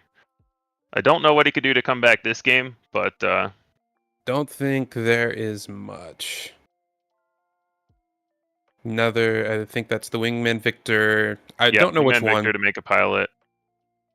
But the surprise strike will be lethal there. Yes. On to game 2. So pretty convincing, I would say, from Quinlan. It looked like they were winning the race anyway, and then they also had the Bamboozle and Ahsoka. We didn't even see a ton of the discard package out of Quinlan. It was more just the control of you don't get any 1/1s, and then the holding the Bamboozle for the Vader flip. Mm-hmm. So if you're Quinlan here, how aggressively do you try to aggressively mulligan for this Bamboozle, or do you just trust that it's kind of the icing on the cake if you draw it and you just don't want to mess up your early turns and you're more worried about those? I think because Vader deploys on 6 and you're going to dig so far into your deck beforehand, I think I just want to have a good curve, because you don't even need the Bamboozle to win this matchup. Yeah. Like we saw there, if Quinlan didn't have Bamboozle there, I don't even know if he's losing. I think he does lose if the Vader has, or is close to losing if the Vader has Overwhelming Barrage, which is why he did what he did. But I prioritize like a higher curve, and I think oftentimes you can get the board state to a point where it doesn't even have to be Bamboozle on Vader flip. If Quinlan there just had like a Spark of Rebellion or a Kira on that turn to prevent the Overwhelming Barrage, and it could still push to base, I think that's good enough there. Yeah. So I don't. Overwhelming Barrage Vader gives +5/+5, correct? So Overwhelming Barrage would have only been for 9, quote unquote only. Yeah. So it wouldn't have. There were 4 completely healthy units on Quinlan's board. It would have only killed 2 of them.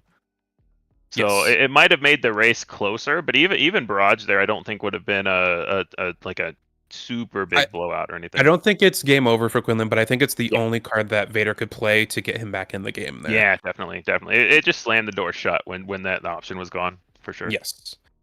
So I don't aggressively mulligan for the upgrade removal. You definitely add more of it to your deck. Like I think Fang Fighters, if that's in the sideboard, it's totally reasonable. I think I saw a sneak peek of Quinlan's sideboard and saw Open Fire, which I think he brought in mostly. I imagine mostly due to Viktor Leader. It's great at sniping a Viktor Leader. Do you put it in the sideboard more for cards like Falcon, and this is just a happy coincidence, a little happy accident that you get Viktor Leaders to snipe out? Yep, all right, 100%. I'm going to hop in for just a second here because I had a random thing in the chat that I'm doing.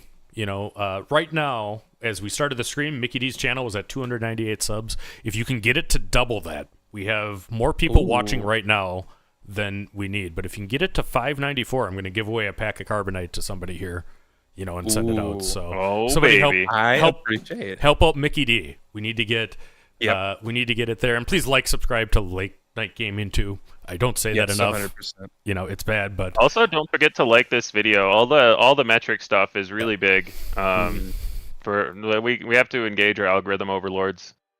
Get it out there. Share it if you can. There's plenty of regional discords. Post the link there. Get people watching some SWU on a Saturday. Christian Schmidt in the chat, is the Vader undefeated? Yes, the Vader is undefeated. Both of these players are undefeated, 4-0 going into round 5. And there's another undefeated Vader, who's a guy we know. Yes, there are 2 George undefeated Hudson. Vader pilots. That is who I've been. Well, George is on Vader 1. Yeah, he's on Vader 1 Data Bolt. Yeah, well, both Vaders can be okay, but Vader 1 Data Bolt is a kind of okay deck. Yes, but no, I'm saying there are 2 Vader pilots undefeated and a set 1 Vader undefeated. So there are 3 Darth Vader total. So there are 3 Darth Vaders undefeated total. 2 different flavors. Yeah. Vader winning the Vader versus Luke race of going for the showcase as well. I think a lot of that on the back of George just being an incredible player as well. I mean, it's not an accident though. He's put a lot of work into this deck. I tried to help him out with it, Yes. trying to put Incredible in some work as well. player It's a really cool deck. And incredible Hopefully deck we get to see it builder. on stream. Yeah. He's got some really interesting ideas in there, and it was incredible to watch. Public viewing. Okay, I wonder if that's out of the sideboard. I could see it being in the main deck, just trying to go wide here. It's very good. The 1-drops preventing the Quinlan ping is a good strategy. I think it's main deck because also with the Kijimi Patrollers and stuff, you want to have options to go 2 1-drops. I think as a deck, you know that Quinlan Tarkentown is going to be a big meta player, so I think you prepare for it. And what's one of the known plans against Quinlan is, hey, if I go 2 1-drops, then I'm doing a lot better. So I think you just put it main deck. And it seems with a lot of 1-drops, and there's some decent amount of 2-drops as well, and like the pilots giving that modularity of being able to be a 2 or a 1, a 3 or a 2. I wouldn't be surprised if a major play line for the Vader deck is going 2-drop into 2+1-drop on turn 2. Yeah. Either that or like 1+1 into Viktor leader can really close a door out if your opponent starts around. Especially if the one of the ones is the Kijimi Patrollers where you make 2 or there's a lot of cool plays there to just start the snowball on turn 1 and then turn 2 you can be so far behind. Yep. Quinlan passing here. I think trying to bait out a Viktor leader would be my guess, or any 3-drop really to ping Tarkentown, but that's the big one. And I like the claim here from Vader. This guarantees a second token through a second attack. Plus, now your 2-1 has raid 1, so you're going to get Quinlan either to 5, or you can trade into that Green Squadron A-Wing. And you want to get to your flip as healthy as possible.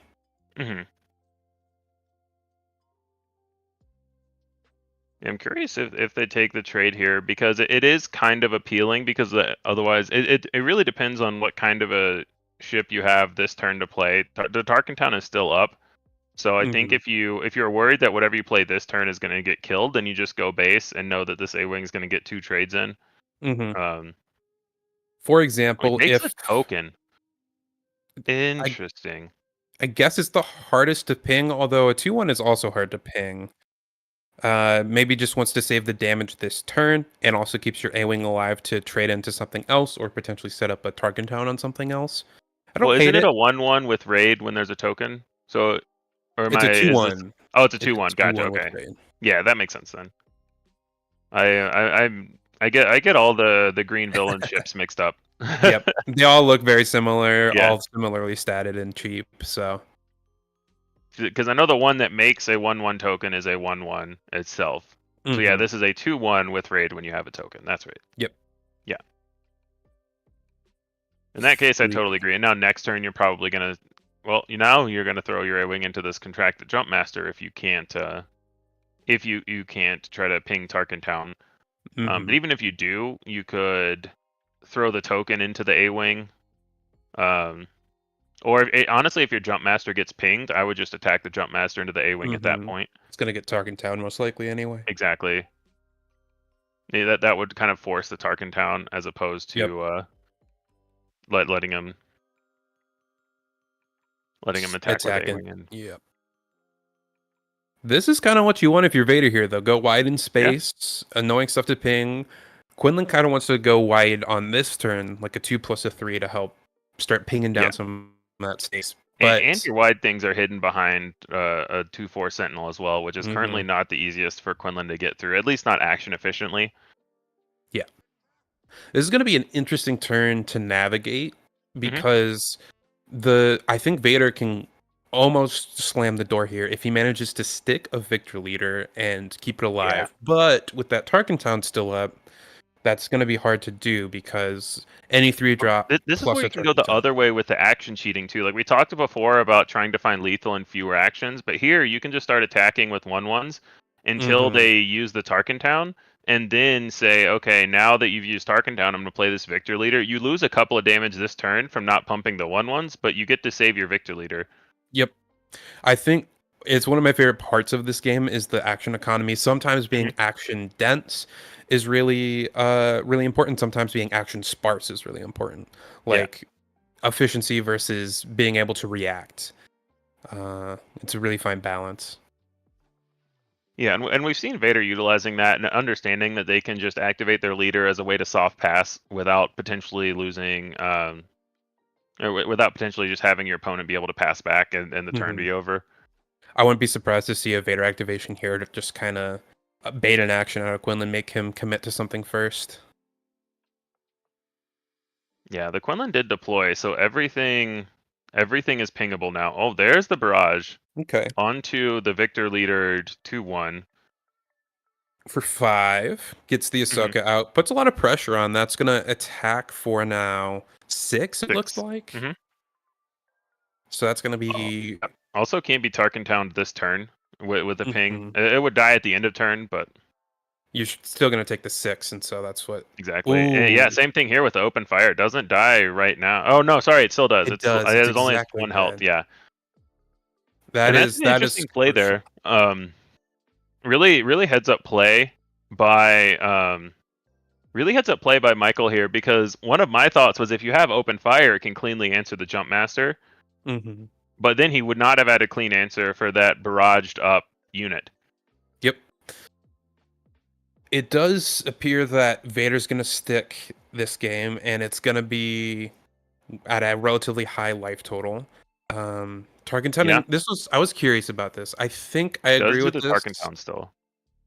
But it's close, because if you don't Tarkin Town it, Vader's going to pilot onto it, and then you're never going to be able to attack anything directly. Yeah, well, I think you definitely Tarkin Town it as well, because Vader took initiative, so now Vader doesn't have a non-token unit, so they can't get that 1 extra token before they deploy anyway.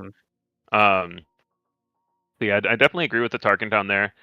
And I think we saw the A-Wing attack happen because Quinlan had a lot of options. They wanted to keep their options open. I would imagine they had ways if they didn't need to use the open fire to ping the jump master.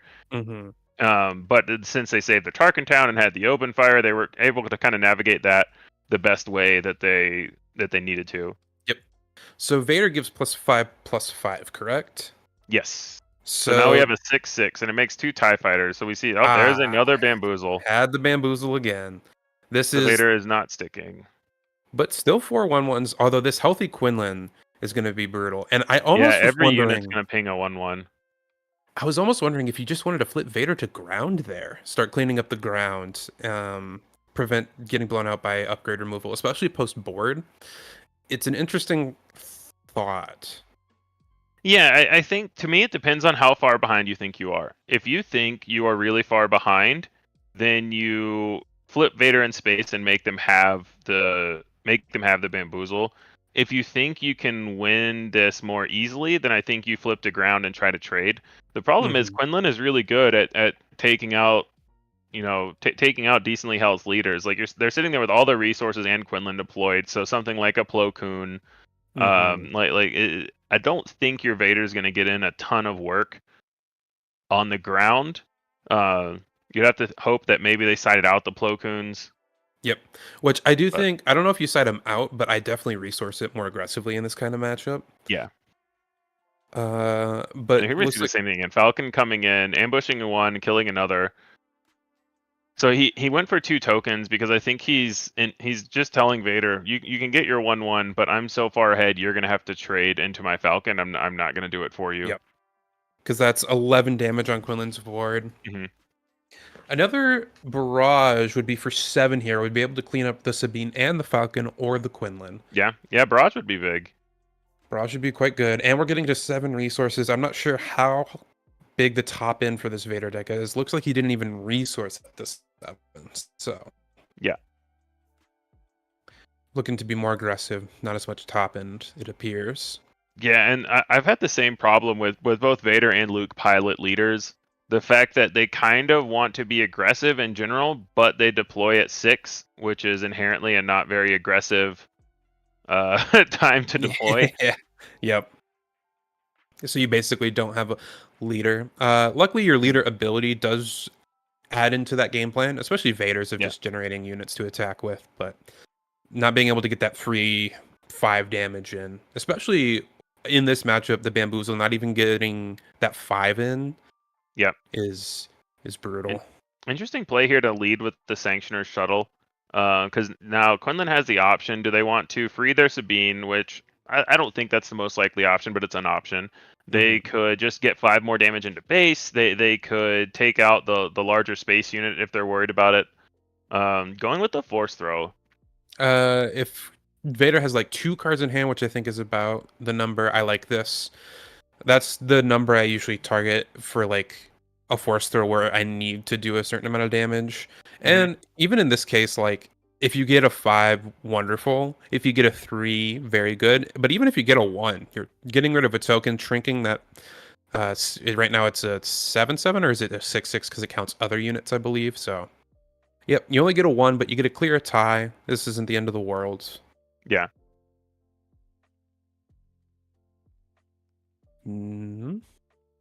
Another Sanctioner shuttle. No, nothing to capture, but you're just giving that buff to your unit. Mm-hmm. And also people talking and debating whether you should deploy ground or space. If you have this unit in your hand that gets a buff for each unit, deploying in space makes a lot more sense because you just make 2 tokens. Mm-hmm. So it helps get in there.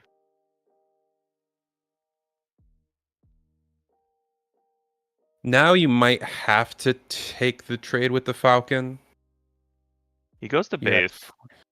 I'm talking as the Quinlan. Oh, sorry. You mean Michael trading into the Yeah. But now you can't. At least not this turn, because now it's a 6/6 again. Yeah. This is a very I don't precarious. hate just getting your Sabine back. Yep, I think that also shrinks it, and your Falcon's still alive. I think that's what I'd do. But it's a very up in the air game right now. Yeah, Vader's been pumping in the damage. Yeah, Michael does go to get his Sabine back here. I think I like that. That does leave the door open for Sanctioner Shuttle to just kill the Falcon, but then you're also shrinking the damage on base and shrinking the other unit. What we might see instead is first action play a space unit so that you still can't take out the big one with the Falcon. Mm-hmm. As it stands, I believe Quinlan is 1 short of lethal on board right now, and Vader is 3 short. But Quinlan does have a number of pumps, any amount of hotshot blasters, even a second Cassian or a surprise strike Falcon. A lot of damage from hand opportunities. Yeah, Vader's damage is kind of up in the air as well, because if they get extra tokens and more units, then this guy gets buffed even more. Like a contracted Jump Master could be a decent play right out of the gate. Yep, blocks the Falcon, makes it trade into something that can attack this turn. Like a turn of contracted Jump Master into Viktor Leader. Like protect all your space units, get them even buffer. Yep. Save 5 damage on your base. Like that could be a good turnaround. A Barrage again. Barrage is a good card. Who knew?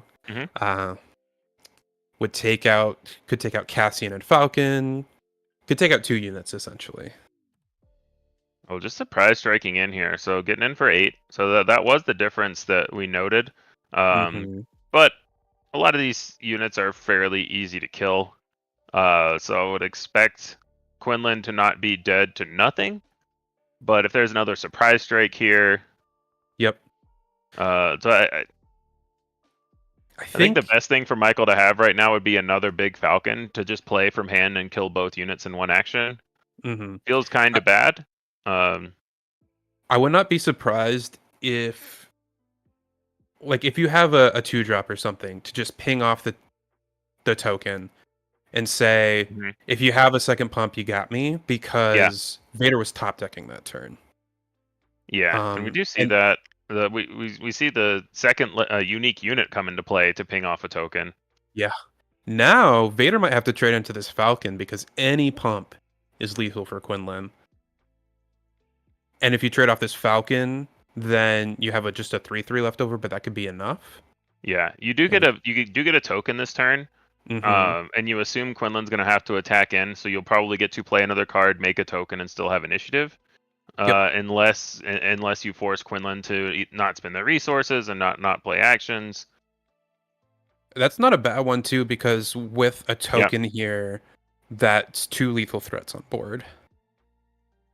The 2/1 with Ray 1 when you have a token, as well as just the 3/3 body, but it'll be a 5/5 with a token made. So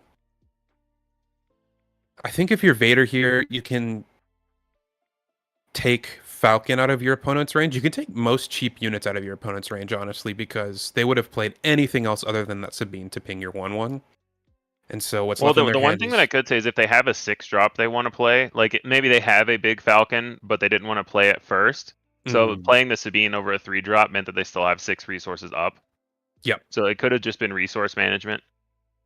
Like a Falcon in the row there, yeah. Yeah.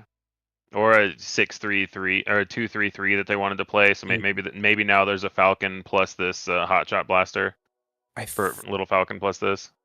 I think if I'm taking my opponent off of Falcon here, I think if they have the Falcon, it was an excellent bluff. And I think you have to claim as Vader here because a second Hotshot is lethal if the Quinlan claims. A Surprise Strike is lethal if the Quinlan claims. I think my opponent is more likely to have a second Hotshot or a Surprise Strike in their hand than they are to have a Falcon. We're at 20. Vader's at 23 as well, so Falcon's not lethal. No, but it does clear the board. And they had the Falcon. Brutal. Yeah. I think that's a fine call, and just excellent bluff from Quinlan there just to really lock it up. Yeah. Yeah, Vader got really close that game. I think it showed kind of the resilience of Vader. We talked about it being a little bit of a glass cannon and a little bit easy to disrupt. But I think it showed there that even through some of this disruption, it can still have some big turns and get really close. Quinlan needed to have 2-drop, 3-drop Falcon. So like Falcon being the last card there was huge. Yep. I think Falcon being the last card, the ping or creating the token wouldn't have mattered. Yeah, and that good games. So I think Vader played it right there because I think even if you make the token, you can't beat the Falcon anyway. No, you can't kill the 4/4 now. Oh, it looks like he had it covered either way, showing the hot shot in the row in the post game discussion there. Yeah, so if Vader makes a token, Quinlan claims and then puts second blaster on Quinlan leader for lethal. So if Vader, so either way, if Vader didn't claim, Quinlan claimed and had lethal. If Vader did claim, Quinlan could clear the board to prevent lethal. So Michael really covering all his bases there, and it's kind of nice to point out that no, you didn't make a misplay. Yeah, like I totally agree with the Vader play there. I think it's correct to just claim and hope they don't have the Falcon. I'm putting them on pump more than I am on Falcon there.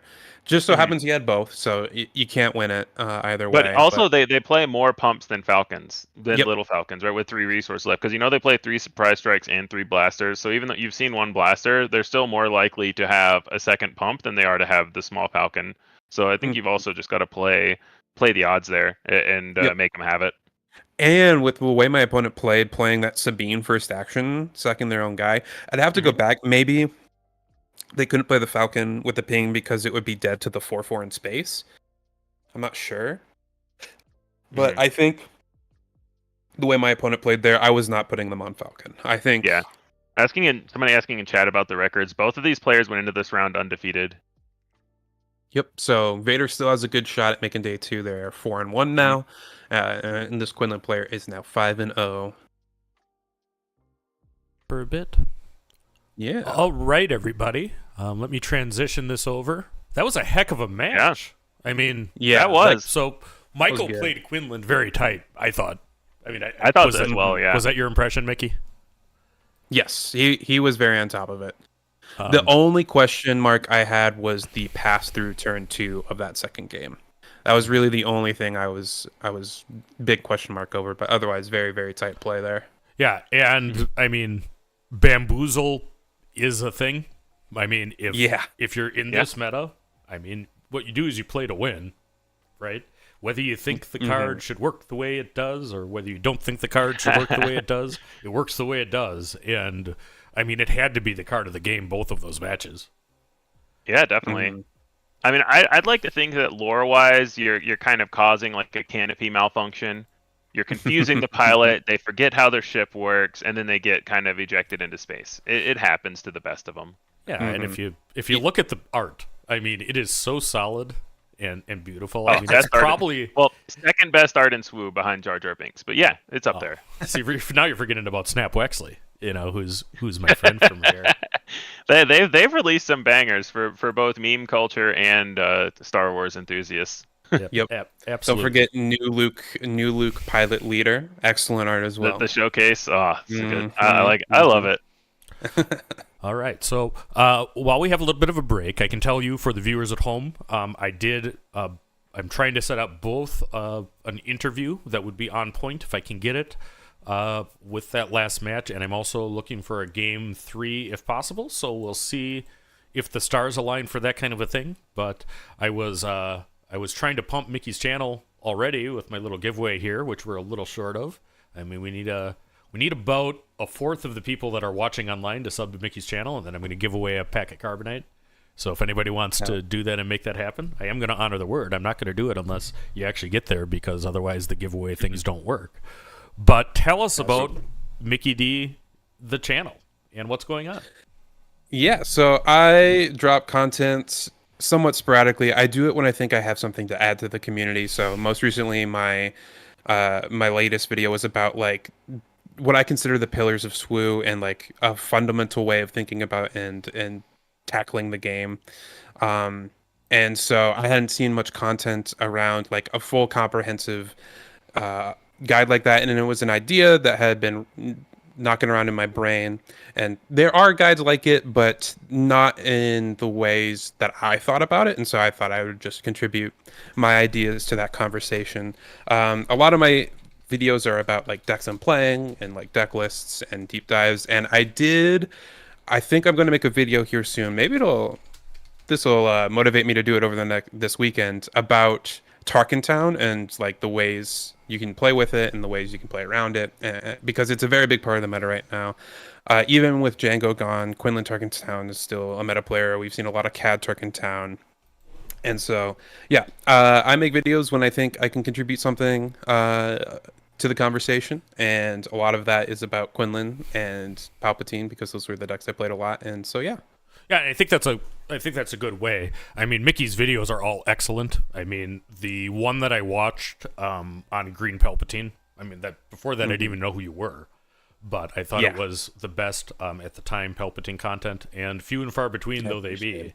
I mean, he's really got a lot to say, and we interact a lot on the Quinlan thread on KTOD Discord, which at this point has like 1,000 people hanging with us.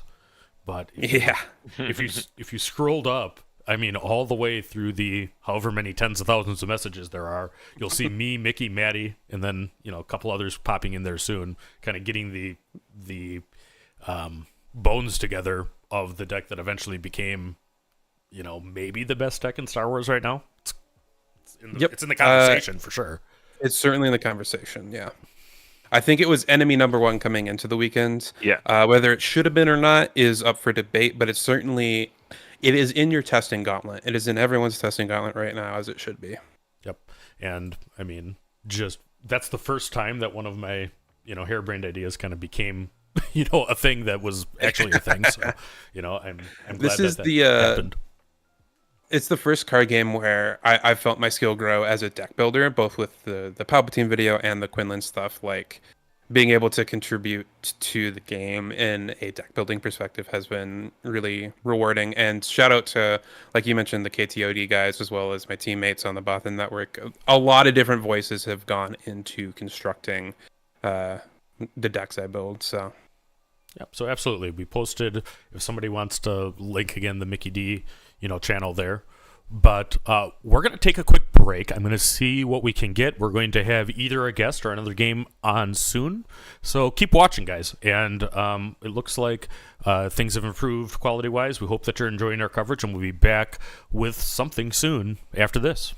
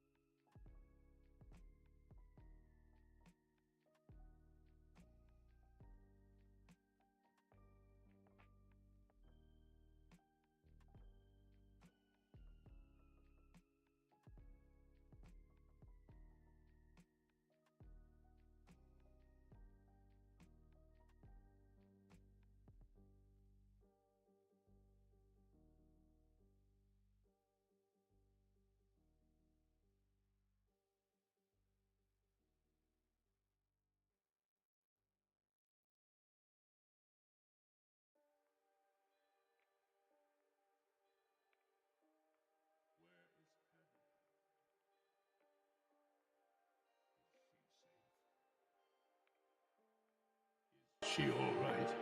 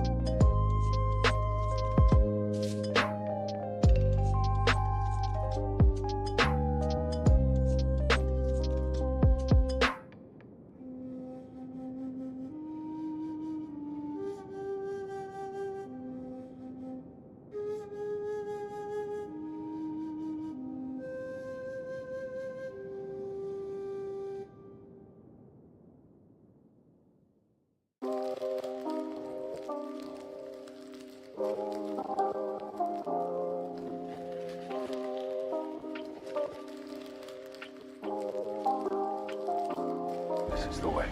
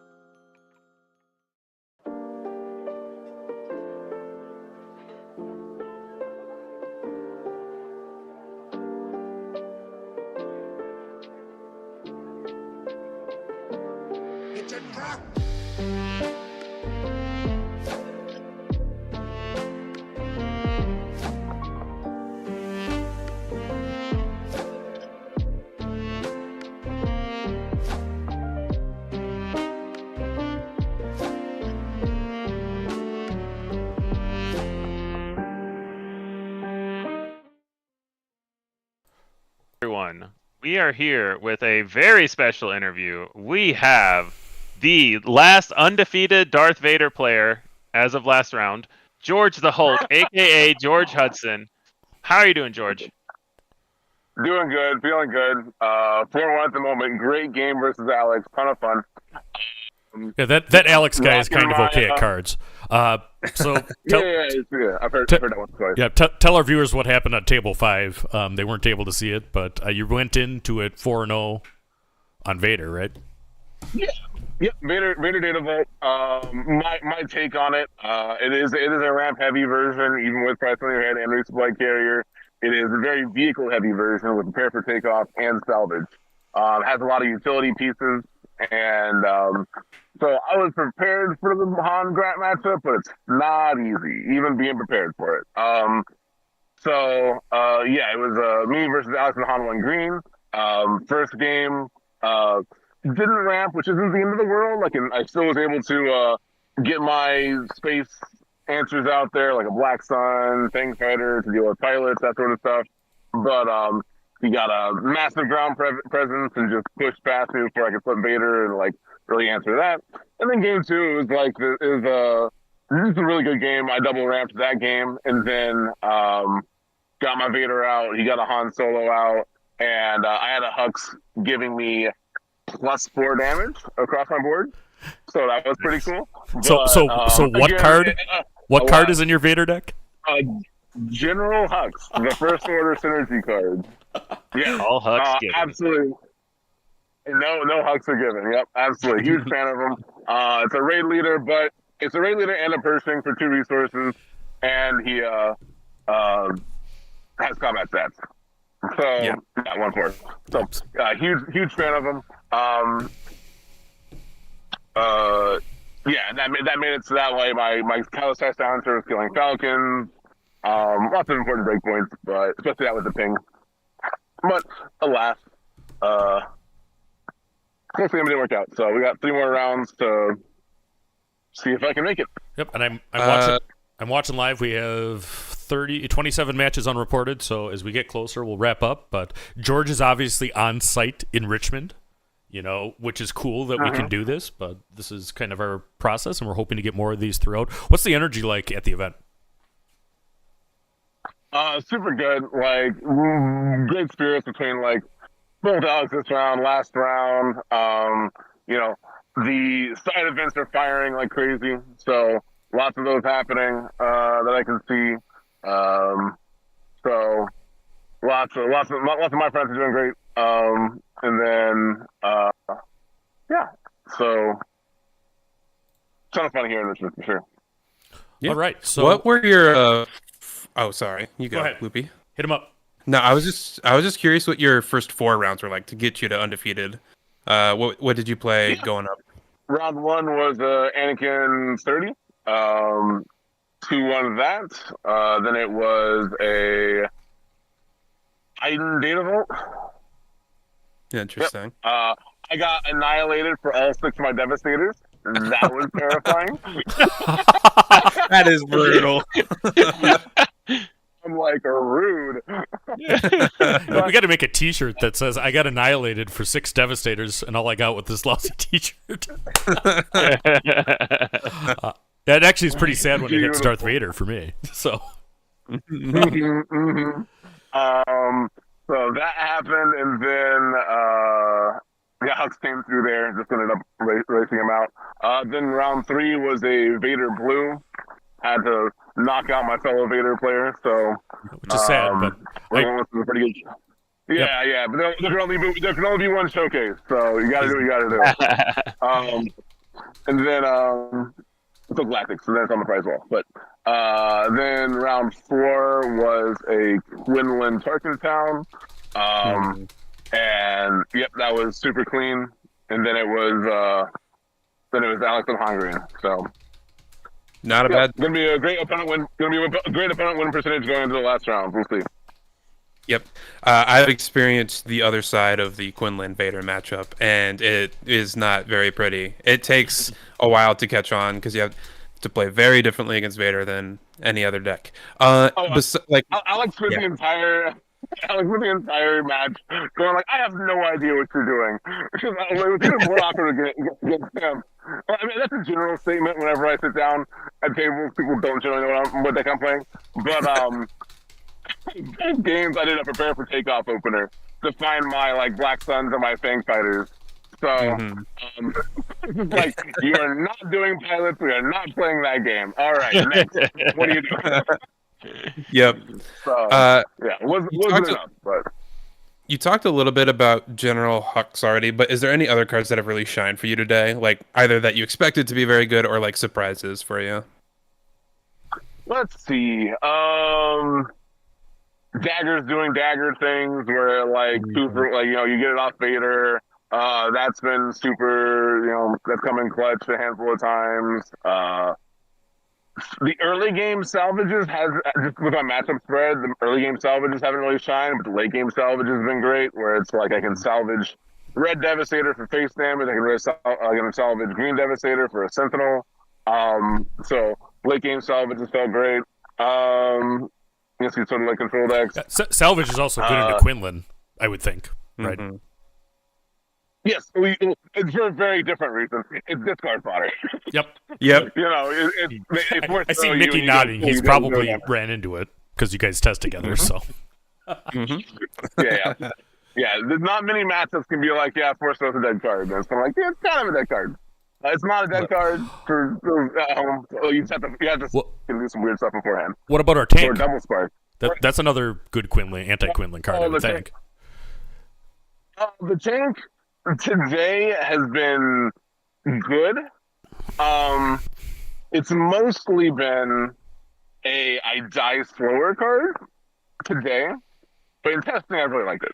So and it's good against like discard sort of decks like Quinlan. So today it's mostly been a like safety net. But in testing I've had some crazy pirate tanks, but hasn't so much shown up today. Anything out of the ordinary? Price on Your Head has been super solid today as a consistency piece. With Open Fire and less so Force Choke, mostly Open Fire plus like Timely Intervention. Those lines have come up a lot where I can get my Price on Your Head early. Resupply Carrier is the king of the deck. I was about to ask about that one. how it's been going for you? Best card in the deck. It's so good. The ability to consistently develop a 4/5, flip your Vader immediately. Vader.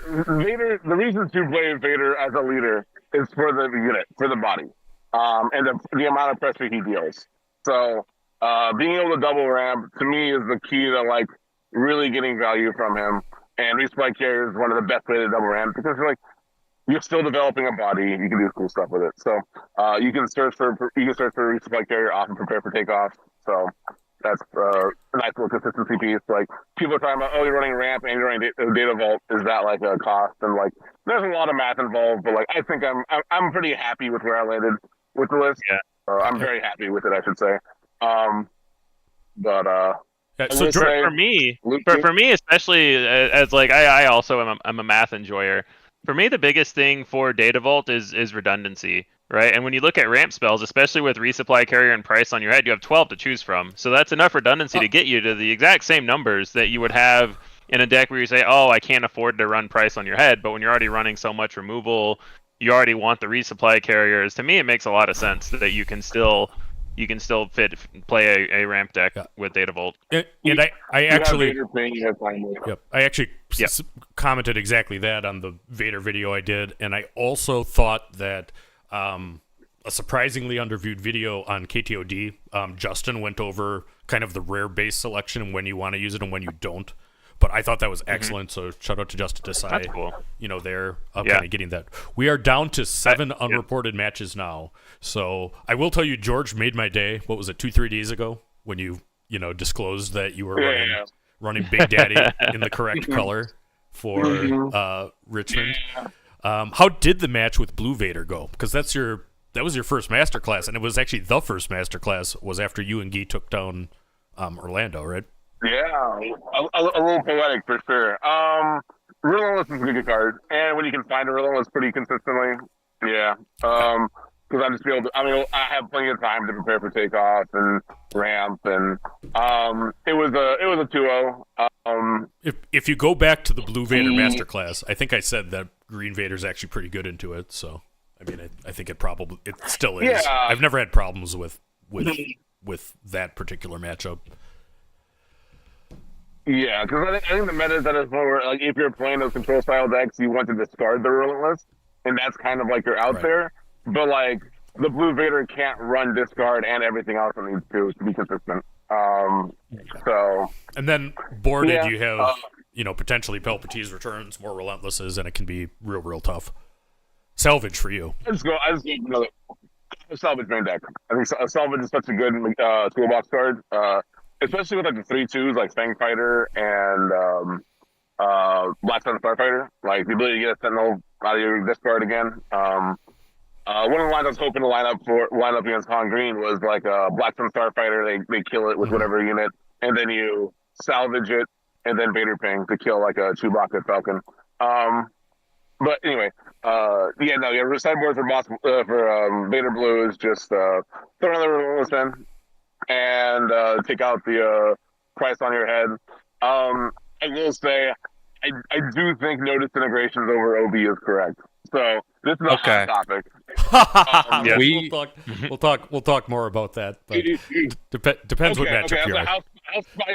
How spicy do you want to get on this stream? Right. Well, I mean, the thing for me is OB is much more situational overall in the game now than it used to be, because it's all about how easily do you have a big body to OB at the right time. Whereas notice integrations with Vader says, in 2 actions, I kill your non-leader guy. For 4 resources. Annihilator, I kill Luke, and also it buys you time to like draw with Hux. It lets you develop like other units. Yeah. So if you're worried about, Falcon getting Chewied or whatever, okay, cool. No disintegrations kills that. If you're worried about Devastator, Annihilator, big late game ships, okay, no disintegrations kills that. With OB, you've got to have the units line up, and I think a lot of the green villain decks right now, Kira excluded, or it's really hard for them to have the units line up to where you want to OB efficiently. So, and I think when you're on 11 ramp like I am, you will ramp into your flip turn a lot of the time, so you're not flipping Vader OB. It's like flip Vader, do some other stuff. Now you ready 8 resources. You want to be playing OB? So because then you've got to find a 2-drop to go with it. You can't ping, or a 3-drop or whatever. Like it's much cleaner in Kira where you flip OB for 5. I think that's one of the only green villain decks right now that actually likes having OB, in my opinion. Yeah, so here's what's going to happen, guys. First off, George, are you playing to top 64 or are you playing to win event? What's your plan here? So like my main deck, I mean I'm playing Vader, right? So like I'm not gonna sugarcoat it. Like I am playing on hard mode. Love Vader, absolutely. It's super fun deck. I think it's powerful. Is it tier 1 or 8? Is it gonna stand up to what else is out there? Probably. I don't know. The answer is yes, George. So it will. We used to call it pie tier. It's not quite tier 1, but it's right below it. But what's going to happen is we want George to take this down, and then there's going to be a Green Vader masterclass, and then George and I are going to figure out, and finish that conversation about OB, and how they line up. But an hour-long video about OB. Yeah, I mean, I've both been working with George on this Vader deck, and I've done a lot of Palpatine stuff, and it's just like my Palpatine deck doesn't have OB in it at all, not in the 60. Like I think it's just not the removal that most green villain decks want to play right now, just because of how it lines up. Because yellow. Oh, Palp yellow. Oh, steal your girl, Palp. Interesting too. But I mean, we could talk about this stuff all the time. Let's not digress too far into the card choices. Shout out, George. Thanks for joining us between rounds. And good luck. Yeah. I mean, I'm looking to you and the rest of our Vader players here to carry the day. We want to see you day 2, and we'll see if we can get you on stream at some point. So thanks for joining us. Thank you. Thank you. It's good talking to you. Dodge those Han greens. Let's go. Yeah. Bye, Joy. Good luck, Joy.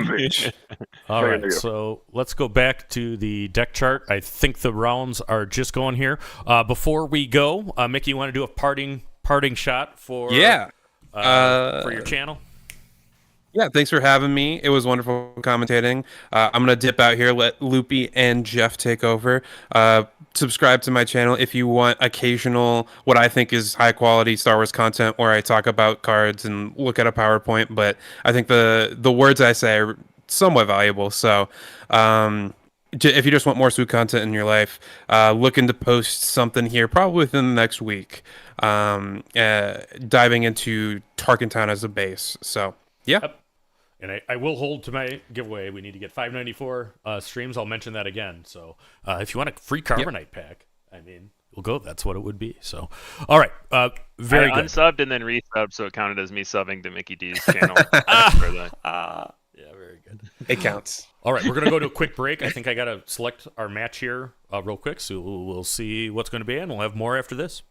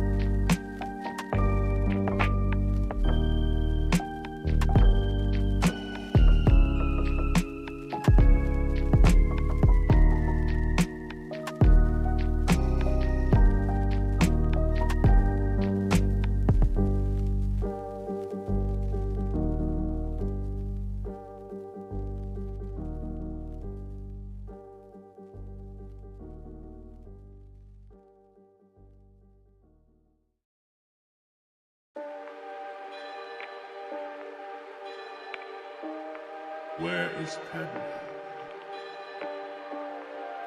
Is she safe? Is she all right?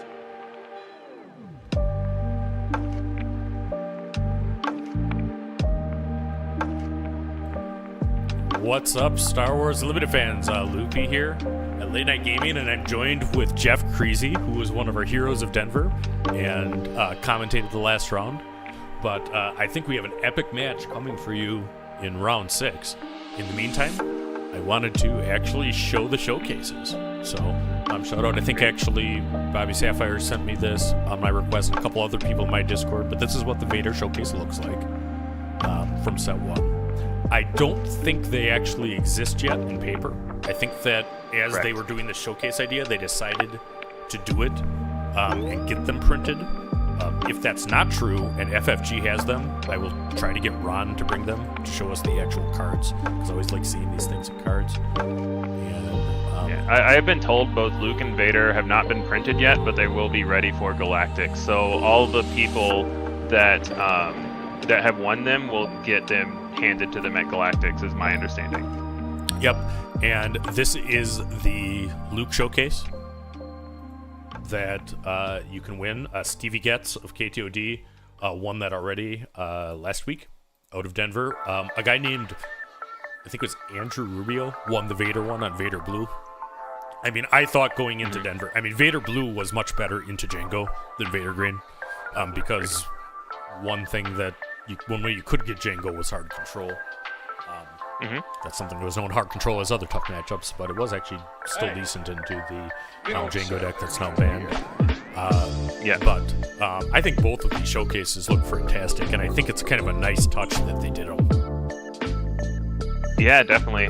I as soon as they showed the showcases for the leaders that were in the starter decks for set 2, my thought was that Luke and Vader would be Galactic prizes as showcases, and that's kind of what they did. So I'm excited.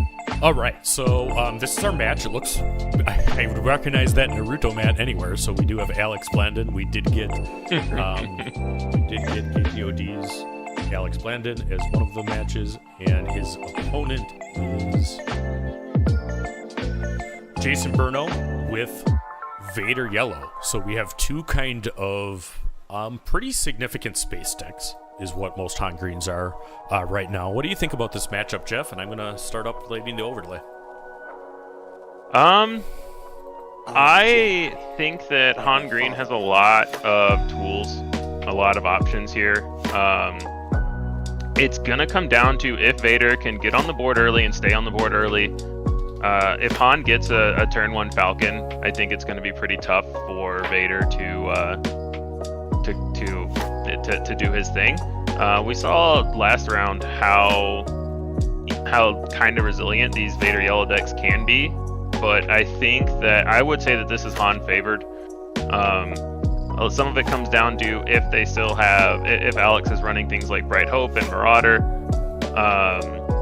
which aren't in a lot of the new Vader lists that were staples last set. But the ability to play a turn 1 Falcon, either the newest one or the set 1 Falcon, can really help control space early and prevent Vader from ever getting online with its with the token generation. Yep. And the Naruto and Matt got moved. I think actually SCG's policy, it's nothing that we have to do with. SCG's policy is that only official mats can be used. Yes, I think it's a combination of SCG enforcing FFG policy, because FFG removed their playmat policy for non-streamed games, but streamed games still have still need to be on official playmats. Yep, or solid color. So I do think our late night mats qualify, and one of these days the post office is not going to screw up, or whatever it is, and we'll actually have our 2-player late night mats on stream. But shipping people are not my favorite right now, because we had FedEx epically fail for Denver. This time it's only some dials and dice that weren't there. On that note, shout out to Just Jack and Golden Dice Podcast. Not only are those great guys, the tokens that we're using that are replacing the dice that the post office waylaid are Golden Dices, and they're playing this event, and we appreciate very much our community, helping out as needs arise. All right, so we have Jason on Vader yellow now. I'm going to actually change the base. Yellow is what it was before for the Pilot Vader. Yeah, Pilot Vader. And they're cutting initiative. I believe the Falcon is the initiative token, or unless that's a Falcon reminder drawing. Sounds like the music is still on, Loopy, from the cutscene. Thanks, guys. Yeah, let me know when I do that. I don't want to have no music there, but now I'm watching as close as I can.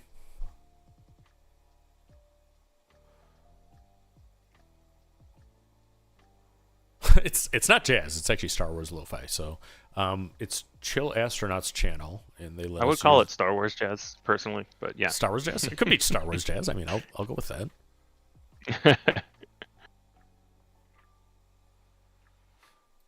If anybody knows how to set sounds for different sources to different levels in OBS, please DM that to me, because I can't figure it out other than doing it manually. But there's probably a way to do it. I just don't know how. Here we go, getting going with game one. Both players have a hand that they like. I'm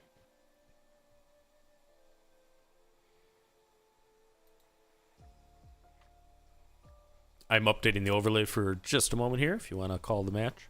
Yeah, sure. And another thing so we do see a turn 1 Falcon from Alex, but Vader does get to lead off with 2 1-drops. So Alex can kill one of them, but he's not going to be able to stop Vader from being able to make a token this turn. So that's another thing this Vader deck can do. It plays really well into Quinlan as well, where you can play 2 1-drops. It's a lot harder for Quinlan to ping, and it can get your leader online earlier. I would imagine this Falcon is just going to trade into 3 units, though, where it killed one of the 1-drops. It's probably going to kill the second 1-drop after it attacks this turn. Then it still has 1 health left to get a token. And then it'll be the absolute worst for Vader if there's something like a Han pilot to make this Falcon stick around and kill everything. But we'll have to see. I mean, this Han green deck, I like green 30 a lot more than Data Vault for Han specifically, because you have a lot of 2-card combos that you like. Even though you can still make the numbers work with turn 1 plays, I like the ability to make it easier to get your Falcons and your Chewies and things like that. And also with Resupply being your only ramp spell, it makes it a lot harder to go into 33 health. We see another 1-drop from Vader here. So really low to the ground hand. We've seen Vader so far play 3 1-drops. Oh, and the blue leader coming in. So Alex really having a hand here to control space down. This is not what Vader wanted to see. Oh, he doesn't even make the token. Interesting. Yeah. Vader... I guess the tempo and keeping, initiative is more important to him. And, this is a good start for Han. I can't imagine that Alex is sad about having 2 space units into a deck that really needs space. In most cases, to do well. Now, sometimes what you do a vehicle rush on ground, which eventually can go. Viktor leader blank. So this is not a start where I would say is worthy of not making a token last turn. There is the Han pilot. So this game is looking pretty over. We talked. There were a lot of ifs that if Alex had A, B, C, and D, then or any 1 or 2 of those things, and he kind of has all 4 of them. We had the turn 1 Falcon. He had the blue leader to ambush clean up. He has the Han pilot now as well to help Falcon clear things in space. So this is looking pretty rough. I would imagine now he can start turning the corner, but he's still probably going to keep space clear so that Vader can't have an easy flip into space next turn. But yeah, looking really good for Alex here in game 1. Yep. So he outmaneuvers the space arena. I don't think that's probably not what Vader wants to do. That's not what he was expecting that card to do. That is not what the card is in the deck for, but it still does its job here. It makes it so that Alex doesn't get damage on base this turn from those units. So Yeah, shout out to our friends at the Outmaneuver podcast, J-Rod, Dudeness, Faith, those guys. Actually, we might have them pop on there, but they have a podcast named after that particular card. When it works, it can be a lot of value. I mean, it saved, 6 damage there? It's not bad for 3. 8 damage, I believe. 8 damage, yeah. Pilot on the forgot Falcon. about the pilot on the Falcon. But, no. The start is less than ideal for Jason, piloting Yellow Vader into a Han Green deck. He finds a Viktor 2 on the ground. Viktor 2 is my favorite villain green pilot. I like it more than Viktor 3. He's much worse when he's just walking around, though. Yeah. Well, he's the 3-2, He hits as hard as Sabine. And I mean, for now, when he's when you had 2 resources left anyway, it's just an efficient play. It's fine. Yep. And no, this is not Alex the same going full Vader trade mode. Yellow. Interesting. Both of these players are undefeated, 5-0, going into round 6 of the 580. I think it was 582 player. Richmond 582. So yeah, at the time we saw the last Vader Yellow on stream, there were 2 undefeated. That one lost. This is now the remaining undefeated Vader Yellow pilot. Yeah, it looks like we're just going to game 2, which I agree with. You're an aggro deck with 1 damage on base, and they have a massive board. Just you got 3 games here. Go to the next ones. Yep. So we're gonna update that. Han is up for 1-0. Alex, I don't think I've met him in person, but I know him from KTOD community.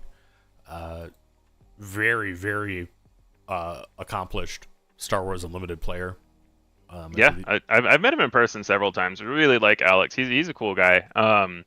It's actually funny. I met him online through a different username, playing a different card game, because Alex and Tada, both from KTOD, are the kind of guys that can just go from game to game and be one of the best players in whatever game they play.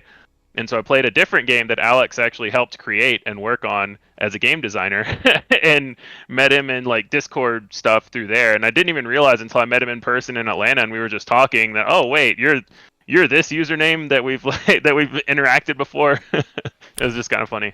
Yeah. Miranda, there's 8 rounds of Swiss today, and then they're going to cut to top 64, I believe, and then there are 4 rounds of Swiss tomorrow where it will cut to top 8 single elimination bracket, and that will determine the winner of the Richmond Sector Qualifier. We will have every round here. So for anyone that didn't see the changes that Ron has posted in a few Discords, so the Denver sector and the first ones in Europe were all 9 rounds of Swiss day 1, and then a varying number of rounds of Swiss in day 2. So what they changed it to is every sector and regional has a day 2 of 4 rounds of Swiss cut to top 8.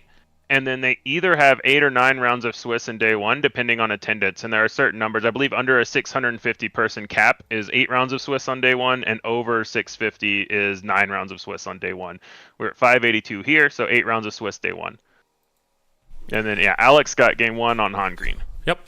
And Alex is using Metal Fab dice on stream with permission. They do look very nice on stream. And shout out to the guys at Metal Fab. They do. They actually provided a bunch of tokens when we had the emergency situation in Denver, where it's all hands on deck. So we appreciate that, and they make some good stuff. They're really kind of nice tokens to handle for sure.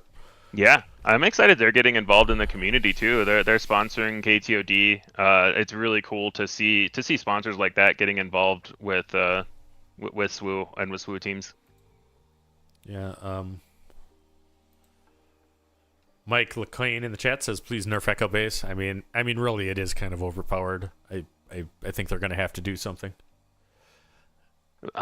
If you ban Echo Base, does Command Center become the default number 1? I've been a Maz Kanata's Castle kind of guy personally. I don't see how Han Solo's on Command Center. I mean, you're talking heresy over there, Jeff. Well, it doesn't have, not just for Han, for anything. I always had my Palpatine in Command Center when I was playing Palp Green, for example, because that was just thematic. But the main reason I always play my Han Solo with Maz Kanata's castle as a base is so that I can name my deck Han in the High Castle. So both players are 5-0. I mean, if we get to the point, and when we get to the point that we're not showing undefeated matches, we will let you know. But this is a 582 player event, so I mean, we're gonna probably stick with the undefeateds until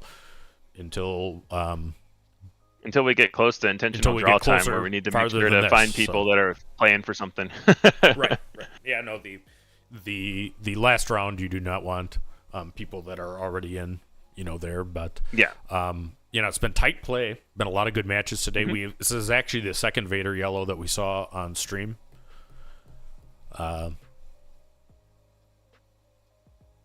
like that. Who in the chat said, "Why is he on Mos Eisley? Vader hates sand." That's a good one. If you look at the overlay here, it has the Mos Eisley, which was the SWDB card on the day that we had set one relief. It has my thumb in it because one thing I do is I take pictures of the cards that we get. So I've kept that because it was amusing when I put that up for my deck.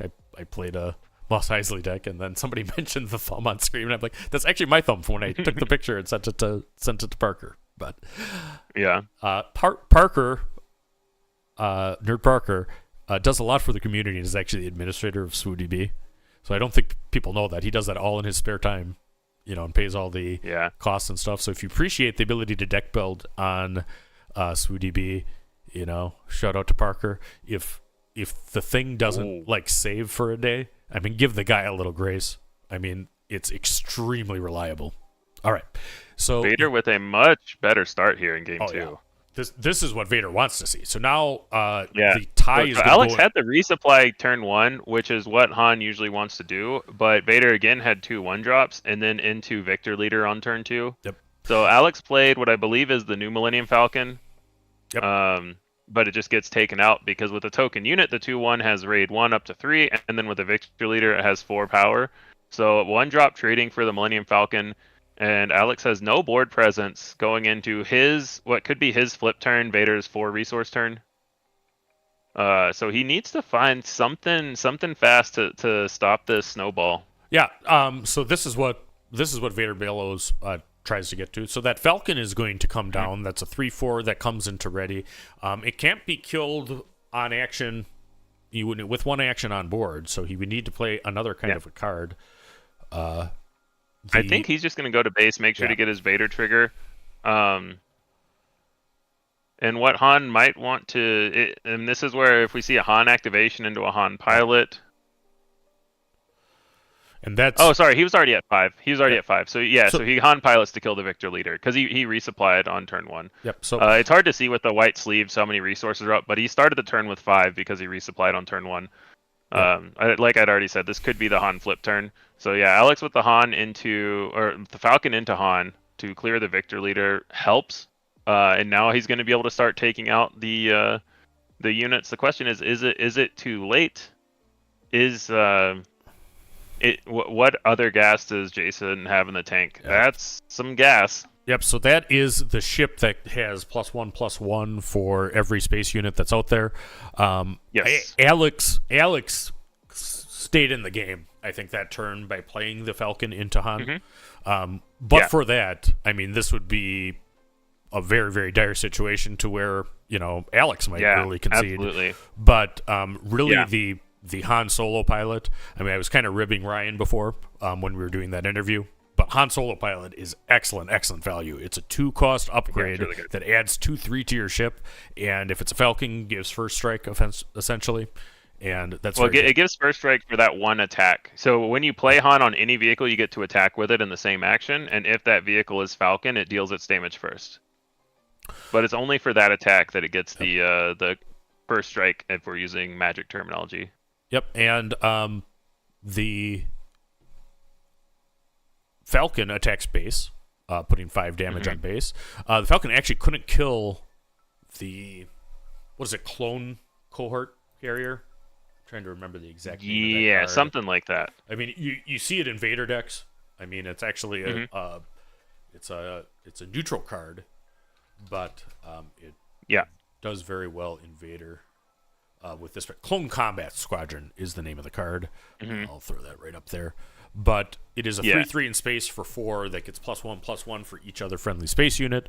So currently there are 3 space units there. The 4 now. 4 now. Yeah, I figured so we'd now it's get hit for 8. Because so Alex had to pay for his Falcon last turn, so we had to Han activate to go to 7 total, 6 ready, and then flip an attack to U-Wing. But this is going to be a big point in the game. Yeah, Alex is not playing what we call the casino version, so he's not going to have the Luke Skywalkers to get. I don't think he's on Bright Hopes. I haven't seen his KTOD publishes all their lists, so I'm only talking about things that they've published. I haven't seen in his latest published list. I don't think he was on Bright Hopes at the time. I'm not sure if he is now. Yep. They would so obviously he's they would considering be okay his here, U-Wing but it would just be a cards. speed bump. What will Alex bring out? So whenever you play a card like U-Wing, you have different decision points. I mean, any Space Sentinel would be great for him right now. I mean, you really want to try to avoid the damage coming in from the Clone Combat Squadron. It's going to I don't think he has any Space Sentinels, so he goes Blue Leader and a Luke. Oh, is that a Poe? Yeah, that is a Poe. You're right. That is definitely a Poe. Oh, so I was going to say it would be you're gonna interesting if you got something like an Infus Nest. I think I know what's going to happen here. So you're going to see he a pilots pretty interesting rules interaction. The X-Wing is token. He actually is able to attach Poe to the Blue Leader, allowing it to hit for 5, and he's then able to ambush. So without giving away too much, my Han 2 Data Vault deck, plays a lot of Poe. Poe unit is way better in practice than I thought he was, post-release. And I think you saw Alex using it very, very well for this Han Green deck. Yeah. All right, but... Yeah, notably, you don't have to pilot the token that Poe makes. You can pilot any ship that doesn't have a pilot when you play that Poe. Right. So, like on turn 2 with Han 2, you can actually put him on black 1 and actually make a token, and it only costs 3. If you use the Han action. So that's... GandorK is saying we're wrong.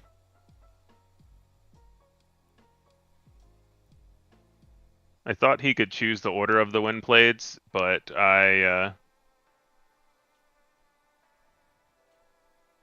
Oh, that's right. They changed the way those work with wind blades coming. So you have to fully resolve each wind blade at a time. Okay. When you get cards off U-Wing. You can't mix and match like that, basically. Well, and that's why we have a GandorK here. We'll actually see if we can get him to explain that, maybe between rounds, to everybody, particularly if it's a rule change. Yeah, it was new, I believe, for this set. Either way, he used it to kill a TIE. I don't think it impacted the board state, but it is still incorrect and should be at least... Yeah, so I think it actually doesn't change anything because the Blue Leader the unit the Blue Leader killed still would have been killed without killing the Blue Leader back. Right, yeah. No, because exactly he just ambushed a 2/1. Right. So it doesn't change anything, but it could in the future, so we need to make sure that the interaction doesn't happen that way again.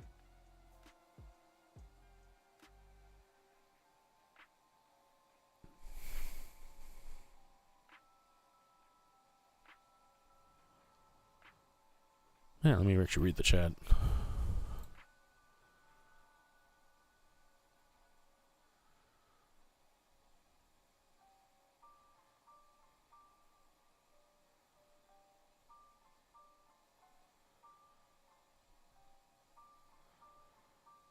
Okay, so the when played would have to... Yeah, so basically you have to fully resolve each when played for each unit separately. Yeah. Cunning here for 6 from the Vader deck. That is interesting. So we see a tap buff. Alex is not in good shape here. No, absolutely. Vader's in good shape, has not deployed. Yeah. There is 18 damage. And we're looking at what, the cards are going through. Cunning actually comes out of the Han deck for 6, which is able Oh wow, to... Cunning responded with a cunning.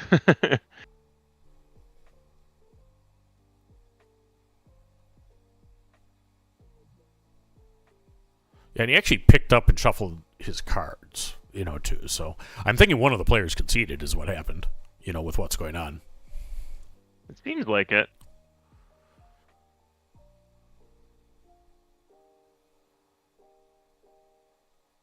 Yeah, I mean, if somebody conceded, I mean, you would think it would be the Han player, Alex, because it was there. So it looks like we're going to get a game 3 on the feature table. So great.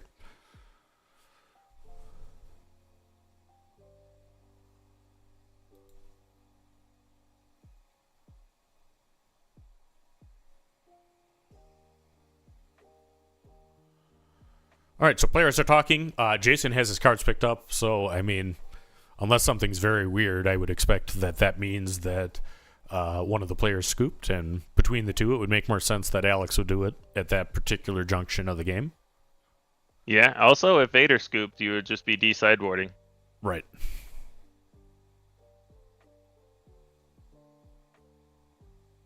And it's entirely possible that they're going to be just kind of talking through the kind of complicated action, there. I mean, and I don't know. I mean, so with Poe and the blue leader, I mean, given what he did, I mean, it really doesn't matter, right? Because the blue leader's ambush could kill the TIE fighter and then Poe could attach after. I mean, I'm not even sure that it was relevant. But I think we're going to game 3 of round 6. Both players undefeated.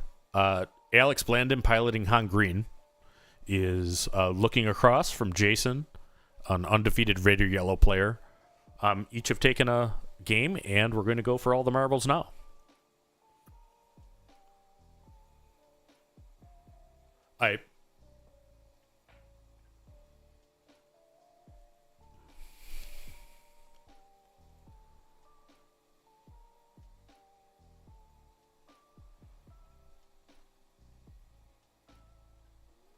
Yeah, they're probably discussing the U-Wing. I messaged one of the judges about it.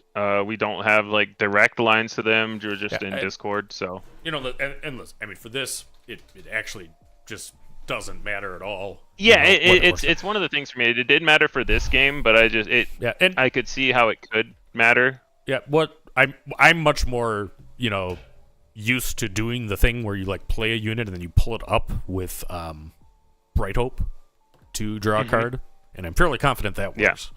Yeah. So the time that works because you have to resolve all the when played separately. Like, you can just play the other unit first. Yeah, but the nested actions, you have to fully resolve the when played of each card as they go, and we will try to get Gandork to explain. Actually, Nick Gandork from Artifcery is going to be calling one of the matches coming up, and you will be able to quiz him as much as you like about complicated rules interactions. And we kind of have him on deck as a Mike Pereira or whatever his name is from Fox. Yeah, the NFL officiating rules analyst. Yeah, if I don't pretend to be a judge, I'm a player, and oftentimes, my answer to things is because Gandork said so. Because if I know how the card works, that's what I care about. So I appreciate a lot of what he does to actually kind of keep the community in line with the calls. So we have Kajimi Patrollers coming down at the beginning of game 3 for Jason, which is 1/1 that creates a token. And also just for people, and I know the discussion's still ongoing in chat, I don't like to ever use this word, but I would guarantee that Alex did not maliciously and knowingly break the rules. No way. It's just one of those weird things. It didn't impact that game at all, but still, I will throw down the guarantee word that he it was an incidental if the mistake happened. He might have just said ambush and then put Poe on it too. We couldn't hear them, but either way, I don't even think it was, because the Poe can attach to the blue leader. It's just before or after the ambush. Yeah, it just can attach before ambush, which wasn't relevant in that scenario. But anyway, on to this game. It's an interesting interaction, but I don't think that's relevant. Yeah. Alex plays a Sanctioner Shuttle, and I think that's a good play. even when it doesn't have coordinate, even when it doesn't capture against a Vader yellow, you're really just trying to defend that space arena from. You can kill 1/1s, you can kill the 2/1s. Yeah. I'm interested here if he goes to kill a token to keep his unit alive, or if he kills the non-token unit that would allow Vader to make another token in trade. Yep, and the chat is actually having multiple people also, vote for Alex's. Yeah, he's a good guy. I got to know him really well. Really well relatively, and over like a couple of weekends at both the Bothan Invitational and at SCG Atlanta. He's a good dude. He's also a very good player, and what he did there. Oh, amazing player! He's you can't make a list of the top SWU players in the world without putting him in it. Yep, and you can't make an accurate list. Yep, you can make whatever list you want. So he attacked into the one non-token unit that Vader had, and was able to do that, and that prevents a token probably this turn unless Vader has an ambush unit. He plays Chewbacca into the ground arena, not just a pilot. I think that is actually a stolen AT hauler. It's hard for us to see on the. Okay, it's hard for me to see with the glare. It is stolen AT hauler. But yeah, so it's the 4/5 that when it dies, the other person can play it. And I'll put that up as the. Oh wow, card. The stream quality is actually much higher than what we're casting off of. So yeah, when I glance over the stream, it's definitely stolen AT hauler. But yeah, there's the Sanctioner shuttle to capture the stolen AT hauler. Yep. Now, I mean, Vader's doing Vader things again.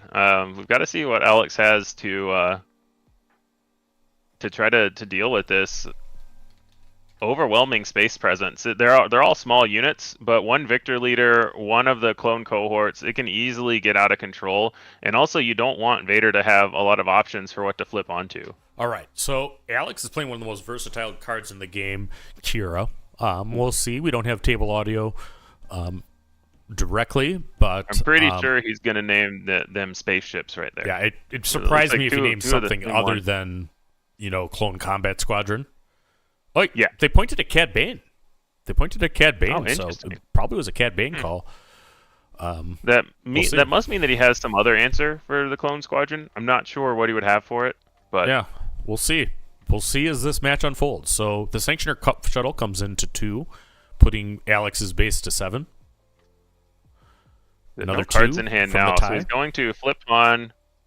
I would imagine he has a blaster in the resource row, so we can flip Han, attack with Han, and then put a blaster on Chewie to attack in for another 12 damage this turn.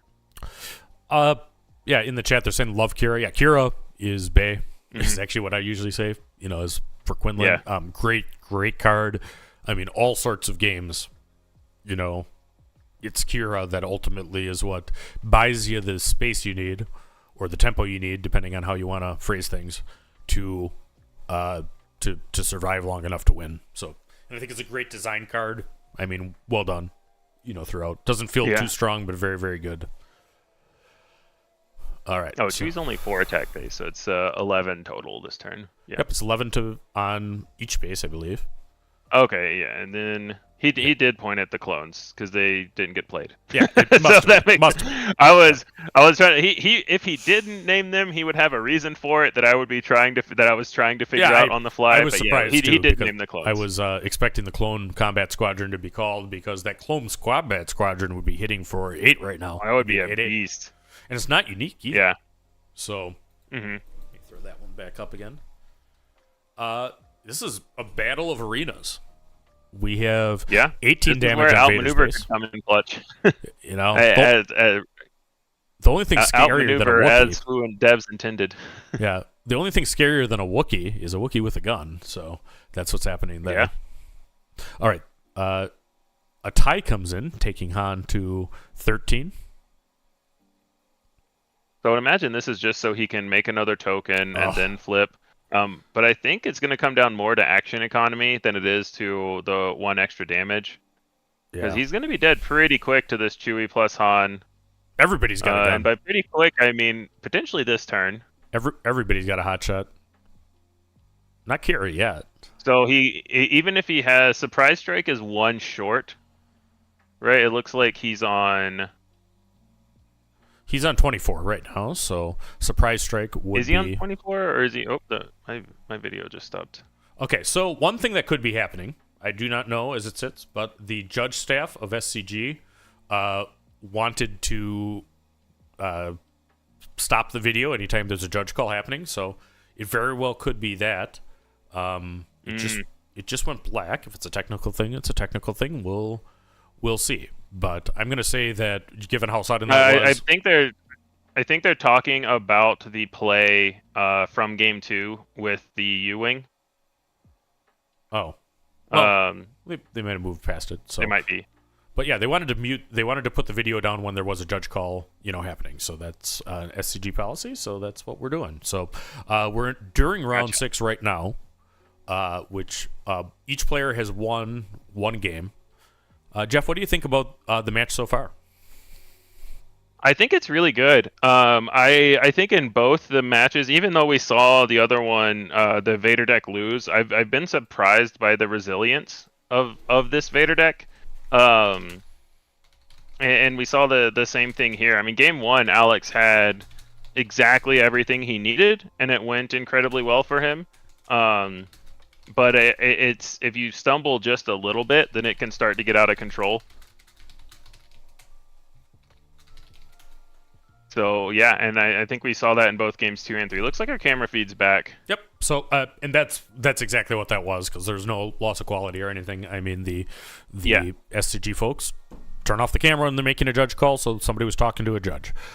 We have now the Vader flipping onto the Sanctuary shuttle, but yep. Well, 27 on base. So any attack next turn is lethal. So you would assume Alex is going to claim here, and Vader has to kill him this turn. Can Jason get enough damage in? Yep, so he needs to do 17. Vader represents 7. He's got 10 on board right now. Right, so he needs to find 7 damage. So even 2 surprise strikes doesn't do it. Yeah, and Barrage doesn't do it either. So... Yeah, could be a Viktor pilot plus 2 surprise strikes. Obviously 3 surprise strikes, but now we're getting into the realms of, we'll call it mathematical improbability.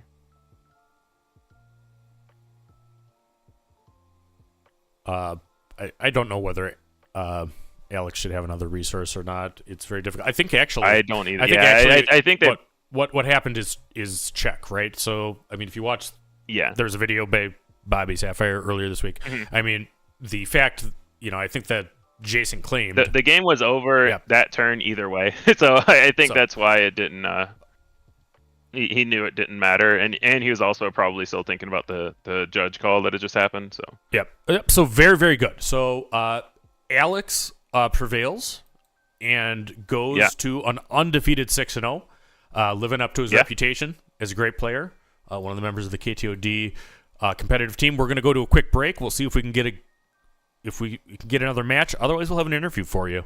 And I think actually that might be possible. So we'll be back with round 7 eventually, and hopefully something in between on our coverage of the Richmond Sector Qualifier.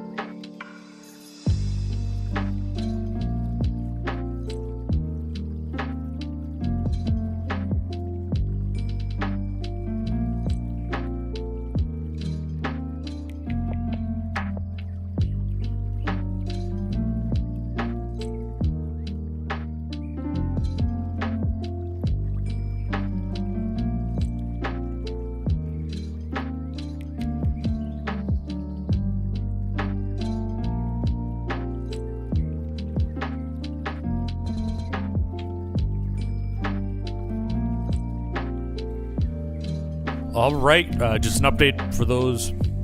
Just an update for those watching. We may be getting a game 3 at an undefeated table. So if we do that, we'll do a game 3 at an undefeated table. If not, we'll have an interview. So we'll be one of the two relatively soon. Thanks for watching.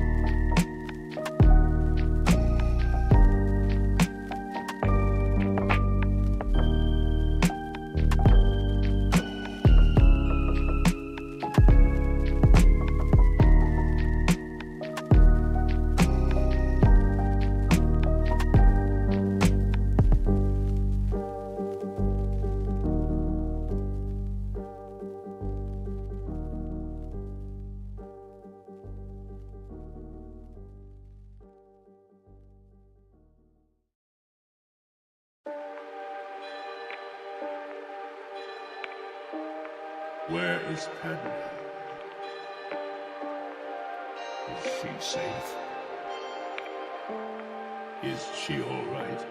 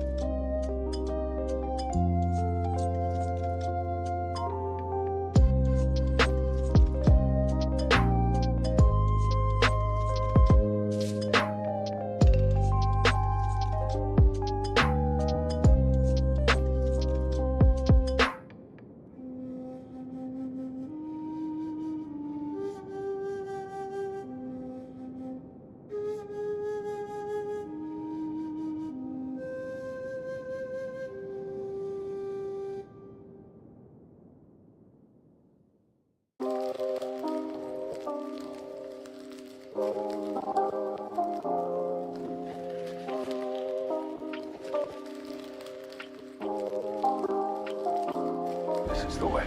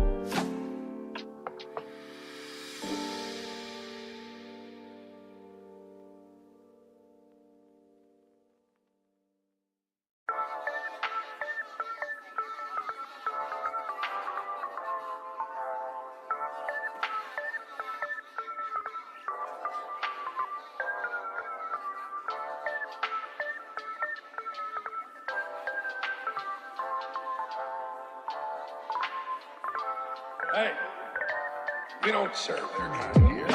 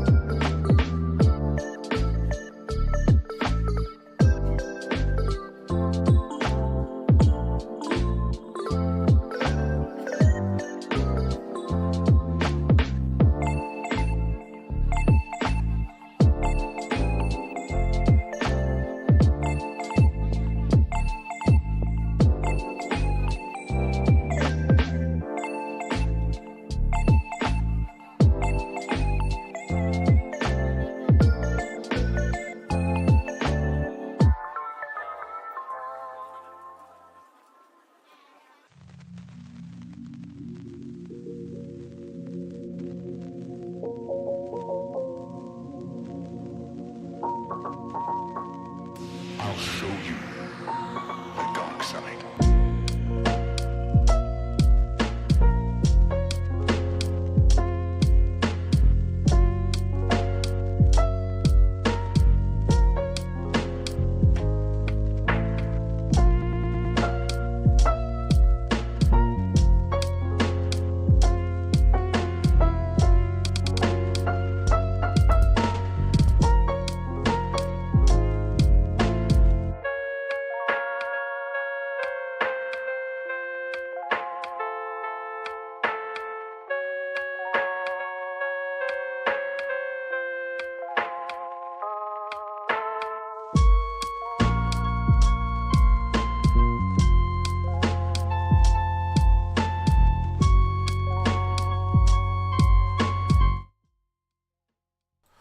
All right, Star Wars Unlimited fans, we are back. And as we've been switching up commentators today, I'm joined with Gandork from Artifcery. How are you doing? What are you doing? I'm good. How you been doing, Loopy? We've been having a day. I've really been enjoying the matchups. I mean, I'm really excited with how diverse the meta is. I mean, I did not have Mando Green, making a run on my bingo card today. And I know you've been watching. Yeah, I caught that game. Yeah, I've been watching the coverage because I've seen you in the chats. What are your thoughts of so far at Richmond? Yeah, no, it's looked really great. Like just a really diverse, spread out meta. Like nothing was way overrepresented. So yeah, very interesting. Like I wonder, like if it's just like people didn't know what to play, which kept it very diverse, and if we'll see something coming out with like the results tomorrow that'll maybe start to skew the meta again. But yeah, so far it looks really good. Okay, so we're going to recap some of the top tables here carefully because I want to make sure no deck lists pop up. But on table 1, we had Bosk, Dagobah, that would be Boss Blue, against Kira Green, and the Bosk player, Duncan Howard, who I remember actually, I think from the Baltimore PQ, was able to beat Wesley and Kira. On table 2, we had Charles. That's Craw from the Bothan Network is who that is. On Kira Green, was able to take out an Anakin 30 2-0. Table 3 was Luke Tarkentown. That's new Luke, I believe, Hero Yavin.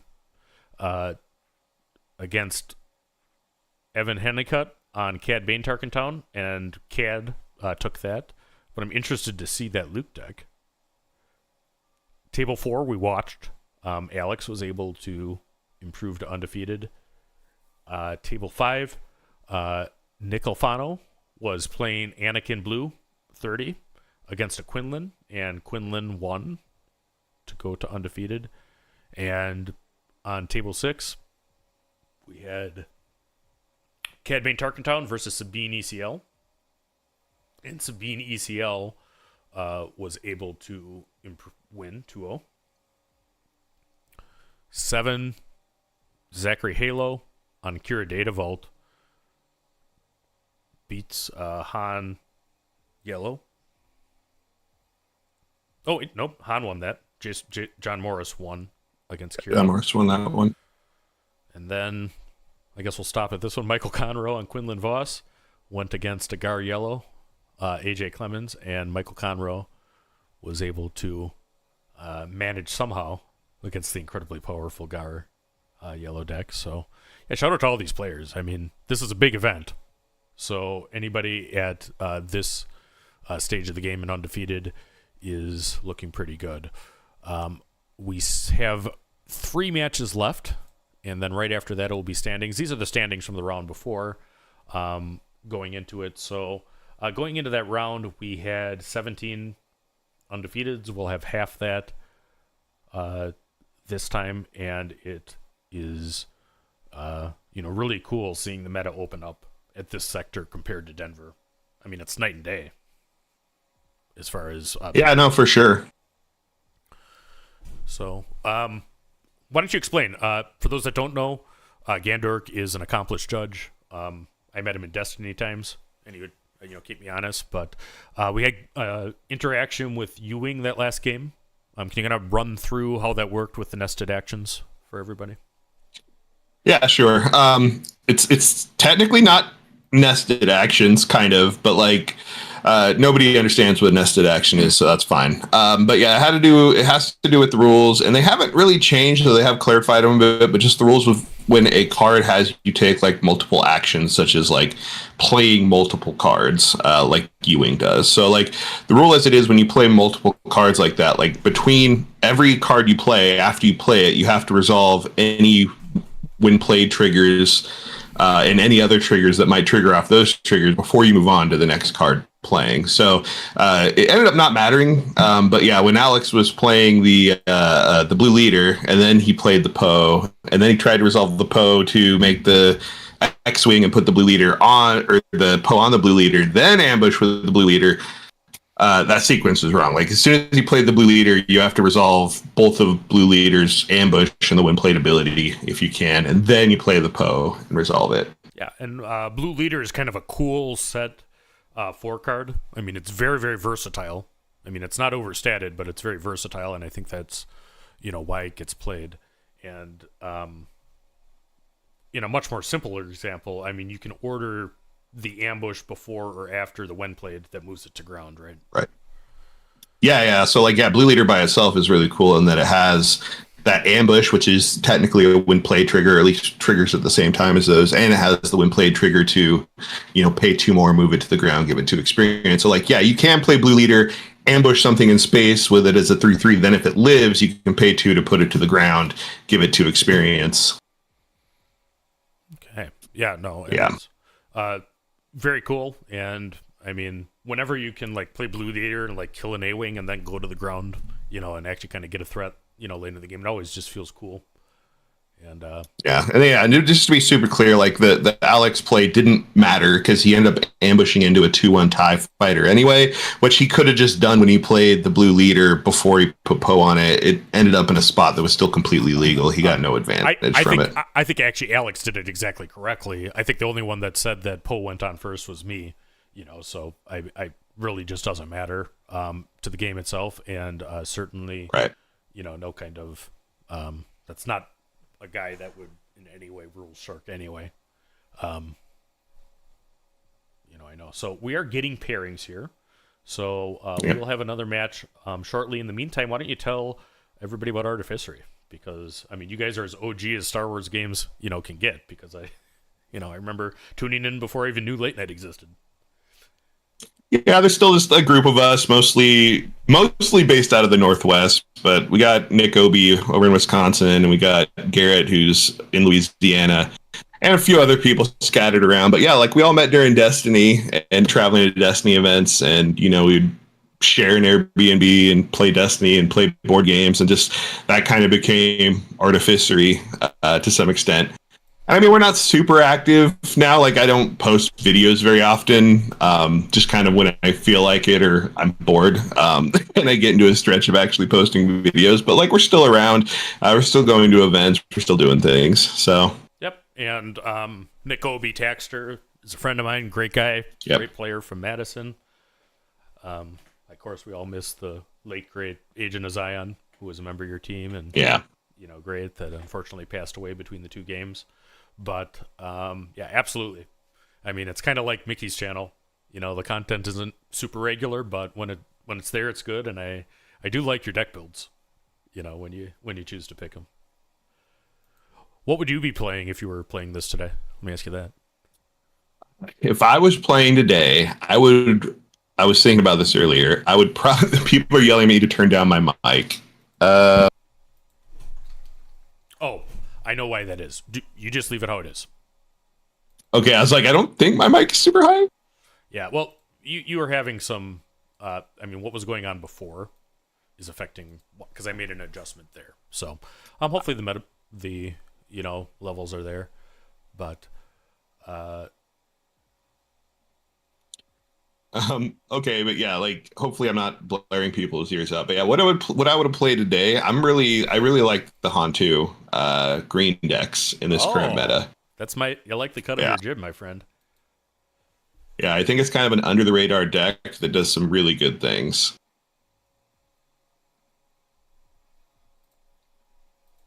All right, so the next round is starting in 30 seconds. And we'll see what matchup we get. We'll go to the gameplay overlay. They haven't told us yet what we're getting, but I mean, at this point in the event, let me actually check. We should have the round 6 standings right now. We have now 9 undefeateds, and they are Duncan Howard, Alex Blendon, Michael Conroe, who's from Team Secret, Andrew Colucci, Cad Bane, 2 Sabine ECLs are undefeated. Craw on Kira is undefeated, and the last one is a Han Yellow. So yeah, go Craw. That's an old Destiny throwback. Yeah, no, he's a looper. So yeah, shout out to him. We're actually hoping to get Craw on for an interview after this round and before the next. But yeah, I think it's pretty cool seeing. I mean, we have 2 Quinlins, 2 Sabines, but we also have a Kira, 2 different colors of Han, Cad Bane, and Bosk. I mean, so going into the rounds, I mean, we don't have one deck running away with it, and that is what you want, in a CCG, I think. Yeah, I think if there was any slight disappointment is I feel like some of the old standards are starting to pull out toward the top, and I was hoping for more rogue decks in there, but it's still a good mix. Yeah, let me see. George Hudson is 5-1 on Darth Vader Vault. I mean, I guess that's the first one I'll always get to. Chris Schutz is 5-1. Maddie from KTOD is 5-1 on Kira. So, I mean, we got, as you go to the next level down, I see a Kylo Red. I see a new Luke on Tarkentown. That is 5-1. So, yeah, we'll look at these standings a little bit when we have more time. But, I mean, really kind of a nice diverse meta. And here we are on the match. Let's see which table this is. All right, we got a Quinlan on the top.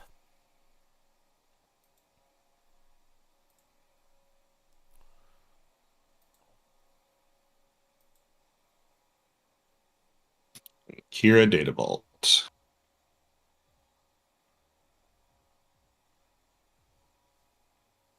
Kira Data Vault Quinlan. Oh. So this is Craw, I believe.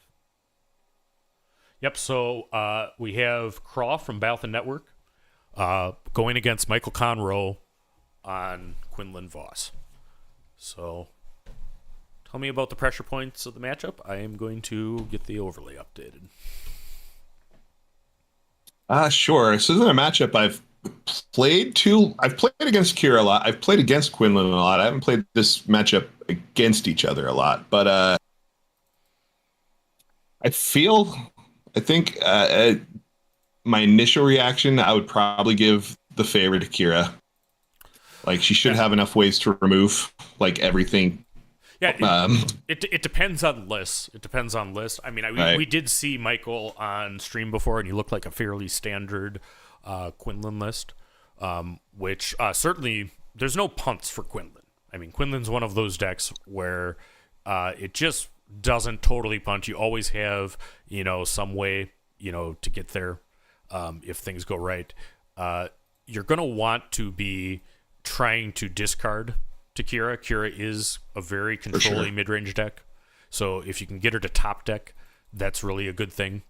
A Rebels kind of build of Quinlan is a little better maybe into Kira because it has Wing Leader, which is a very good anti-blue villain card with all their removal. But I'm looking forward to this match. Both of these players undefeated. I mean, and they're feeling pretty good about their chances for day 2. I mean, at this point, I mean, you're more or less into day 2, but I mean, you got to keep going because I mean, your overall record matters as you proceed. Yeah, for sure. And I feel I think you're 100% spot on. I think Quinlan probably lives and dies by effective discard. Right. And he's probably on the Kira side. Who knows what's in the list, but if she lands a Pershing or something, that becomes high priority. You have to get it off the board because she could just win off the back of that. Yep. And you absolutely, Kira, even if you make top deck, I mean, even if you make her top deck, right? Sometimes what'll happen if you're playing Quinlan is you'll make them top deck and then they'll top deck perfectly. And then they'll still beat you, right? Because that's what it is. But you got to try to get there, right? If you give Kira a whole bunch of extra cards, she's going to have choices for removal as opposed to just whatever pops up. And Kira's going to crush Quinlan. I mean, Quinlan's got to make up 8 damage on base in this matchup, which is a challenge. And I think Data Vault helped Kira in this particular matchup too. I mean, I felt much more comfortable when it was more ECL Kira's. That extra damage is hugely relevant. For sure. It makes it a lot. You can't just hope to aggro her out before she gets to endgame, at least not as consistently. So, right. Oops. That's the wrong thing to do. Yeah. I know KTOD's been on. I don't know if Michael or it wasn't Michael, it was playing the KTOD version of the list that they've been pushing, but I know a lot of them are on this. Yeah. Yeah, so we got the Pershing start here, which we just mentioned. So like that's like Pershing is priority number one for Quinlan. I don't think he can win the game if he can't get Pershing off the board before he draws a couple cards. Oh yeah. We'll see what Michael can do to handle that. The A-wing is not going to help as far as getting rid of Pershing. Yeah, and Quinlan went first, so he didn't even get like the ping to try to like get Tarkentown to move it close. All right, Power of the Dark Side. Needing all 5. Immediately takes care of the A-wing. That's good. That is a land speeder, right? Oh, that's Guerrilla Soldier. That's what that is. So that is the 2/3 that is good damage. He puts all of the damage on Pershing, which kind of surprises me, but that means the Guerrilla doesn't get too ready. He still gets a card. Yeah, I don't know if that really matters either way. Oh, no, I actually think I would have rather put it on the base and let it ready because I think that forces at least to burn the Tarkentown early, and I think you're fine with that too. Right. But yeah, and instead of when he put all the damage there, that just meant that Quinlan claims and can just attack to clear the Pershing and save the Tarkentown. Yeah, so I don't know if I'm super happy with that. Like, if you would have put the 3 indirect on his base, the Guerrillas would ready, and then if you wanted to clear the Pershing, he would have had to have attacked and Tarkentown. Well, I don't know if it was worth saving the damage on the base, but we'll see. He did get a card out of Pershing, better than nothing.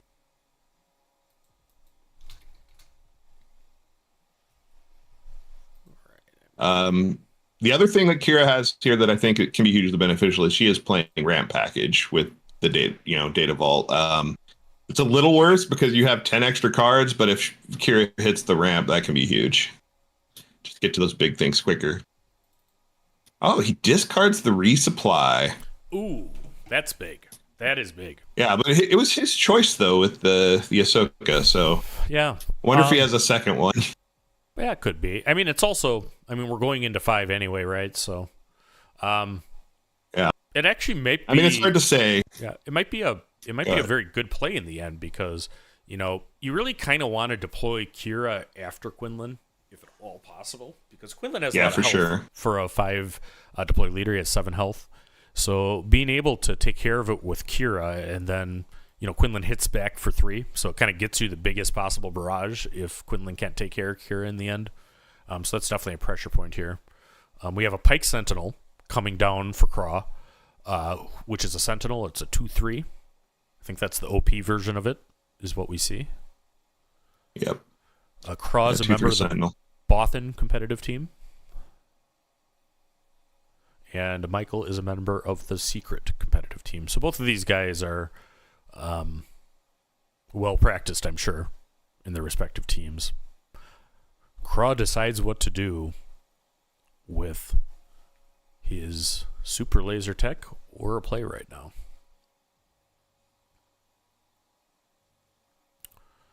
Two damage to base. Did he just pass there? That's weird. I think that was an attack with the Guerrilla Soldier, wasn't it? Well, no, I think Craw passed because he played the Pike. The Ahsoka took out the Pike, and then he didn't do anything, and then the Guerrilla Soldier attacked. Right. Yeah, no. Kind of. Kira ramps to 6. Yeah, I think it's a weird sequence where Craw's is trying to, like you said, get that Kira to flip out after Quinlan. Right.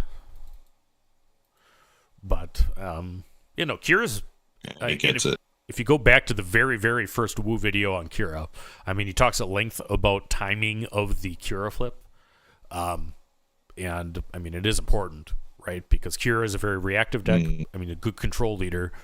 And, we'll see when exactly we decide to deploy Kira in this match.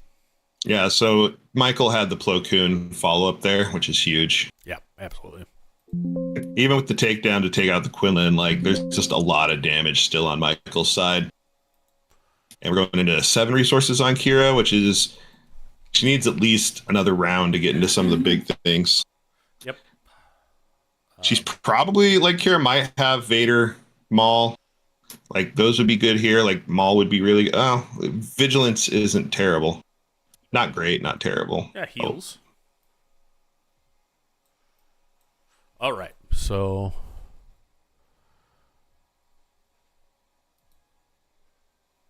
they're playing fast. I think Michael got the claim, and he's like, I'm going to attack with Plo first. Yep, so Vigilance. And then the Vigilance. Yep, Vigilance takes care of Plo Koon.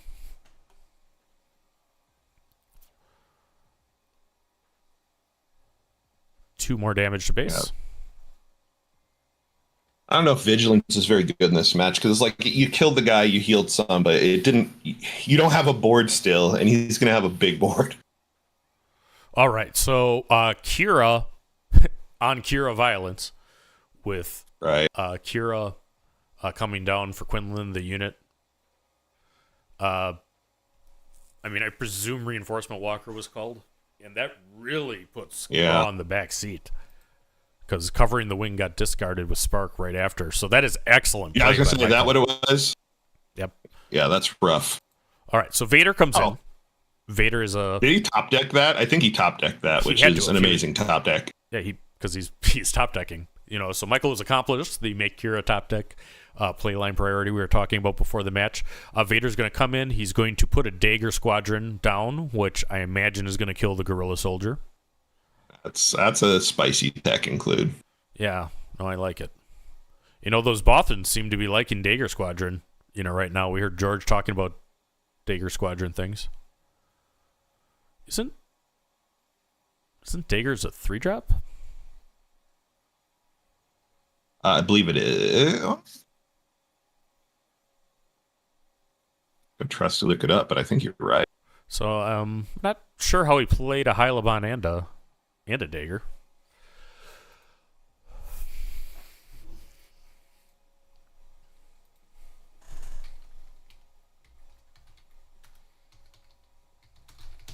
Yeah, TIE Dagger Vanguard is 3, so he shouldn't have been able to play both.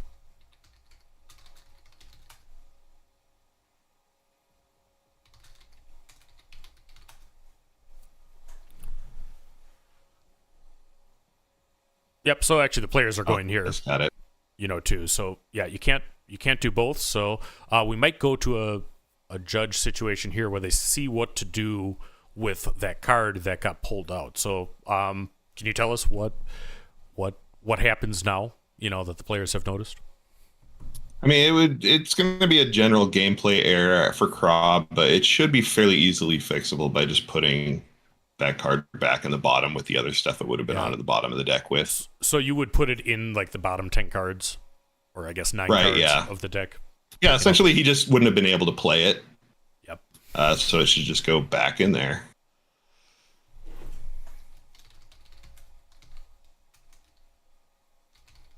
Yeah, board state didn't really affect the board state in any way that I think requires a rewind at this point. So just back into the randomized bottom of the deck. And then I gave Crowd get a penalty point, and they would track it in case he repeats that kind of mistake again. Okay. And players move on. You know, everybody caught it.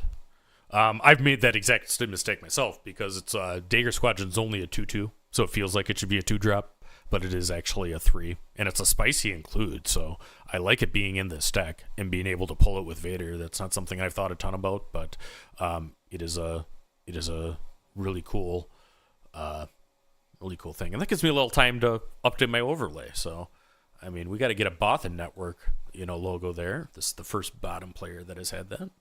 Looks like they're doing a complicated rewind. I don't recommend this, but it is an option.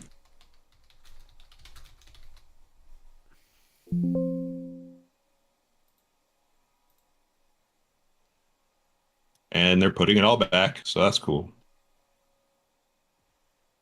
Maybe the judge just wanted to know what the board state was to make sure he's making a proper call.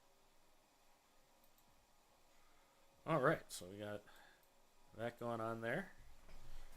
But yeah, there's 7 rounds into it. Sometimes adding the math up to 3 is difficult.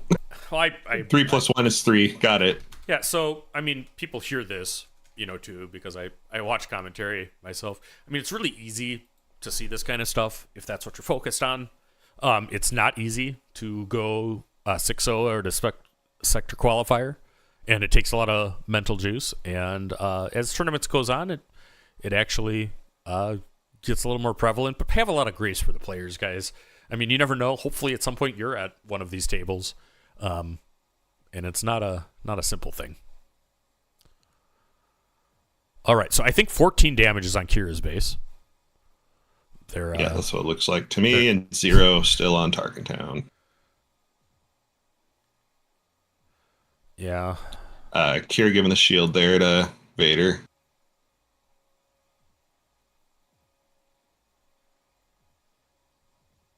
So yeah, I think Kra will be looking to have Vader hopefully take out the Kira next turn and free up playing the Reinforcement Walker that I think he still has in hand to try to stabilize. Yeah, and as far as the chat goes, there's 0 chance that was an intentional thing by Kra. 0. Except the Force Throw ruins that plan. There goes the Reinforcement Walker. And real good. And I think that is very top tier play by Michael. The non-force unit Force Throw, if you go back to the Quinlan Masterclass, we talked about that. But, I mean, the Kira unit was in trouble, I think is a good way to put it, with Vader out there with a shield. What he did was he made sure that he wasn't able to clear Kira and then play that walker. And you don't always have to have a force throw or a first unit out to force throw. Absolutely. He's going to take vigilance here because Quinlan is the aggro, needs to go for the throat, and he's much closer to a win. Takedown. Yeah, I mean, Cassian. The takedown's still good there, though. Like, that was a weird spot where the vigilance couldn't kill Cassian.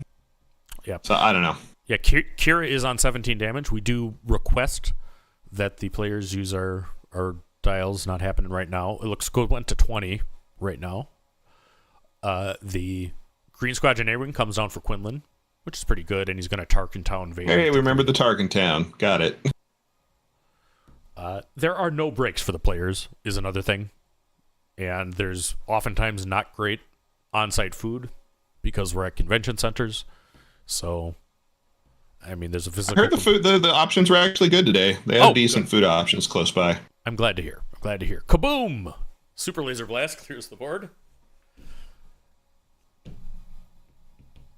Yeah, so we're kind of at the point... Oh, another spark. Oh, another reinforcement. Oh, the reinforcement walkers just getting discarded. So this is how this is where Kra goes. You've seen like 3 sparks, a force throw, a Kira, and Ahsoka. How do you got all this stuff? Yeah, I had a opponent, tell me at the Madison thing that he did. He's like, yeah, my match was going good until you systematically destroyed my hand. And I mean, it does feel like that playing Quinlan sometimes. Yeah, I think Kraus lost like 5 cards from his hand, which is But that's the only way Quinlan can win this. I mean, if you don't have discard, Quinlan is a barely mediocre aggro deck. It's the discard that makes it shine, and Michael's using it very, very well today. Yeah, Kraus just needs to draw something good and stick it. He almost has it stabilized, but he's just not quite there. Yeah, and I mean, this is something that happens in Quinlan Mirrors a lot. The 2 players are just top decking each other. That's what's happened because Quinlan has discarded all sorts of things. Rival's Fall is able to take care of L3. Crafty Smuggler comes down, Kra claims. So, and you see his pace of play picking up. I think that he's worried about winning 2 games, likely. Now, he always can come back. Kira is a deck that has catch-up mechanisms. Yeah, he's not out of this game. Like I said, it's just a matter of top decking one big thing and sticking it, and he can start turning this around. Yeah. If I'm Kira, a Snoke right now is what I want to top deck. We don't know, or at least we're not looking at lists. Instead, we get a Pike Sentinel, which is a Sentinel, will save a little damage, which is precious. Kra has 2 cards in his hand. Has to feel good about having an option for the first time in a couple of rounds. Yeah, they're running out that Pike first. He probably doesn't have anything too impressive. Well, let's see what happens as we go. Kra's action. It is game 1 of round 7. Both of these players are undefeated at 6-0. And we are in game 1 right now. 27 damage on Data Vault, which is a 33 damage base. Ooh, now the Pike has a shield. So he would need to play a 2 to hit the shield off. Instead, the Crafty and the Pike will trade shields. Barrage. That is a underwhelming but effective barrage. Yeah, good enough. Yep. I mean, if you can kill, I mean, he's got to survive, right? It's there. We have an L3 come down now. That's going to take care of the Pike, but that Pike saved a ton of damage in the end. We said it would save 2 damage. I think it was actually a little more. And we have another no force unit force throw. So, and I agree with another one. I mean, it doesn't get a great hit. It just gets power of the dark side, but there we go. All right. We are going into the next turn with initiative. Ooh, spicy. That's the Sentinel Walker. I actually like that card a lot. I feel it's pretty good in the meta. So I don't know if what Pilot's Curious playing, but I like that Walker if you're in a deck that is running pilots. Yep. And Han Solo clears though. Han Solo is a big play. And now Kira's definitely on the back foot. Yeah. King Craw, find an answer. Is game 1 going to go to Quinlan? Michael Conroe of the Secret Team. Another blast. Kaboom! Super Laser Blast number 2. Oof. That's GG. Because he has to put the damage to the base and then it readies. For the gorilla. The Europeans so, are going to game 2. Saying why events have to be so taxing. You know, our store provides free pizza to everybody. It's not free. You pay for it with your entry, but I mean, it's tough. And I think that SCG is an excellent TO. I mean, they run as many of these big tournaments or more than anybody. I mean, it is tough because, I mean, they have a lot of staff it takes to put these events on. So, I mean, every lunch break, there's a lot of personnel costs that add up, you know, by having it. But I tend to prefer events where you get to eat. You can always play Sabine, to quote Tada. Yeah. So we're going into the sideboards now. I think Quinlan, depending on what kind of build he follows, he might have pillages he's bringing in from the side for this match. Best card to bring in is Jam Communications.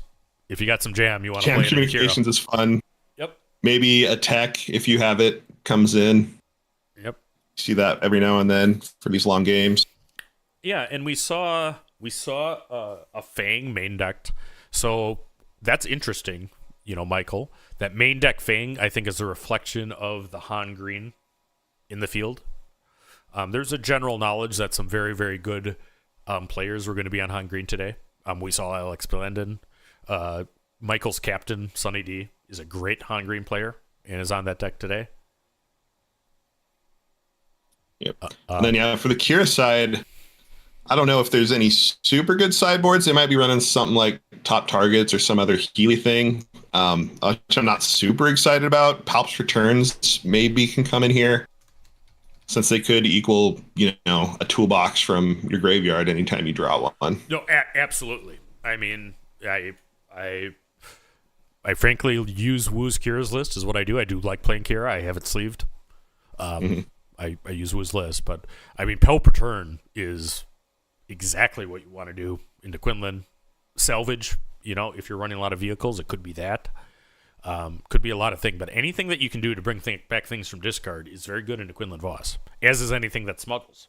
I mean, if you had any more copies of Lam Pike, the blue smuggle card, that is a very good card into Quinlan because it's resistant to the discard, right? So both decks have the potential to substantially improve against each other in the sideboard. Absolutely. Yeah, do you bring in something like Relentlesses versus Quinlan, or is it just too late to care? I would not bring Relentless in versus Quinlan. Interestingly, I do bring in Big Dev, because if I have any more copies of Big Dev, it's something Quinlan just doesn't have an answer to.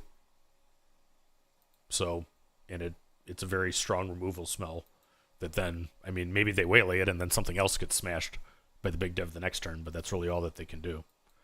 Yep. All the Bothans are telling me about the Craw being on the Bothan competition team. He absolutely is, and Craw's a good guy. I knew him from Destiny days, as did you, right? Yes, yeah, for sure. So, love seeing him, performing well today. I mean, game one aside, being 6-0 at the largest SWU event to date is a good thing. And shout out to Craw and the whole Bothan Network that are cheering him on in the chat.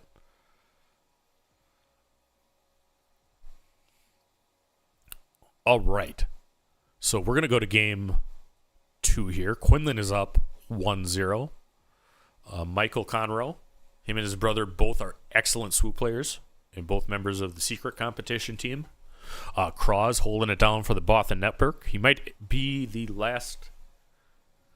I don't want to say it if it isn't true because they'll get me in a second, but he might be the last undefeated Bothan.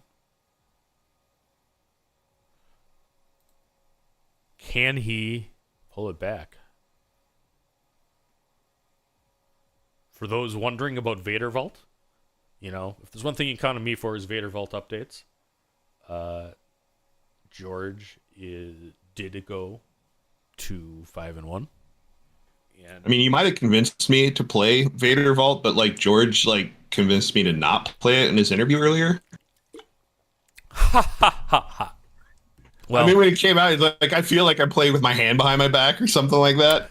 Yeah, listen. Is it not that good? And if you know George, it's not. He's not a guy that's going to play anybody else's list. I mean, right. So, I would take that mirror. In fact, I'm going to try to get you guys that mirror. I will challenge George right now. So if you're listening, folks, we want to do a webcam game with George on Vader, as soon as we go, and we'll settle some things that way. How's that sound? Did you like my video? Did you see it? I didn't watch your video, but I should. See? Yeah, there you go. All right, so Kira, I like the idea of the deck, but go ahead. Yeah, Kira leads well with a Hylaban Enforcer, a 1-drop. Okay, so when you can play undercurve against Quinlan, that's what you want to do. Quinlan builds right now do not have a lot of 1s. I mean, it can, but it doesn't right now because of meta conditions. So that's a hard thing to hit with a Quinlan ping, is a 1-drop. So I like that lead from Craw. A-Wing's never bad, really. I suppose actually A-Wing can be bad, but probably okay into Kira. Yeah, the Hybalon can represent a pretty quick clock here, too. Yep. It's hitting for 4 with a shield out of the gate. Yep. Now, if Michael can remove it, you get a card on the bounty, which is always, as we saw last game,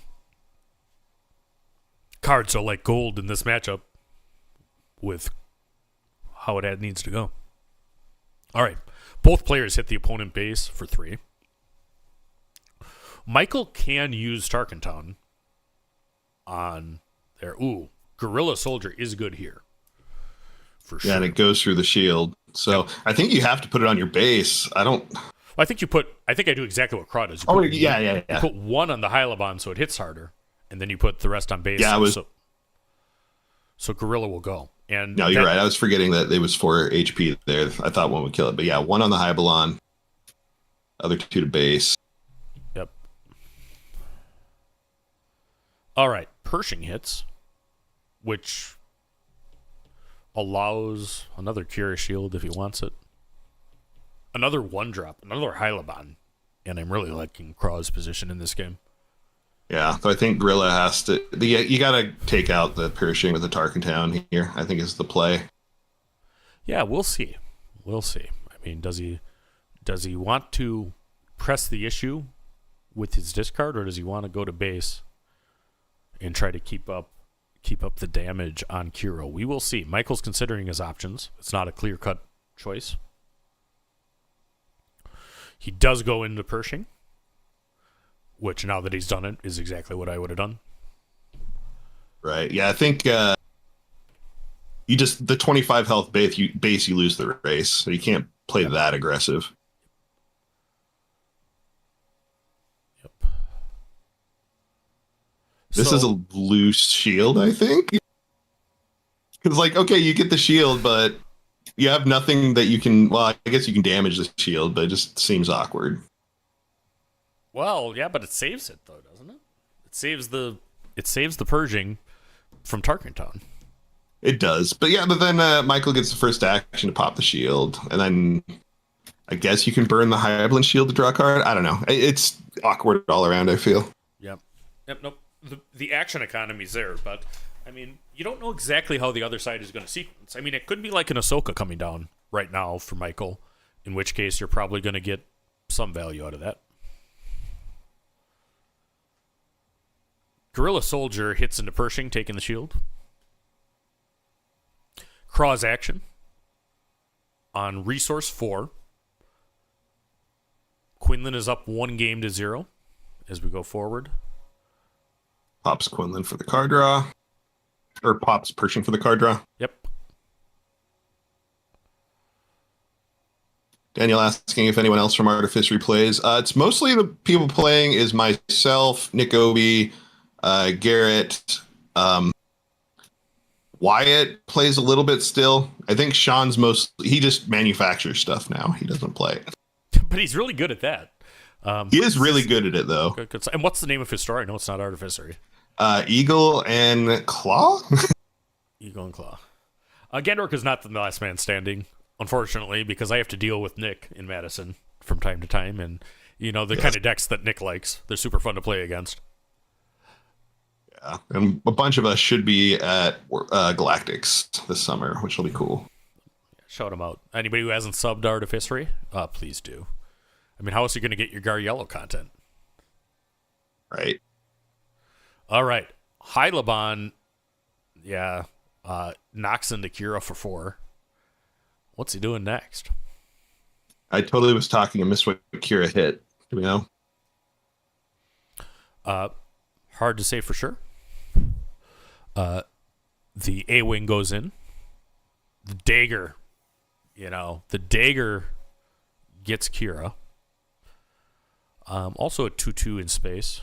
So a little awkward for that A-Wing up there. The upside of that shield to Pershing is that Tarkin Town is available. So Michael not only gets to kill the Hylaban, he draws a card, which is very relevant. Oh, Kira called Super Laser Tech. Thanks, guys, in the chat. Yeah, not relevant any longer, but was relevant for a second. Yep, good call. Another card Quinlan might have sideboarded if they had it was Cam Syndulla against Ramtuk, and I really like Cam situationally. Yes. Cam is still really good. Right, but there was enough Hans play today to make him really good. Yep, and the Dagger puts 2 damage into the A-Wing, Green Squadron A-Wing, which is red. The Phoenix Squadron A-Wing being green, because we like to reverse those things. All right, so A-Wing attacks for 3, taking it to, I believe, 11 damage on Craw's base. That's a big overwhelming barrage here. Big point. This is the game of the 4-point barrage. That's the second 4-point barrage that really had a huge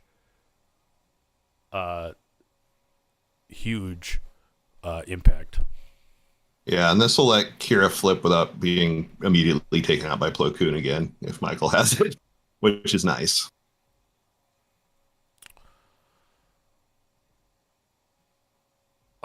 J-Freak asked about the prize wall and side events. I have heard that the changes were good, and we will have Ron from FFG tomorrow between likely the last round of Swiss and top 8, and he'll tell us more about those. I don't have specifics on what they were, other than I saw one of the administrators from SCG, tell us that another box arrived of more stuff for the prize wall, which I think is good.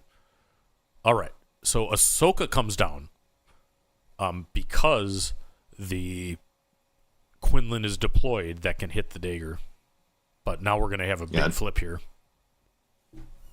Dagger technically wasn't dead yet, but they're shortcutting. It's fine. Yeah, it was exhausted. I mean, it was going to die when the barrage expired. I don't think that that's any problem at all. 0 resources. There's no way to heal it anyway.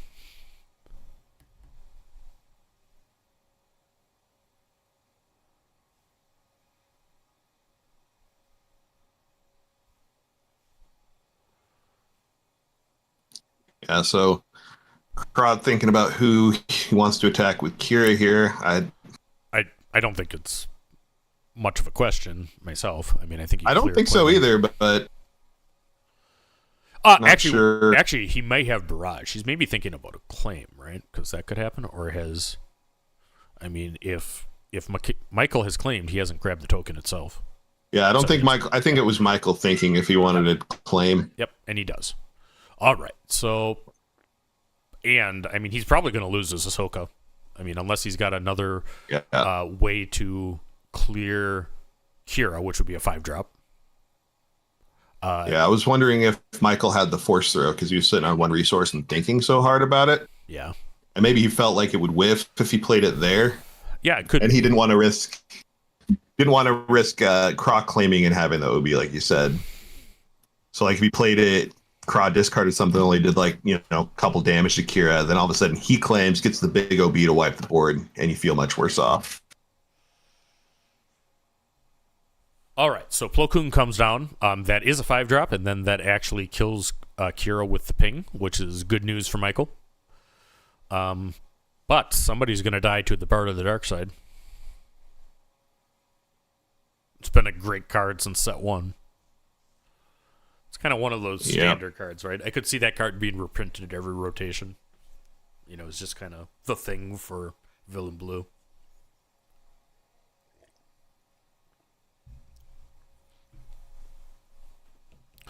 Thinking it through, because losing the Plo Koon, so he sacrifices the unit that hits harder for the one that's ready, doing 17 damage to Craw's base. Craw claimed, probably has a way to remove Ahsoka, or nothing to play, one of the two.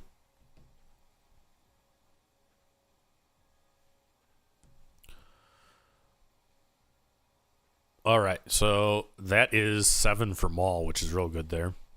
Ahsoka had 2 damage, so that's 4 over 1. Taking Michael to 7 damage on base, 17 on Kira's base. Big old clutch of cards for Michael, though. Yeah.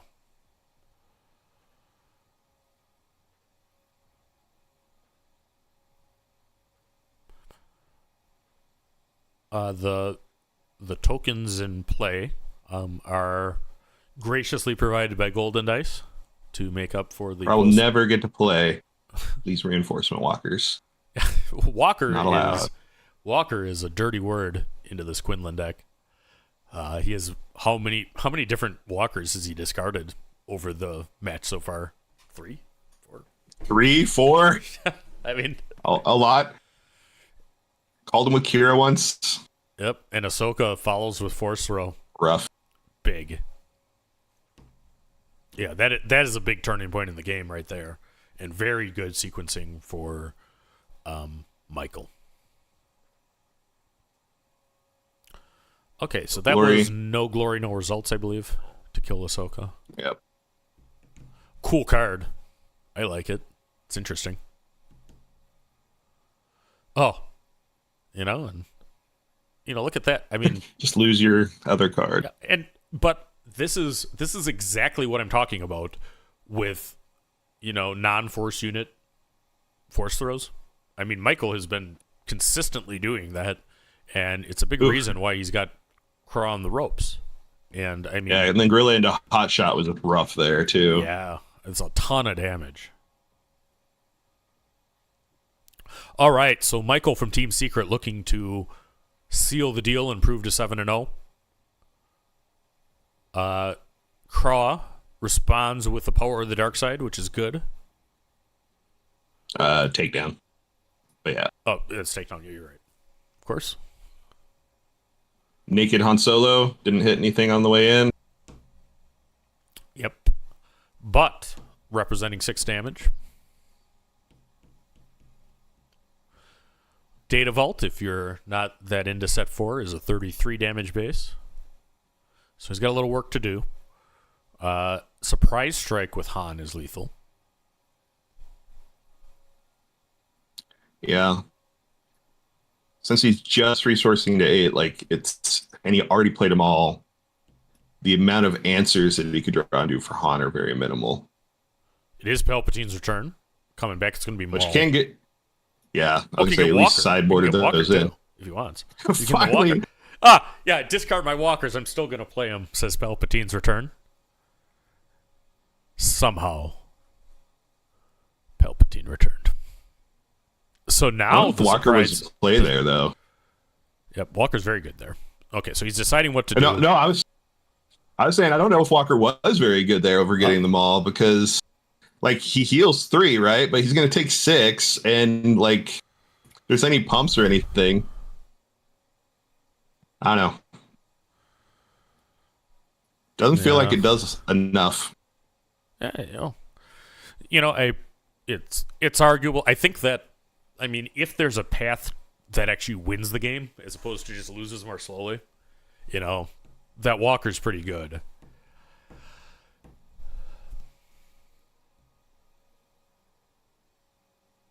Yeah, and it's one of those things right there that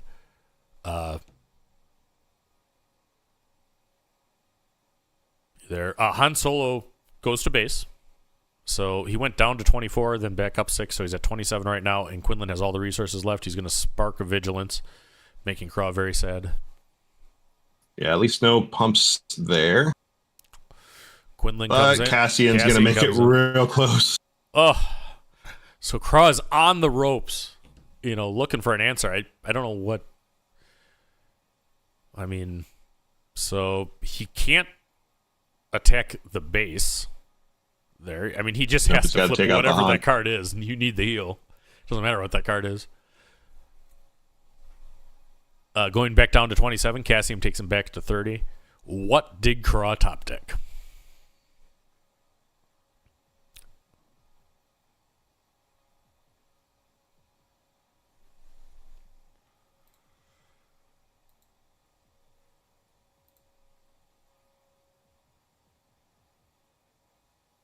Needs like a Vader or something here. That's like the other problem with Data Vault is like you hit the point where your deck is so big you're not getting like the super important things. Right. That would be really good. I played a Data Vault Lando earlier this week and it kind of felt like the same issue. Yeah. Though, I mean, on the other hand, he'd be dead if it wasn't Data Vault. All right, so there it was. I was like, "This is the second Cassian going to be here," and there it was. There's always a second Cassian. So, Michael from Team Secret continues the stomp through the Richmond, Virginia sector, improving to 7-0. Craw, played his little butt off, but really, that was tough with that much discard heading that way. And he was never able to really stabilize. So, all right, we're going to go to the loading screen for just a second, and we'll see what the status is as far as other matches or interviews, and we'll come back with something for you as soon as we can. So, we'll be back.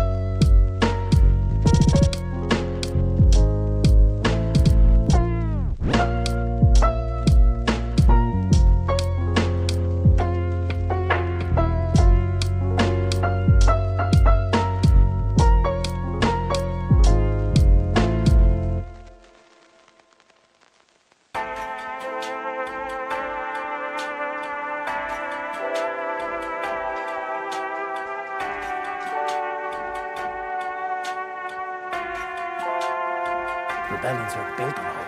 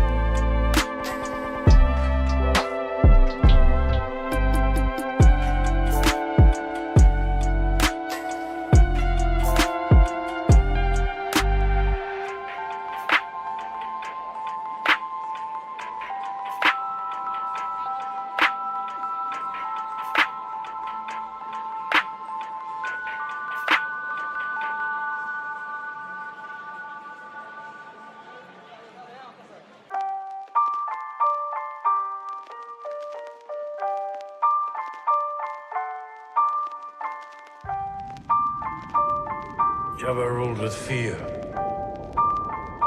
I intend to rule with respect.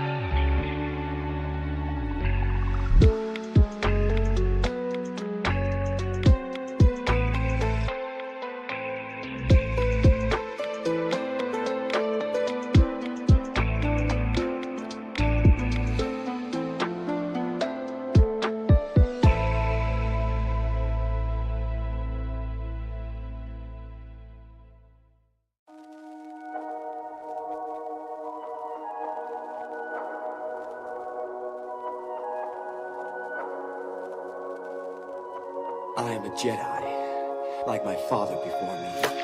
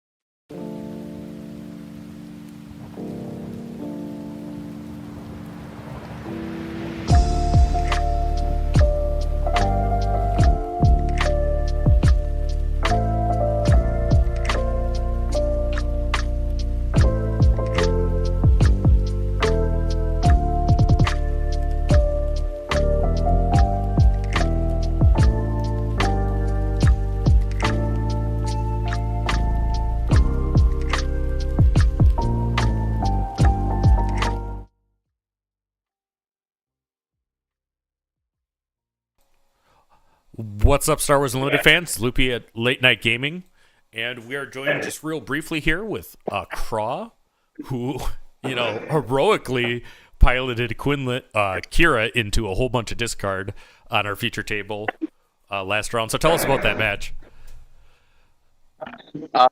He discarded me a lot. Pretty standard for Quinlan. I had some 2-for-1s in there, but the discards were really timely. Lompike abandoned me. I had a lot of turns that last game where Lompike would have been really good out of my resource row. I could have applied a lot of pressure. I don't know really what else to say. Yeah, and we saw it there. It might be like a 50-50. I'm not exactly sure what the matchup ratio is because the meta just reset. Right. It felt last set it was, I believe it was Kira favored. Then it became closer, but I wasn't able to figure out how much closer because Django entered and I had to abandon Kira, so I didn't really have that much practice into Quinlan at that point. It feels evenish, I guess. I could be wrong, but whatever. Yeah, I mean, hey, I really try to avoid, hard favors or not on leaders because deck construction matters a ton, It does. As to how it goes, and I mean, I do know that there's plenty of Quinlan players that feel like Kira is insurmountable, and I'm glad they were able to get to see that match because, I mean, if things go right for Quinlan, you can get there, and I've been trying to tell him that. Yeah, absolutely. And I'm on 33, which thins out my answers a little bit. Like there's some really good things into Quinlan, and I get thinned out when I'm on a 60 card deck. Jeff, you had a question? Sorry to cut you off before. Yeah, I just wanted to ask real quick. I know for a lot of the Kira aficionados in previous sets, the question has always been ECL versus 30, and now we have Data Vault thrown in as well for the 3 options. What are your thoughts on which options are better in which metas? They're all fine. ECL's better against aggro, but I wasn't feeling it, and it's always felt bad watching other ECL decks do like Wrecker or Poe or something, and you're like, I don't have anything like that in Kira. You can Devastating Gunship, which is extremely good, but yeah, you're kind of down a lot of HP. So I don't like it right now. I know some people like it. I'm sure it's fine. There's the 30 HP, which I normally play. I just felt like playing 33 this weekend. I'm not gonna knock the 30 HP version. I've played that the most by far. 33 is good. You get a little bit extra health. You get more answers. I played 3 Anakin Blues in a row, and it actually was really nice having 3 Laser Blasts, 3 Walkers, because I needed all of those throughout the course of those games. So that's cool. And I'm looking at this. I think one of the tournament's early stories right now is the performance of Kira. I think you were the last undefeated, but Table 7 was... was a Kira... Table 6 was a Kira mirror. There was a Kira on table 8. There's a Kira Vault on table 10. A little guy named Matt Gem. Everybody knows him. There's a Kira on table 12 on Data Vault. So I mean, Kira's well positioned. So somewhere Wu is smiling.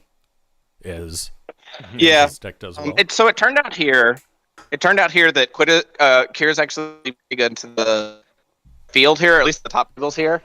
There's like Hans, and I played a series of Anakins, and I played Quinlan. Like Quinlan's beatable. Like that's not even a bad matchup.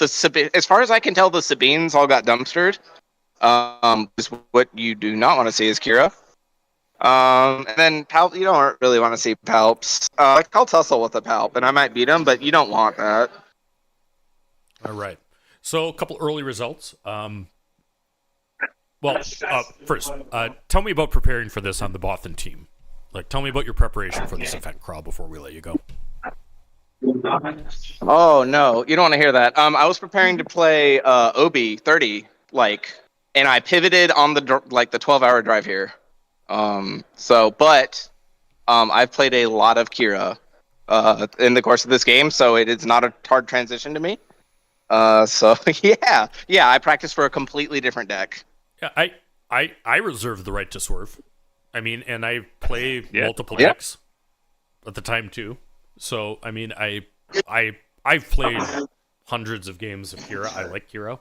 It's not one that I've taken to a PQ yet, but I certainly could. So I mean, there's nothing wrong with that. And I mean, I think you got to always kind of be looking at the meta. I mean, if you're expecting a lot of Quinlan, you could do a lot worse than Kira. Oh yeah, absolutely. Yeah, you just need to be careful for like Sabine, and Django's gone, so that's nice. Let me make sure the round hasn't started. I'll be right here. You're good. Thanks very much for joining us, Carl. We're going to cut you loose, and we're going to look at some standings here. Good luck on the rest of your matches, and we hope to see you day 2. Thank you. Appreciate it. Yeah, good luck, buddy. All right, so let me see if I can get to my standings page, here, and we'll go over this with you, Jeff. Yeah, thanks everybody for joining us online. We're going to go into the last round of Swiss today, but that's not going to be the end of the tournament. We have a lot more than that tomorrow, so we're going to have more rounds of Swiss. So just recapping what's happened, we have one match still in round 7 that is pending, and as soon as that will pair and we'll get the next round. But on table 1, Alex, the greatest from KTOD, did lose to William O'Neill, who goes to a perfect 7-0 on Sabine ECL. Dead as a competitive list, though it be. We have a perfect Bosk. Bosk takes care of Andrew Colucci on Quinlan, and that means that Bosk played very well, because I don't think that Quinlan's the matchup he really wants. Yeah, definitely not as Bosk. Right. You all saw Craw, who's apparently got a different first name than everybody thought, lose to Secret's Michael Conroe on table 3. On table 4, we have let me get back here. We had Matthew Bozevich, I think, on Sabine win against John Morris on Han Yellow. Table 5 had Evan Honeycutt win. Evan is running a Cad Bane Tarkentown against Cad Blue, or excuse me, an Emperor Palpatine Blue on Colossus that's doing well. Table 6 is the last match unreported, which is Akira Mir. That checks out. Our man George Hudson takes care of business, improving to 6-1 with Vader Vault. Pretty good deck. Poe Dameron, yellow. Jeff Glazer. Let me get there. Poe Dameron, yellow. Does yellow beat Akira. Yeah, Poe Yellow is cool. I like Poe Yellow. So it can do a lot of the pilot stuff. I played against Poe Blue, Chrono from KTOD on Poe Blue in the Denver sector, but I haven't seen a new, like a post-Django Poe Yellow. Yep, but went to 6-1, taking care of... Oh, excuse me. No, Kira won that. Kira beat the Poe Yellow there, so still cool to see a Poe Yellow that high in the list. We have Hayden on Han Green, taking care of an odd Han on ECL. We had Kira Data Vault. It looks like Maddie from KTOD lost to a Dooku Administrator's Tower. So that would be Dooku Yellow, right? Yes. And Paul Heaver was piloting Han Worth the Risk ECL, so that's Han 2, and was able to beat Akira ECL 2-1. So the matches are all there. Let's see if the standings populate for round 7. There they are, I think. Yep, those are the round 7 nice. standings. Yeah, these are the ones. We got so let me go 5 undefeated still going into round 8. Yep. Oh, so the standings page changed the spacing, so let me fix that for everybody. We're trying to make this as readable as we can. So I can do that. All right, so there we go. Currently, the 1 seed is Matthew Buzevich on Sabine ECL. Michael Conroe is undefeated at 7-0. Duncan Howard is undefeated on Bosk, 7-0. Evan Honeycutt is undefeated on Cad Bane Tarkentown, 7-0. And William O'Neill is undefeated on Sabine ECL. So, though dead is a competitive list, 2 of the 5 undefeateds are Sabine ECL. And I saw Ryan. Yeah, and honestly, that surprises me a bit. I expected Sabine to be well represented because it always is. I expected it to be a lower percentage of the top cut at the end of the day, so it's put in a better showing than I thought it would, and a pretty good showing overall, I would say. Yep. Here, let me actually switch the slides around. We'll go back to the original representation of the deck. So let me get that picture for you that your compatriot Jonathan made for us as the morning started today. I think that's slide 1. Yeah, while you're bringing that up, there's some cool just looking at the 6-1-0s. We see, think I counted 3 Bothans at 6-1 and 2 KTOD members with both Tata and Alex the Greatest being 6-1. And then from Bothan, we've got Craw, George the Hulk, and Chris Schutz at 6-1. There's not a lot of 6-1s actually, and there's a lot of 5-1-1s. It goes to 5-1-1 after 30. After you get to 30 in the rankings, so it'll be interesting to see how many X2s end up making it. I think nominally we're gonna have just a few 6-2s not make day 2 when it cuts to 64 with this many people. Yep. So, and that's unfortunate. I mean, I think it's tough decisions, there, but they got to have some structure, and that is what they posted and announced, before. Yeah, and personally, I think I like this structure better. I would rather have some X and 2s not make it than have there was kind of some weirdness in Denver with like, oh, we're X3, we're not making day 2, but we are still in the hunt for a showcase, and I kind of like just the clean cut to top 64. It is nice knowing, oh, if I go X2, I'm in, but I mean that's not how most tournaments work, right? So I like this new format better, but I mean every format is going to have some kind of downside. If there was some magic answer, everybody'd do that. All right, so let me look at the pairings here myself.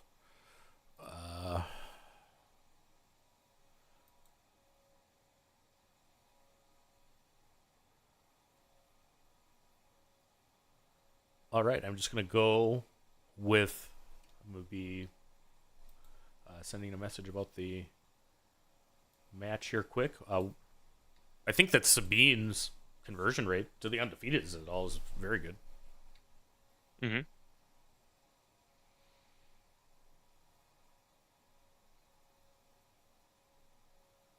Looks like we've got pairings up. Yep.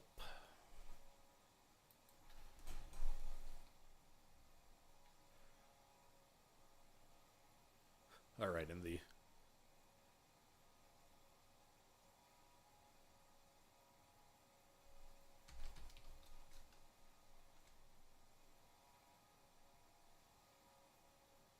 looks like we're trying to get George the Hulk in here on our feature table to get a look at that Vader deck. Yeah, absolutely. And so we're looking towards our next feature match. All of these players, have been playing for a lot of the for a long time today with no breaks whatsoever. Mm-hmm. So I mean, this last match, though, I mean, the longer you go in an event that you're doing well, the matches get more and more important as you go on. So, I mean, the format continues Swiss into tomorrow. So the majority of the X2s will make it into day 2. And that said, I mean, every match is very, very important because it's very difficult to be in the top 8, which is what you need to do in order to eventually win.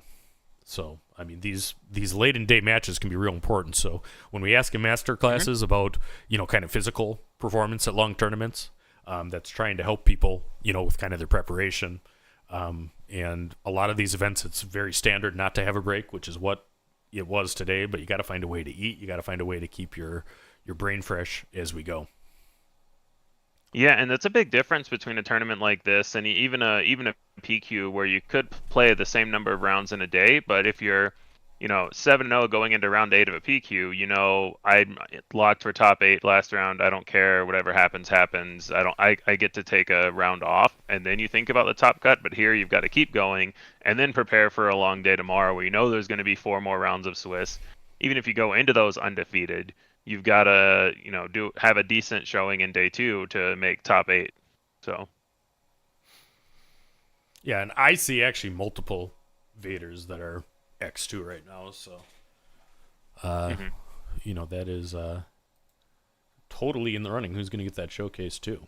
So it looks like we're going to get, we are going to get George Hudson on for our last Swiss match of the day. We'll be back with round 8 just after this.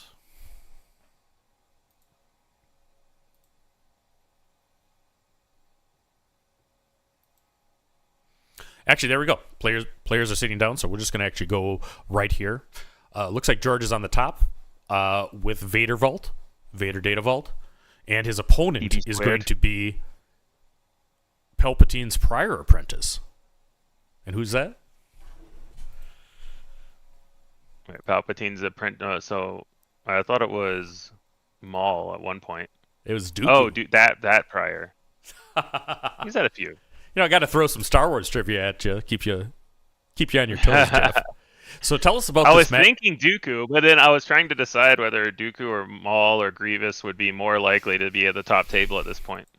All right. So I resisted till the 8th round of Swiss, but I am putting Vader on the big screen, the set 1 Vader, and George is doing well there. For those asking for lists in the chat, it is not open deck lists now, so we will not share any lists until actually we can start showing the list as top 8 as it goes to open. I mean, I think that's the right thing to do for the competitive integrity of the game. Yeah. So tell us about this matchup while I update the overlay. So this matchup is really interesting. So Exploit was a kind of underutilized mechanic from now a couple of sets ago, where it's all around you. If you turn small units into big units and get resource cheating on them. The problem is if the deck can keep removing your small units, it can be hard to get your big units out. So I'm really curious how this Dooku deck is built. George has worked a lot on Dooku decks when that set came out. And there's a lot of... So I'm really interested to see how much he values taking potentially inefficient trades to turn off Exploit, and how much this Dooku deck is leaning into that mechanic versus maybe using Dooku as a body, maybe understanding that 7 deploy leaders are back on the menu after DJ got banned. So curious to see how this is going to go. This Data Vault deck from George is really cool. He actually, most of his first and early plays lean into the First Order package. So he's playing General Hux. He's playing a lot of the cheap First Order units to either give them raid with Hux or to allow him to draw extra cards. So Hux is actually a pretty key point of the early game for this deck. And yeah, he has 12 or 11. I don't know the exact number, but he has access to 12 ramp spells. I don't know exactly how many he's playing with the Bounty Hunter's Quarry, as well as the price on your head. Resupply Carrier, Resupply, and Super Laser Tech. So he has access to up to 12, which is kind of exciting. And one of his main goals with this deck is to Resupply Carrier on 6, flip Vader on that turn, and then next turn play a Reinforcement Walker. That's the main thing that he designed this deck to try to do efficiently, which is why he's running things like Prepare for Takeoff to find both of those cards more consistently, either the Reinforcement Walker, 8-cost Devastator, or the Resupply Carrier. Yeah, absolutely. And Dooku, on the other hand, I mean, Dooku Yellow is, I mean, it's going to be running Separatists as opposed to First Order. And it can exploit in some gigantic threats as time goes on. So, we'll see. And we got Darth Vader from set 1 on George's, so it's the Battle of the Apprentices, I guess. Yeah, my key with Dooku has always been, how do you balance the cards that naturally have exploit versus giving something that didn't have it exploit, and what good Separatist cards are there out there to work with Dooku like that? Because like with Blue Dooku, you could exploit out the Dooku unit from set 1. So you had some good options there. And trying to see what I they're think like. I literally just went to Star Wars and searched by Separatist to see what options we've got. Yep. So one big one is Invincible. I mean, Invincible is undercosted for a Separatist because it only costs 5 in the first place. So, I mean, you can easily have That's only if you have a unique Separatist, right? So you need... I think your leader counts, though. So...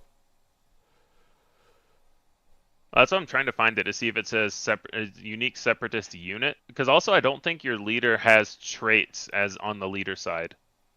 It does say unique Separatist card. So, maybe GandorK, if you're still listening, let me know that. Yeah, because what I'm not sure of is I'm not sure if the leader if the leader's traits count on the leader side. Yeah, far as I know, That is saying leader does count. Yep. But yeah, Invincible for 5 and then exploiting it down for 3, just playing it on turn 2. That sounds solid to me. I'm in. All right, so we are already in business here. So we have double 1-drops. We have 2 of the First Order TIE Fighters, the 2/1, that if it sees a token unit, it will get Raid 1. And both of them come down for Vader, which is a very strong space start into Dooku. And we have the 3/1 Sentinel played by our Dooku player.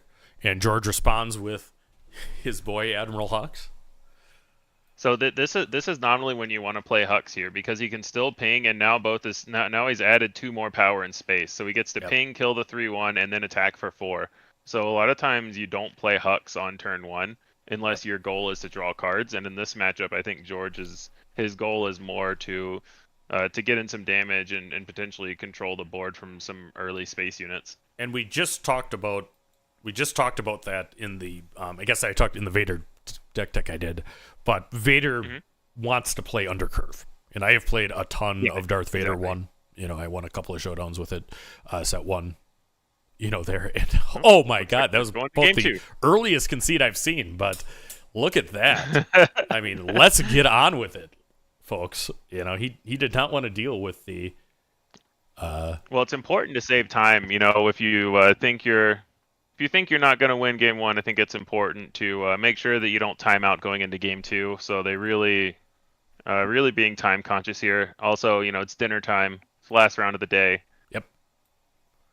You know, I would say that there's a good chance people are checking their phones quite a bit right now by the bandwidth that I see coming out of Richmond. You know, coming through. There's nothing any of us can do about stream quality during a match. If you want to petition these convention centers to sell internet per day for less than like $9,000, then you know maybe we'd get some hardware. I believe it was 80,000. It can be. Somebody actually found the exact price for this convention center earlier. And it was $9,000 a day. And we don't have that, but you know we have this, and we had a group of engineers. I'm sure that it was Dooku that scooped with that start. Yeah, I mean, George is not scooping there. George is in an amazing position. Yeah, and the Dooku's player name is Josh. R. So I've never seen somebody without a last name in Melee. I don't know what that means. Maybe his last name's R. Who knows?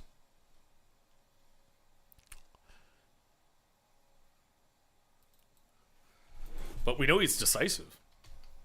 Yeah. You know, seeing that result and going there. So we'll update this and get the logos. But yeah, Vader just steps on the gas with 2 1-drops on turn 1 and then a relevant there. And I imagine attacking for 4 on turn 2 and clearing your board with 3 units left over is pretty wild. It's a pretty wild swing. And I mean, I think he saw his cards for the next round on Resource 4 and didn't see a space unit. And you know, with Hux, it gives raid to every first order, right? Every first order, yep.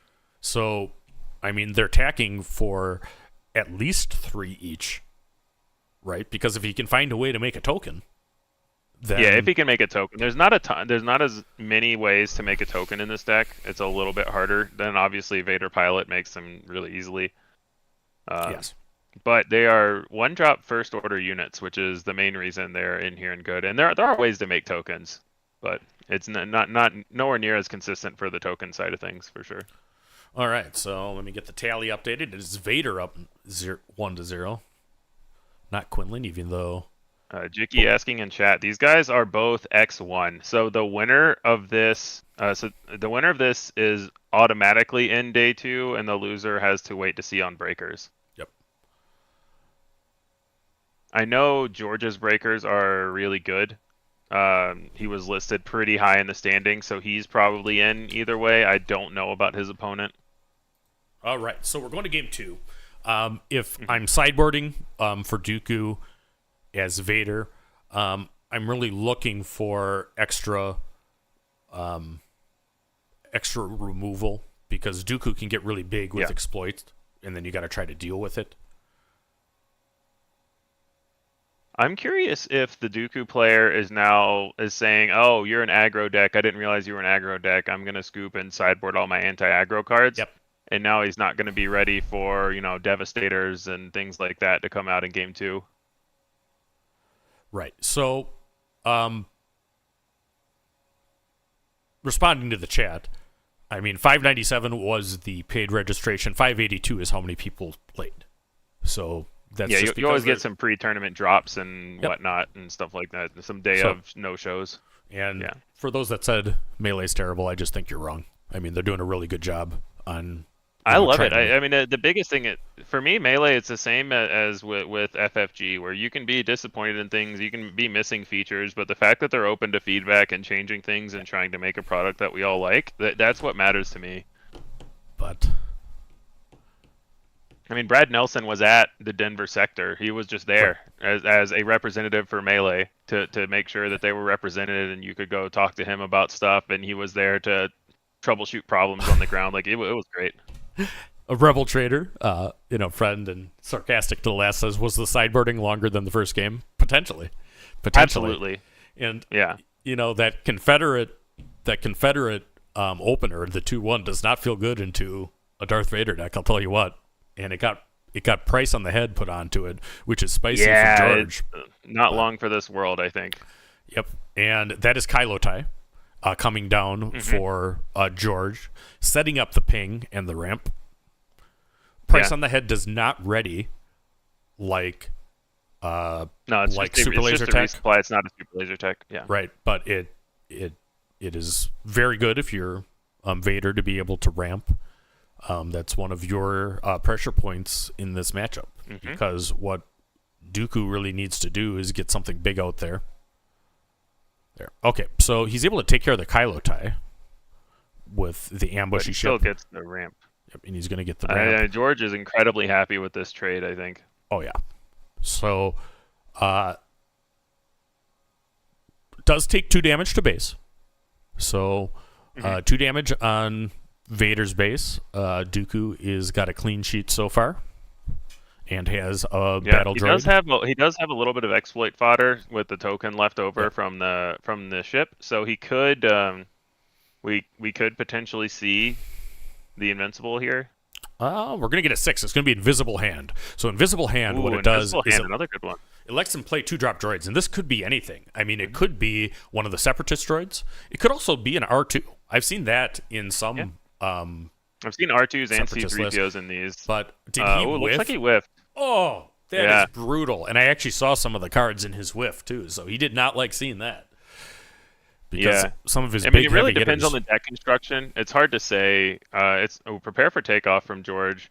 It's hard to say on the deck construction how I'm curious how many hits he has and how unlucky he got, because he might just be playing it as, hey, I have a big invisible hand and sometimes I'll hit the 3/1 droid sentinel and sometimes I won't. And Hugo says Dooku should have 1 damage on base. Yes, correct. From the Vader ping, round 1 it should be. We did request. I believe it says 1. Yeah, and it's tough. So we did request that the players use the tokens that appear on stream.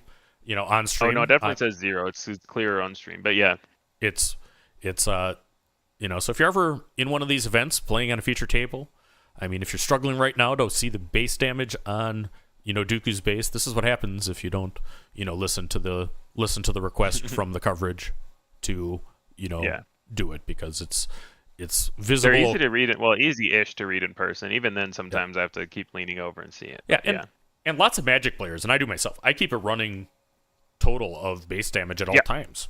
There, but I mean, I still, both because it's in the rules and because it's a good thing to do, I still update the damage on the base itself. And you are required to mark it in some way. Okay, so he gets the 2/3 Separatist droid, Separatist Commando, maybe it's named. Yeah, where if you have another Separatist, it gets +1 in raid, I believe. Gets bigger in raid. So that's a strong play from Invisible Hand, but you're about to see the Dark Lord of the Sith. Because resupply carrier hit. Yeah, I mean, this is exactly what he wants to do. Resupply carrier, flip when you weren't expecting it. That lets him clear the board. We know he has a reinforcement walker because he got it off prep for takeoff. So this is what George designed this deck to do, is exactly this. And he did the math to make sure it can do it consistently. We'll see. It looks like there's an answer here. There's an OB. So that is enough. Yeah, Invisible Hand is enough. So yeah, George doesn't get to clear the board. We still have the Reinforcement Walker coming. So I'd imagine George is going to claim, kill the Invisible Hand, and play Reinforcement Walker. But yeah, good answer having the OB ready for Dooku. He was not fooled by the ramp into early flip. Yep. Nope. So that's real big, swing right there, I think. Mm-hmm. Yeah, definitely. And if George flips, clears the board, and plays a walker, then I think the game is kind of over. But yeah, the OB really helped save it. Devastator coming out instead of the Reinforcement Walker. And Devastator is a great set 4 card. George's deck is vehicle based. I mean, we can see that already from what is on stream. Dooku plays a super laser tech, which is scary for Dooku to have. Yeah, I mean Dooku can flip next turn, but there's 13 power in space right now. All right, so that's he has, and there's still a Reinforcement Walker coming later. Yeah, he has 4 damage marked to base. He plays the ship that I'm kind of mad is a space unit. Yeah, it doesn't look like a space unit, that's for sure. Well, I don't think that in the lore it was a space unit either. I mean, unless that ground is space ground, I think it's on the ground. No, that is a space unit. He has it in the correct arena. I know. I'm just saying in terms of art versus where the card should be. Both of these players are 6-1. We wanted to get a spicy matchup, and Dooku Yellow versus Vader Vault is a spicy matchup. Yeah. I did update the overlay. This is Dooku Yellow, which you guys should be able to see.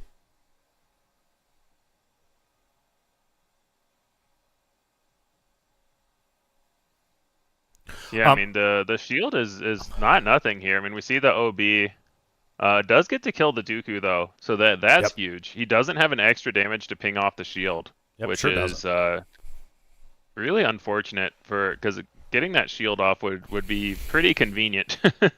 Yeah, and let me see if I can figure out the name of that separatist ship with the shield. If anybody has it, let me know. It is Techno Union Transport. Techno Union Transport, that's right. So put that up on that. That is not a widely played card, but it is a cool card. And it is not, but I still had the Star Wars Unlimited base website open set to Separatist to see what Dooku might be playing. Oh, there you go. See, that's what I like about you, Jeff. I like calling matches with you because you're ahead of the game. Change of Heart on the Devastator. Ooh, so this is some big damage coming in. This is a big play. Can Vader respond? George is looking for an answer. Yeah. He attacked base with the resupply carrier.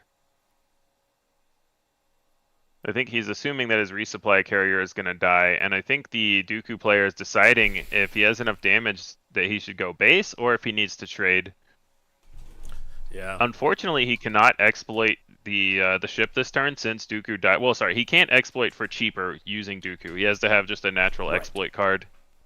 Right, but Dooku still runs a lot of exploit cards, so I mean, all he needs is like the droid that's probably in his deck. The saboteur droid. I think that's what he would need. He only has 2 up, so it would likely have to be the trying to infiltrating demolisher. Or infiltrating demolisher. Yeah. Yep. Mm-hmm. I'm showing. If he has an infiltrating demolisher, he could play that to exploit the Devastator. Yep. So he taps 3 resources. Can he get rid of the Devastator while it's change hearted? It's kind of steal your girl there. He has a Separatist. That is not getting rid of it. He plays the courier transport again. But George is up to 26, so I think he's going to just try to close it out with damage. Dooku's only at 9 damage on base right now, so I think George is going to have to look for an overwhelming barrage or something to... so if those of you recall our interview with George, where he says that no disintegrations is, objectively better than overwhelming barrage, which would you rather have right now? Let me ask you that, George. Yeah, but the thing is, he can also just attack into the 1 unit first. Because the real problem with no disintegrations is that it takes 2 actions. That is. And it doesn't hit leaders. That is, I think, it just is significant a problem now. The Han Green... or you just play a big Devastator, and now you have a giant Space Sentinel. Big Dev takes care of it. So, and he runs... Double Dev, and now he's safe from a second Change of Heart, too. Yep. Safe enough. I mean, it's still not a bad... He's not dying. Yeah, he's not a bad play, but crashing the Devastators into each other is a pretty good thing. All right, so Vader has taken some body blows, has 26 damage on base. Dooku is deployed. It is his action. Josh is deciding what to do. Fighting to go to 7-1 and win his last round of Swiss. Yeah. And we're already in game 2, so I assume we're not gonna see an early concession here, even if he thinks he's got like, I would imagine even if he has nothing here, he's gonna try to go to next turn and draw something. Change of heart next turn on the big Devastator would be huge. Right. Let me look into. Can you see how much damage is on Dooku's base, Jeff, in the solo window? 9. 9. Okay, so it's 9 damage on Dooku's base right now. Taking a bunch. Plus 9 more, so now you should be up to 18. 18 marked. Yeah, 18 marked. I do think they missed a Vader ping earlier, but we're way past that now, and I don't think it's going to be relevant. Right. To the overall outcome. All right, so we have Invincible coming down for There's a mere 3 resources. This might be setting up Barrage. So that's going to go to 22. Yeah. I think it is. That explains the 2 damage on Devastator potentially being impactful. Right. But he still dies to this other Devastator hit. I think he needs to try to top deck a Change of Heart. Because if you Change of Heart the Sentinel Devastator, yeah, he could and be in business. You know, as far as the big Star Destroyers go, I mean, both players are 6-1 as we go through, which we've mentioned before. That's there. All right, so I think Josh conceded because he didn't have an answer. Yeah, for the he drew his cards for the next turn and did not draw a Change of Heart. Is what I think happened. So I think that's exactly what happened. So shout out to George taking the day and improving to 7-1 and securing a day 2 entry for Vader Vault. Hopefully Josh has the breakers to also move to day 2, because who doesn't want to see a Dooku yellow? Day 2. Yeah, it'll be exciting to see in day 2 for sure. And with how fast that went, I want to see some more of that deck. We're going to really try and see if they can seed another match.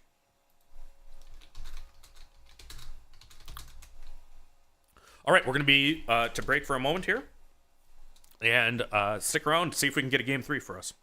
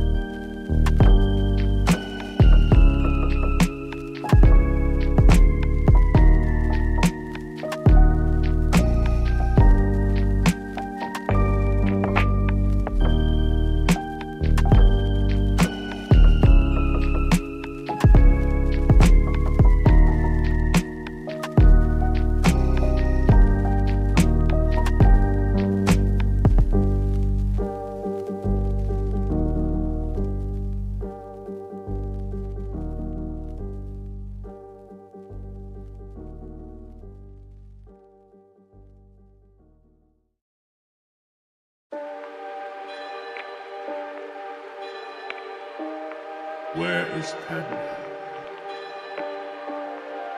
Is she safe? Is she all right?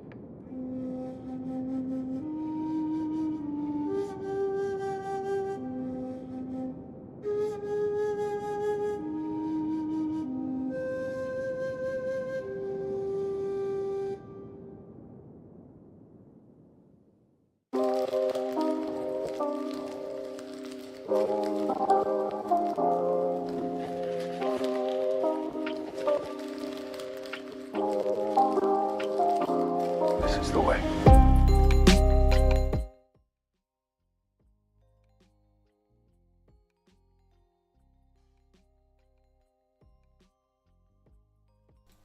What's up, Star Wars Unlimited fans? Loopy at Late Night Gaming here. We're still waiting on seeing if we get a Game 3 or a replacement match on the feature table.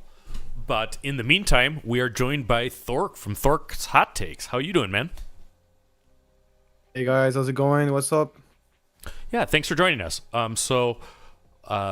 We've been, hard at work at the covering the largest SWU event to date. I think this is now officially. I've, due to coverage, not been able to pay a huge amount of attention to the sectors that happened over in Europe. What can you tell us about those events? Well, I mean, Django was still legal, so so it was a Django fest, of course. I feel like before the ban, we were trying to find solution. Like Bosk was pretty good, but it was it was never going to be like a permanent solution because it was just like a bandage. Like we knew that Django could just adapt the deck list to beat Bosk anyway, so it was just a temporary kind of out of nowhere kind of counter. So not really that good. So yep. and so yeah, nothing happened. Lil is next weekend, right? Yeah, Lily's next weekend. So it's gonna be exciting. Hopefully, we get a meta that is as open as you guys. Even though there's a couple of things that surprised me from the breakdown, but at least the meta is very open, which is great. Yeah, and if you're looking at what the viewers are, we actually have this was the representation of the decks going into the Richmond sector, and yeah, I already saw it, so I can talk about it if you want. No, go ahead. I already saw it. You know, hit it because you're a big CCG guy for multiple games. So you said that was a surprise. What was your biggest surprise from this meta chart? Yeah, so my biggest surprise was to see Bosk at 2.7. Boss Blue. I mean, obviously I'm a Boss player, so... But I think... Like, I understand that Control is not very popular in the US, but this deck is ridiculously strong right now. Like, it's really, really strong. So, having this solo is for me, it's criminal. But, like, outside of this, there's a couple of things. I mean, obviously, we'll see Luke, as usual, being overrepresented, and Vader as well, but that's normal because we want to showcase. That's fine. Yep. So that's nice. I like to see Anakin at 6.5. It seems a really good deck, so it's nice. I think Pop is underrepresented as well. I think 3% is not enough for this deck. It's really, really good. Yeah. And I think that I have no problem saying that Bosk is the most underplayed deck relative to its strength. I said that during the masterclass. And I also said that Americans don't seem to favor Bosk Blue. I actually had to struggle to find an American to co-host the masterclass with us. John Griffin did an amazing job, local Chicago player that I know. But, I can't say you're wrong. And Bosk was the only leader to win a sector during the Django meta other than Django, right? Yeah, well, Django was basically free for Bosk. They just ate it up. Yeah, I mean, the thing is, like, Bosk is, in the entire, I'm not even talking about this meta or any, I mean, it's the most successful deck in the history of Star Wars Unlimited relative to how much it sees play. Like, it won the tournaments in Barcelona, which was the biggest tournament Star Wars Limited for a while. It won Birmingham, of course, with me. It won Liverpool, which was... so it's the most successful deck in the history of Star Wars Limited compared to how much it sees plays. So I think it's a testimony on how good the deck is, and I think particularly in this meta, it's really, really good. And the fact that it doesn't see much play means also that people are not willing to spend as much time testing against it. They're not willing to spend as much time dedicating sideboard cards against it, and that makes the deck even better. Because obviously the deck can be really much countered whenever it's targeted, but it's so little play that it's not worth it for people to do so. So it's just like it just makes the deck even better. How do you think it goes into Quinlan? One of my questions about that deck, about Bosk Blue in general, is how it handles heavy discard. I think it can usually overcome the raise, but in my experience, it's been a lot weaker to Quinlan, where you combine a lot of discard with a pretty aggressive stretch where you can't let them, where it's harder for them to get off the double bounties as much. What are your thoughts on that matchup? Is that one to avoid, or do you just need to build Bosk better and the matchup's not bad? Oh, it's a very good point. Did you see the game between Quinlan and Kira that we saw earlier? Yes. Yeah. So you saw that what happened was like the Kira was running out of cards. Mm-hmm. And that's because, so they both control decks, right? The difference is the Kira runs, the only card draw is going to run is going to be Pershing, which is very vulnerable because it's a unit that can be ambushed and stuff. Mm-hmm. Bosk doesn't have that problem because it runs the biggest draw engine in the entire game. It runs top targets, double trigger top targets. It runs also sideboard cards that makes him draw. Like some people run I Am Your Father, which is ridiculously good against Quinlan. If you're playing Bosk, you should 100% playing this card in your sideboard. It's amazing. It's like it's either just deal 7 for 3, which is ridiculous, or it's draw 3. Like it's a win-win in very a lot of cases. And those cards makes a huge difference because if you're not in top deck situation, you like all you have to do is survive, which is not that difficult because Quinlan is not that aggressive. compared to something like a Sabine or something like that. And then you just get to late game, and in late game, of course, you just drop a dude, and that's game over. So I'm not saying it's a excellent matchup, but it is significantly better than a Kira. Like a boss could have a significantly easier time than a Kira because it has this draw engine. Or you can also run smuggle cards, like you can run like a couple of Long Pike, that kind of stuff. That can really help out when you add a gas, and you can run those cards as well, and that's really nice. Obviously, Quinlan can also have stuff as well. I think about like Disney Fang Fighters, they run that in the main deck. That can be a problem. So it really depends on the list, right? But I think overall, I would say it's a pretty even matchup if I had to say, if I had to make like an educated guess, or maybe slightly favor for boss, depending on the version. Yeah, and it really depends. I'm going to answer that on behalf of Team Quinlan too, because this is something that I think about a lot. In particular, the boss. I really am grateful for the Boss Blue Masterclass that we did, and then I actually just frankly used your list, set 2, and I played a bunch of testing games as Bosk, and I think I understand it a little bit better. It depends a lot on the Quinlan and how much respect they're giving to hard control. I mean, Quinlan can be built to be very, very, very strong into hard control. I mean, especially now that we have set 4 and Jam Communications adding into the discard that already existed. But a lot of Quinlan players do not respect it. And one reason I think for that is just that they lack hard control in their meta. I mean, I have to deal with Griffin, frankly, at big events, and he's likely to be on that. There's another player in Madison who is a hard control guy that can bring... and it's Taxter, it's Artifcery. We had his teammate on here. I mean, he could have that there, so I think it matters a lot on the builds. I mean, you're right. I mean, the Quinlans that aren't running Fangs, I mean, I think that's probably a really poor decision right now, given all the Han Green around, period. But, I mean, I respect Bosk with the Jam Communications on top of all the rest of the discard, and that is one of the primary reasons there, because, I mean, it can be tough. And I Am Your Father in Bosk is filthy. I do not like when that happens. So, I mean, hopefully none of the other Trandoshan players around me, heard you say that right now. I do think a lot of people came to this event prepared for pilot aggro. I think Kazuda is an outlier. I don't think the deck is tier 1, but it exists. I think it's more about being able to deal with the Chewbacca and Han pilots. And I think that a lot of people have started realizing Traitorous is a pretty good card right now. And I think that being prepared for upgrades also makes Bosk's top lines like a little bit worse. So some people might have been scared off by that, by thinking people were going to be running more of the Fang Fighters main. Like they're running it to get rid of Chewbacca, and as they accidentally hate on Bosk. Yeah. Okay. Now I can see that. Like, no, I mean, once again, it's always the same story, right? Is that it's relative. So if you're in a meta where there's no Bosk, then why should you dedicate so many sideboard cards like Jam Communication, which are like that don't really work in a lot of other matchups. So I understand why a lot of people are just not running the cards that deal with boss, but then it just means that if you're picking boss for a tournament like this, you have such a massive advantage. Because then so it's always the same story. Like, out control is very good when people don't expect it, and this is why we see it all happening over and over and over again. We'll see how it goes though. Like there's so few of them that I don't know if they're gonna do well. But I just wanted to have I had the thoughts when I saw the breakdown, and also like I think so. Going back to my other surprise, like Palpatine being only 3%, I think that's also like very surprising. I think Palpatine is really, really good.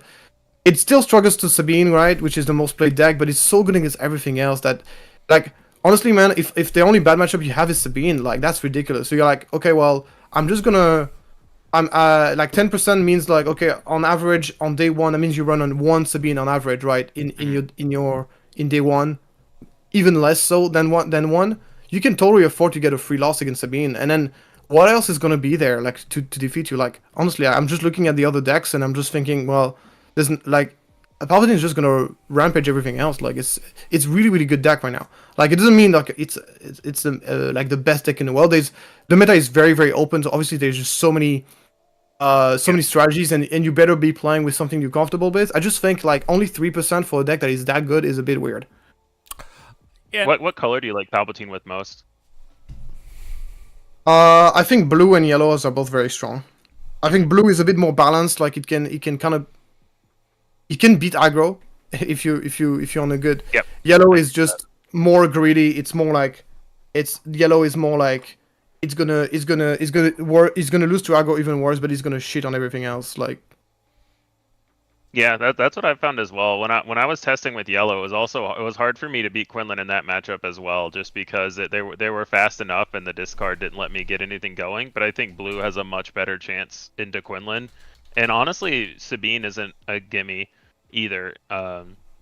They don't get a free win against blue either, I think. Yeah, no, they don't. Like, it's somewhere around 80 to 20%, so you can win, but it's still like it's tough. Mm-hmm. Okay, so maybe I'm wrong. I'm wrong about the percentage. Maybe like I haven't grinded Palpatine like crazy, so I could be wrong about the percentage. But like this is kind of like my impression. All right, so I see Enigma next to your name. Tell me about that. Oh yeah. Obviously, I should talk about this first. Anyway, yeah. So I decided to build my own team. So I took like a bunch of people. So basically, we had this kind of like European testing group that we had going on, and at some point, I just invited too many people. So like people were kind of like didn't want to play against their biggest competitors in tournaments because they were literally all the best players in Europe was on that group at some point. So it was a bit ridiculous. It was like people didn't want to share information. So it didn't feel very good. So I said, okay, that's fine. I'm just gonna select what I think are the best players out of this group, and I'm gonna make a team out of it. And that's what I did, and it's great because we're also it's being good is not the only criteria. Also, we have to be like good friends, and have to. So I took 5 people that I think are really good, that I get along with well, and people also come from different country, because if I'm taking the best players in Europe, I'm probably taking like five Polish people. So I was like, okay, I need to spread it a little bit in the countries. Because Poland, in my opinion, is the most competitive area in Europe, and maybe in the world. I'm not saying in the world because I don't know how competitive we are compared to US. It's difficult to assess. There's a bunch of mad Italians right now.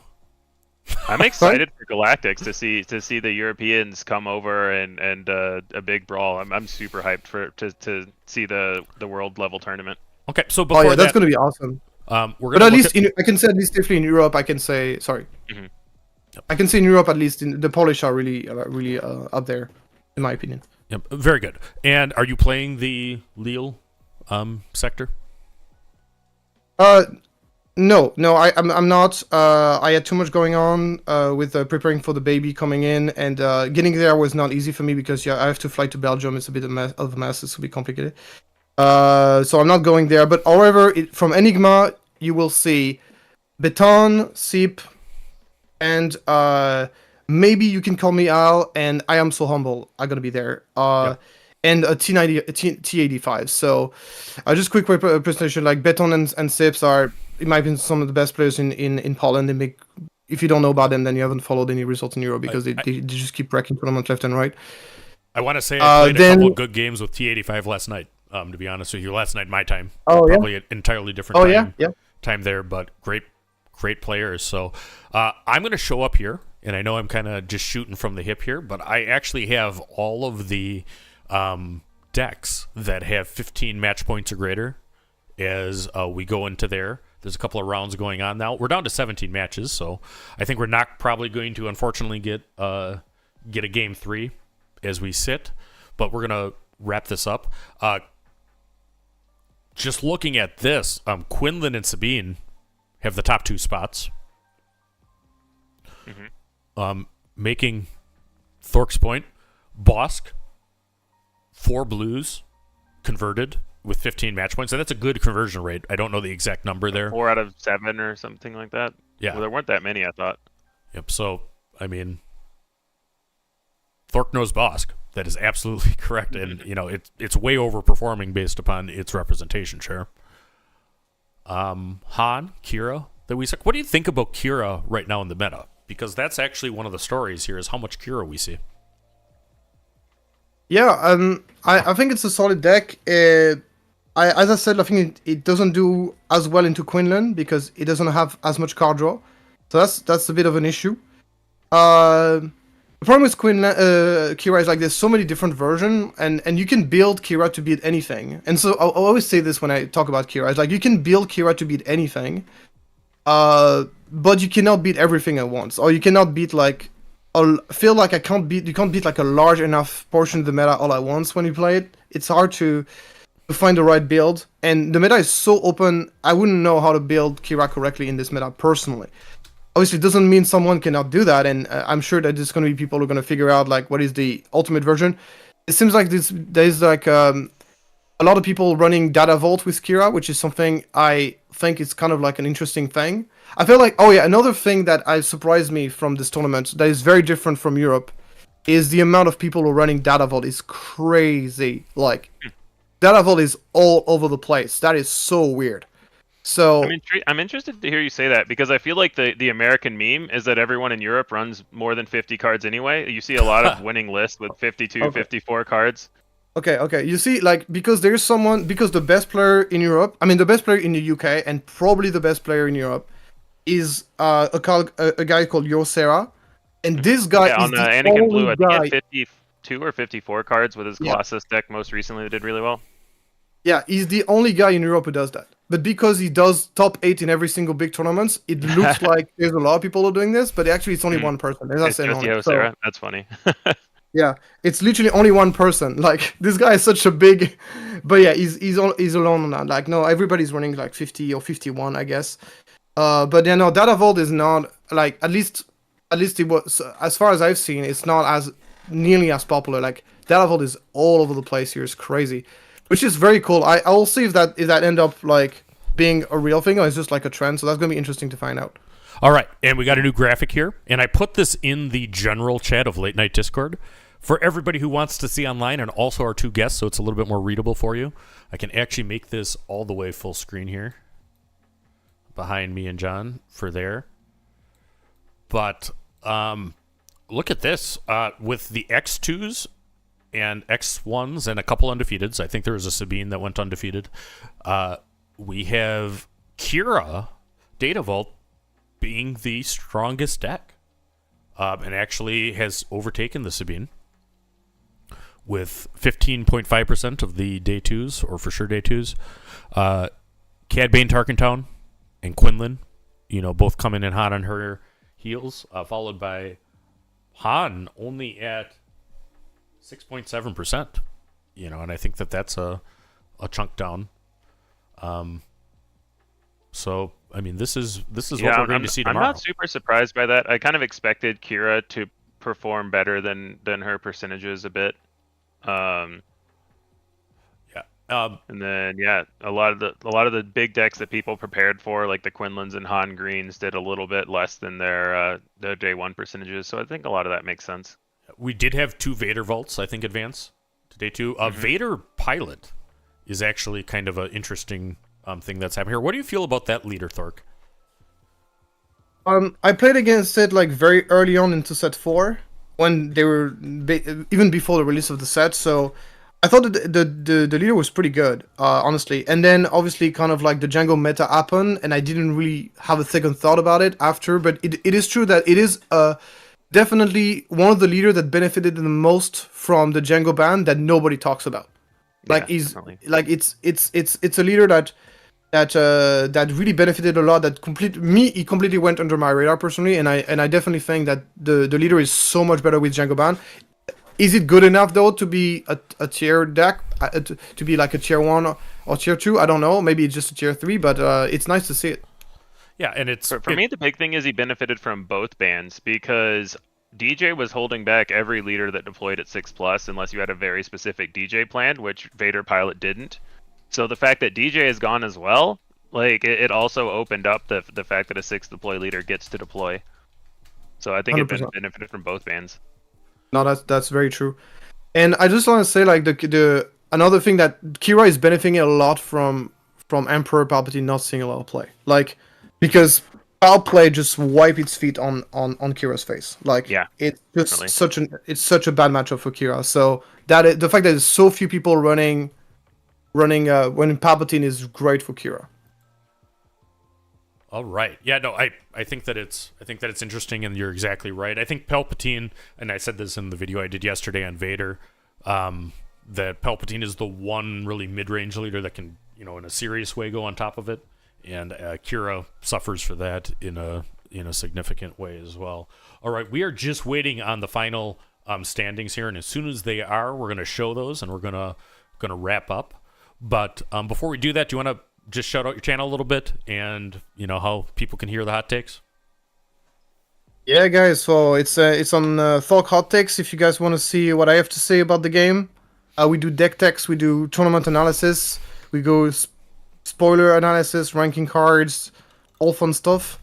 So if you want to check it out, I'll be appreciated. And if you want to support the Enigma team, also we have a merch store now with all of our stuff. So you can check it out as well in the in the description of the most recent video.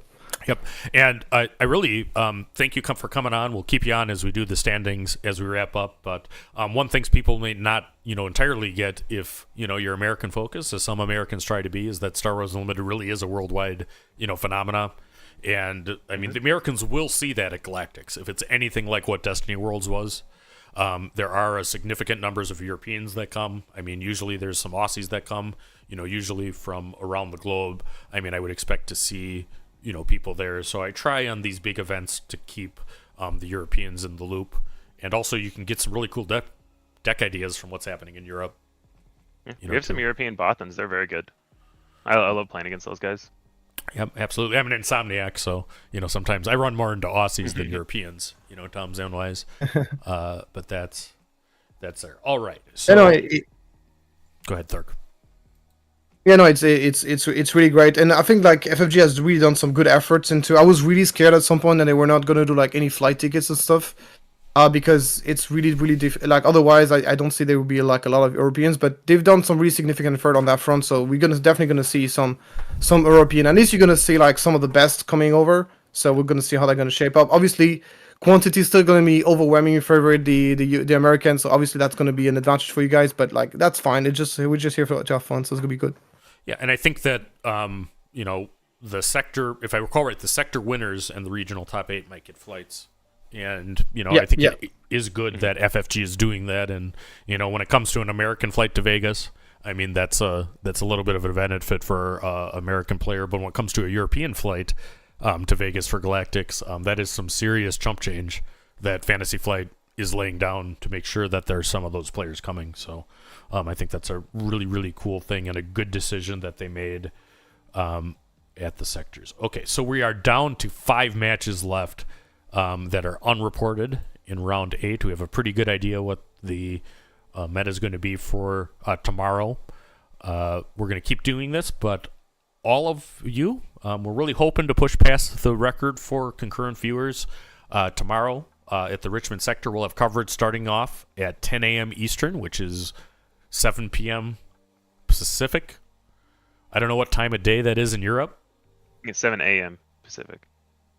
7 a.m. Excuse me, 7 a.m. Pacific, so bright and early there. Probably mid-afternoon European times. We hope that you guys all join us there. I just realized on your diagram that they are splitting the leaders on 30 HP base on different names. Yep, so and it's all automated, so it's kind of hard to compile the data automatically. Yeah. I just want to make sure so it's not like a definitive list. I would just say. We'll get some of this done. We're doing APIs and Jonathan Fisher is doing a great job with creating I can fix that super fast. Oh, he can super fast. Barely an inconvenience. I've got a top 64. It's even better. I've got a top 64 for you. I'll hand it to you right now.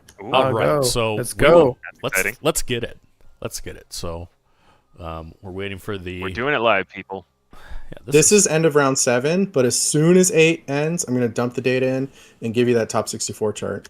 Yep, and we'll post all of these on the Late Night Discord. It is in the description of this link there. So if you just want to click there, we'd love to have you. Join around. We have a lot more Discord people right now than we had at the beginning of the day. So that is great. I think the Vader pilot yellow, I mean, that is one I didn't see coming. I mean, but that's one of those that you just said was split between the two, because I see both Jabba's Palace and Mos Eisley. Those are both Vader yellow 30 is what that would be. Here, I just want to say that it's ending quite early for you guys, because it's not. So are we? What time is it right now in the? It is 7:30 p.m. 5:30 p.m. where I am in Mountain Time. 7:30 It is 7:30 p.m. where the thing is happening, and I think that's in large part, we have at least as far as CCGs know, the TO that runs the biggest events, that I'm aware of, SCG running it. They do not give the players a lunch break or anything like that. They pound in from beginning to end, and they get the events done. And they cut a round off day one, so it made it all go a little quicker. Yeah, and that's true. I think that's the format changed Okay, yesterday. The format changed yesterday. So we got our explanation why there's no boss player. No lunch break. Yeah, no lunch break. So if you bosk... Yeah, that's why Bosk people is don't play true, though. Bosk in America. Europe has to give lunch breaks because you guys all play Bosk. Yeah, it all makes sense now. It's the inverse of the Green Sabine Masterclass. John taught us that in the first Green Sabine Masterclass, you get to eat. Boss Blue, you do not get to eat. Hopefully you find a Sabine somewhere along the way and either trash them or they trash you, and you can grab a sandwich. But certainly those control mirrors can drag, right? Yeah. I mean, I did play Boss Blue today. I had a store showdown. How'd you do? I need to get a lunch break. I won. So there you go. I just I played against some a Han Green man that was the entire deck was built to beat me. It was really tough. But some really good games. That new graphics in the channel. Yep, and I am putting the new graphic up now. Thanks very much for doing that. We are down to 2 matches unreported, so we'll be able to show you the standings in a second here through Melee. But let's put up John's new graphic. What is this new graphic, Jonathan? Can you tell us? This is top 64 by end of round 6. Is that the one you're showing? I don't see your stream right now. It's not on there yet. I'm just working on data, but yeah, I'm round 7. This is after round 7, the top 64 by rank. Okay. So it's no analysis of match it win percentage or anything like that. It's by the standing rank, the top 64. End of round 7. So what I'm going to do here now for the viewer, this is actually what you're just talking about, and reading it through. We have the top 64. Kira has the largest share now at 15.4%. Han Solo, Audacious Smuggler at 13.8%. Behind me is Sabine. I'm actually going to hide our video here for a second because they know what we look like, Jeff. All right. So behind me, we had Sabine Wren, 10.9%. Darth Vader, Squadron Leader, a surprise to me at 9.2%. My boy Quinlan Voss, 9.2%. Anakin Skywalker, 7.7%. Cad Bane, 7.7%. Darth Vader, Lord of the Sith, 3.1%. Probably 2 decks. Poe Dameron, 3.1%. And then the remaining decks that got through is there's a Boba Fett, an Emperor Dooku, who we just saw, Emperor Palpatine, who's on Colossus, Iden Versio. I'm not sure what color Iden's with. I know the Mandalorian is on Data Vault, so that is what advanced. I will now go back to the day start so you can see how this changed. So this is what. Sorry, I can't see because of Jeff's name. Is it Quinlan in orange? Yeah, Quinlan is orange, correct. No, okay. Sticking the landing, Quinlan, yes. Sticking the landing. So what? So it's Quinlan in orange. Yes. It's Quinlan. Okay. So yeah, Quinlan has went down in percentage. Yep, a little bit. And Thork, these tools I'm building can be used for any tournament. So if you know people in Europe that are doing this kind of stuff, have them reach out. I want to share the tools. Yep, and absolutely. I'll put hit me on Discord and I'll put you in contact with people. Absolutely. Yeah, no, you guys we go do still that. 2 matches left to report for the last round today before we don't have an actual top 64 yet. Yeah, it's estimated. We know a lot, but I'm not sure. Are the matches unreported relevant? I mean, because they might not be. Yes, they are tables 16 and 17. So okay. Yeah, we're almost there. Yeah, we're getting there. I know Viktor at the Nordic Takedown. He might be sleeping by now, but he would like those tools too. I saw him in the coverage channel before. Late night gaming for anybody who does coverage. I don't care where you are. We do actually have a channel now devoted to that. As far as I'm concerned, if you guys haven't figured out, it is team coverage. It's not team, late night or anything like that. I work with McClunky, I work with Sea Raptor, all of those things, trying to get as much as we can, and the same invitation would be out there to anybody in Europe that is working hard to put Star Wars Unlimited out there, because we want good coverage out there for the people so that they can see. We're down to one match unreported. Looking at the conversion rates, any comments from either of you guys, Thork or Jeff? I think the biggest, innovate, like, Cat Bane is doing well, so that's nice. Because I still see Cat Bane second most represented deck. I don't know if that's accurate, but anyway. I think the biggest innovation compared to what I was kind of expecting was to see Kira on Data Vault seems to be working. That's kind of like the biggest, in my opinion, the biggest. Han Solo is still there, so that's nice to see. And then Kira on Data Vault is like it could be a major breakthrough for the deck that could make the difference into. So is it going to be something that's going to be persisting in the future, or is it something that just for that tournament we'll see? But it seems to be a major it's like a major innovation for the deck, and I think it's like it seems to have had some very positive impact. So it's gonna be interesting. Yeah, and I think you have some teams on that too. I do think that KTOD is related to that, and I mean Woo's involved in that, but I know Tada's on Data Vault and a couple other ones there. So I mean that kind of stuff matters, and that's also probably targeting Quinlan, which is in the kind of seat that it might get targeted for the first time, as the meta. Yeah. You're raising a very good point, because this is something as well, is that whenever you have a bunch of very good players who decides to be running a deck, it has a tendency to kind of skew the results, because it's not only about the deck itself, it's also who's playing it. So it's like you can actually completely skew a result just by having an entire team just running it. So that's a good point. Yeah, one thing that Tada said once that really stuck with me is he said, I don't care what the most represented deck is, I care what the good players are playing, and that's the deck I need to try to beat. Yeah, that's true. But in a big tournament like this, it's not like if you're in the small tournaments, you can identify who are the best players and you can target them. But I don't know about the US. 600-person tournament. When you were at 50-person PQs, it was much easier to say, X team is going to be here or whatever. Yeah. Absolutely. So you go into a 600-player tournament. I don't know about the US, but in Europe, there's literally, I would say, at least a good 100 to 200 players that are really, really, really, really good. So it's targeting those is impossible. I take that to mean to me that means I think the good players think Quinlan is the best deck. So I don't care if 10% of the field is going to be Sabine. If I think they're subpar players, I know the good players think Quinlan is the best deck. Or, that type of mentality. Because I would have come into this tournament thinking Quinlan is going to be the most represented, but a lot of good players are going to be on Kira. Yep. And it wasn't. Sabine was the most represented. Sabine, pulled through. Did Sabine things. I think that you had some good teams taking Quinlan counters in, today. And I mean that's interesting, and it also is.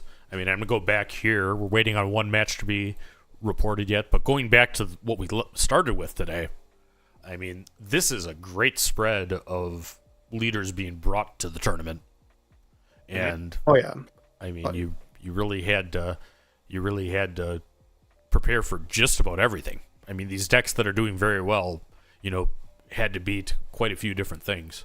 Poe Dameron actually did very well too, as far as set 4 leaders. I mentioned Vader Pilot, but we had 2 Poes advance, and that's kind of a cool leader. He has piloting, but he's not kind of betting the farm on it because he can do it multiple times. Yeah, I mean, my biggest takeaway from this chart is that nothing seems broken. It was pretty clear when you looked at any kind of percentages with Django that it was broken. Even last set, you look at the Monohan results versus play percentages. It was pretty clear that something was overpowered there. And I look at this and I see, play what you're comfortable with. You can't target a single deck easily and find success. You can try to dodge a single deck and maybe you'll make it, but you just need a solid play lines and to understand your deck.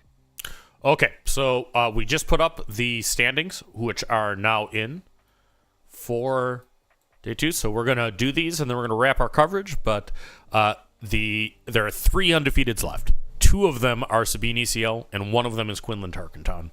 So Secrets, Michael Conroe manages 8-0, which is not an easy thing to do by any means.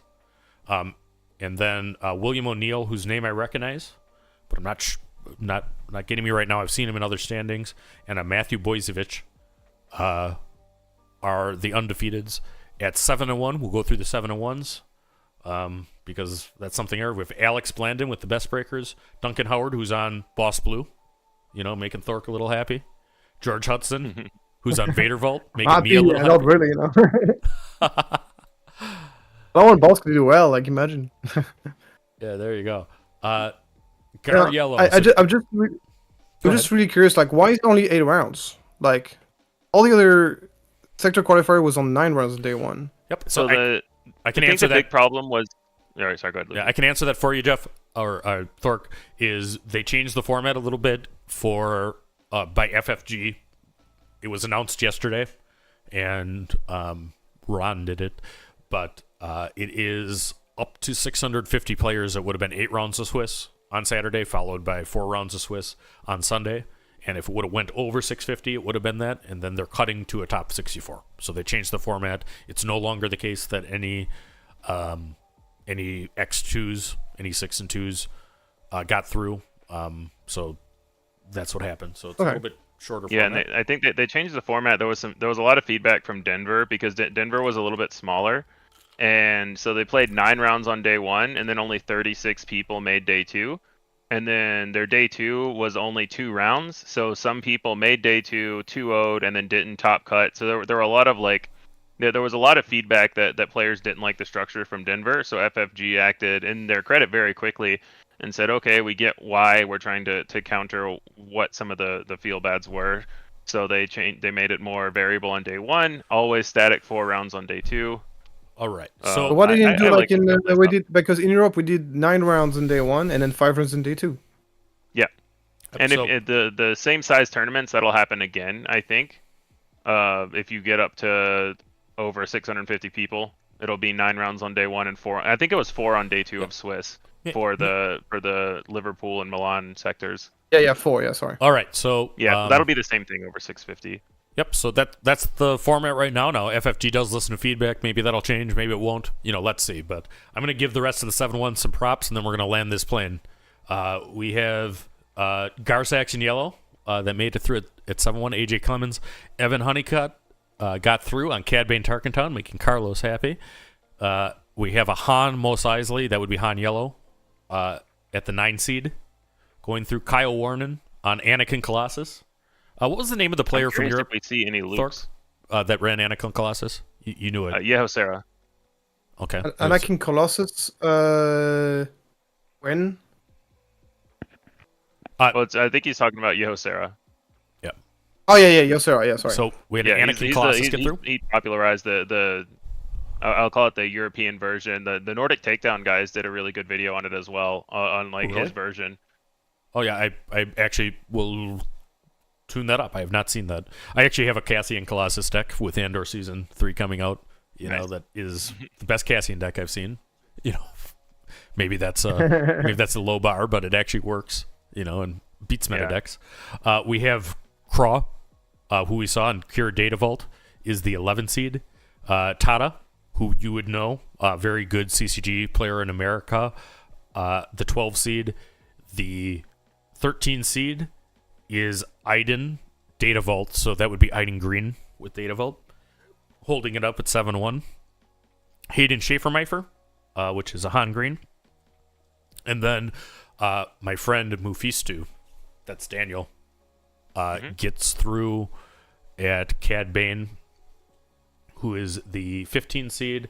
The last 7-1 is Jack Brumo. So that is our day 1 coverage of the Richmond sector. Will be back at 10 a.m. Eastern, 7 a.m. 15 seed. 1 is Jack Brumo. So that is our day 1 coverage. Sector will be back at 10 a.m. Eastern, 7 a.m. Pacific. Thork for coming on. I'm sure it's an absurd amount of time, or always great. And well, we will be back at 7 a.m. Pacific, 10 a.m.